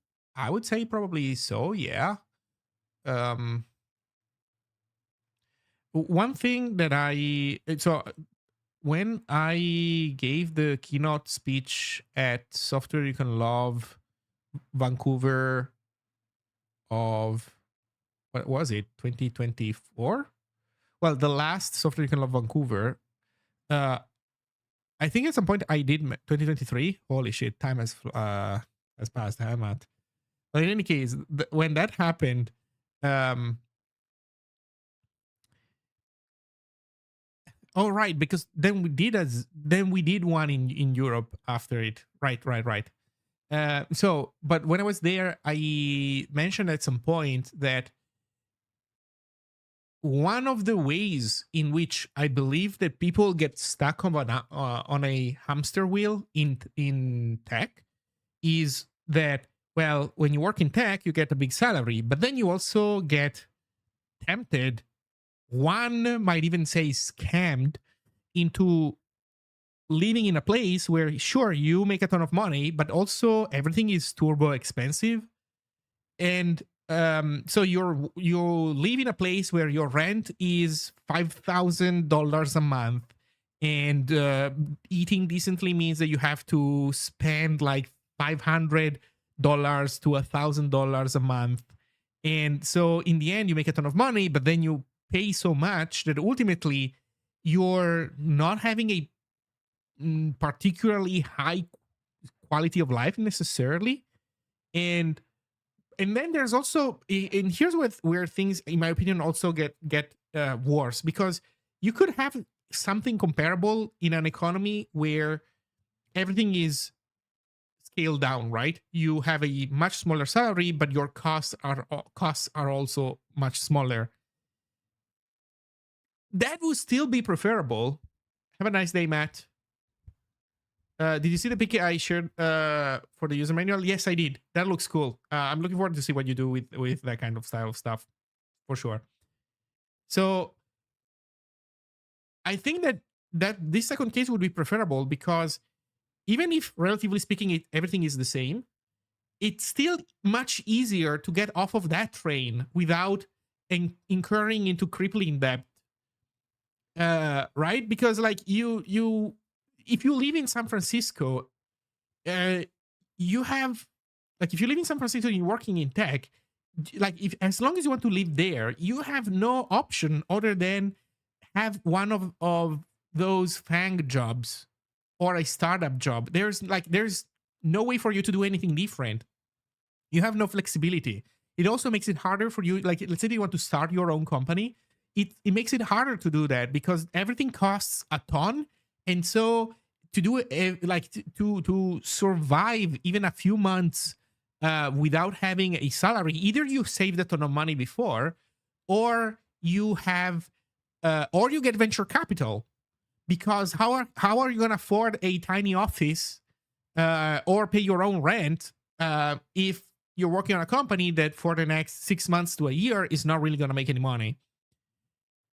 If instead you were to live in a place where stuff costs much less, you would have much more flexibility and freedom and independence. And you know what that reminds me? I believe I saw Ethan Phil. So Phil used to work at Tiger Beetle. Then he left the company to work at another database company thing. And then now he started his own independent online like newspaper thing about tech. And he moved away from New York. He moved somewhere else, also in order to lower his cost of living. so that he could essentially survive on a smaller, um, well, income. So that is, in my opinion, a smart move because, yeah, the alternative is that you essentially enter some kind of deal with the devil with a VC company when you wouldn't need to otherwise, and it just works for everybody. Well, except the people that get to steal some of your success, even though there wouldn't be a reason to do that otherwise.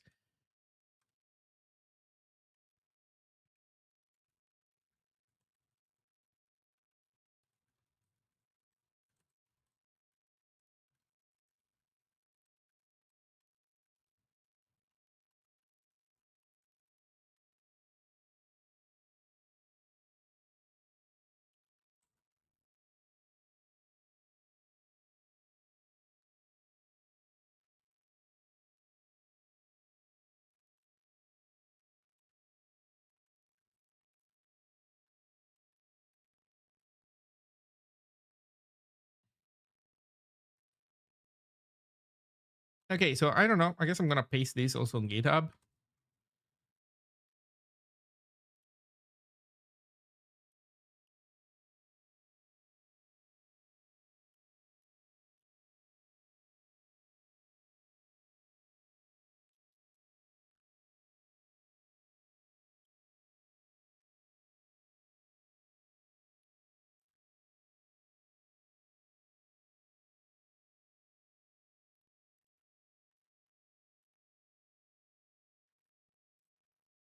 Okay, so this is out.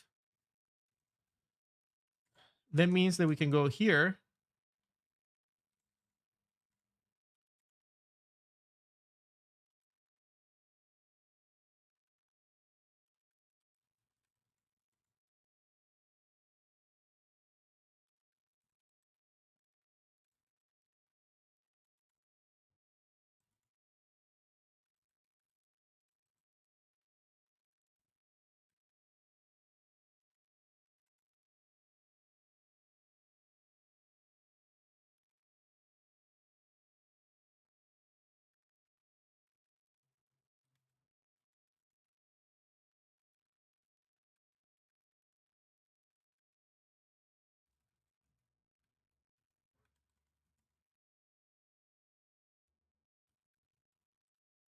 Okay, so okay, this is a clean repo, clean directory. Okay,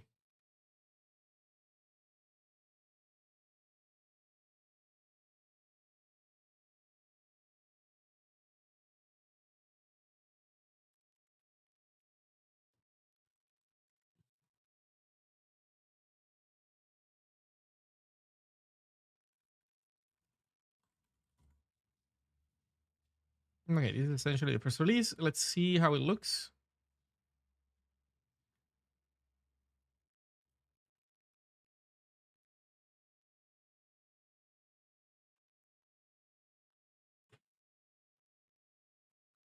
Live preview, nice screenshot, editor support.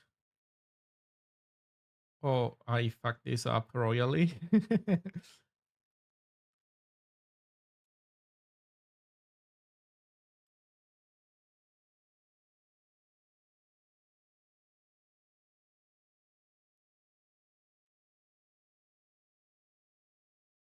Are you guys already using Awebo for internal communication? No, not yet. It's not ready yet for that, unfortunately. So Awebo development has made actually a ton of progress. It's already at a point where it could almost be used for doing voice calls. I just stopped a little bit before that. Like there's some janky stuff that doesn't make it really usable for that. Almost quite like just a tiny little bit more work and it would be good for that. But I had to stop because I was tracking Master Zig, and then we had like a bunch of regressions with translating C header files because we switched off of, we stopped using Clang for translating header files and we started using our own C parser. Um, and I guess it's not just a parser, but it's also like handling macro expansion, which includes, quote unquote, built in macro definitions. whatever, see insanity. So I had to pause that. I helped a little bit with essentially unregressing translate C. Other web contributors also helped more than me. Obviously, the Zig core team is also working on it independently of what's going on with the Weibo. So I think it's now at a point where it's either fully okay or almost there.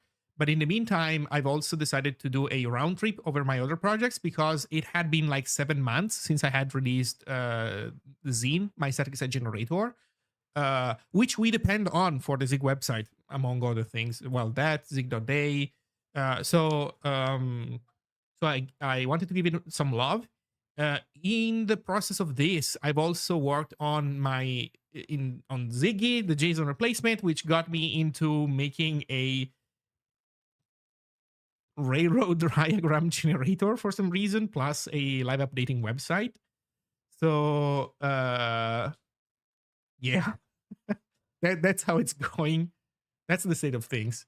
So point being, I'm now finally at a point where I'm releasing this thing. So I'm done. I've been working on it for like a week. So license was 5 days ago. So I've been working on it for 5 days, and I'm finally done with essentially an initial release, which has a non-trivial amount of features. I would say, in my own defense, but yeah.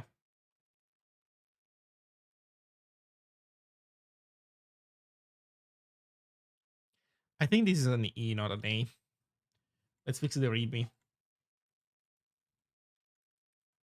Existent. Actually, you know what? I don't trust this language. Existent. Okay, it is a word. Good. Cool. I also briefly forgot how Markdown works, apparently. Okay.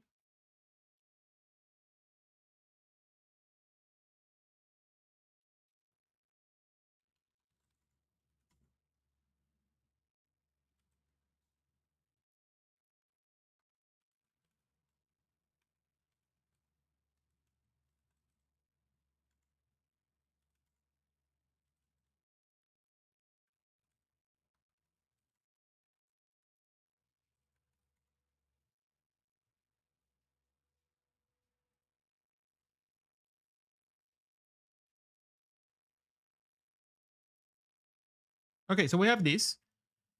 I could make pre-built releases.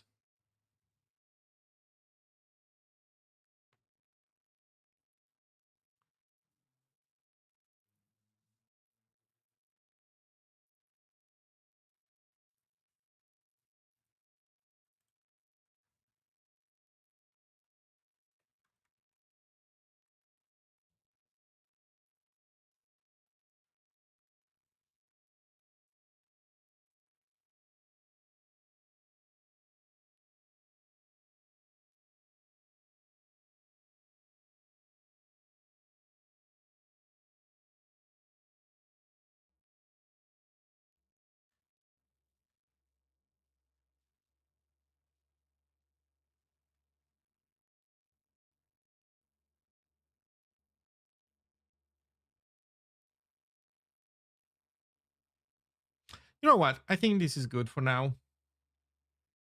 So I think I'm gonna stop the stream here. It is out.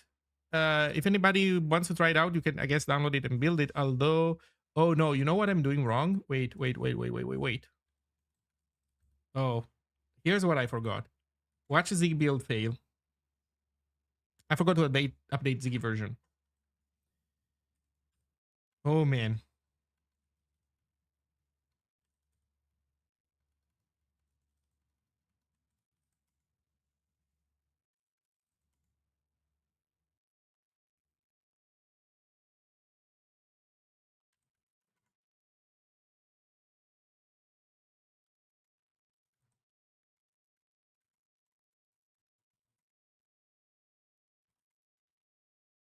Okay, so I'm going to force push this.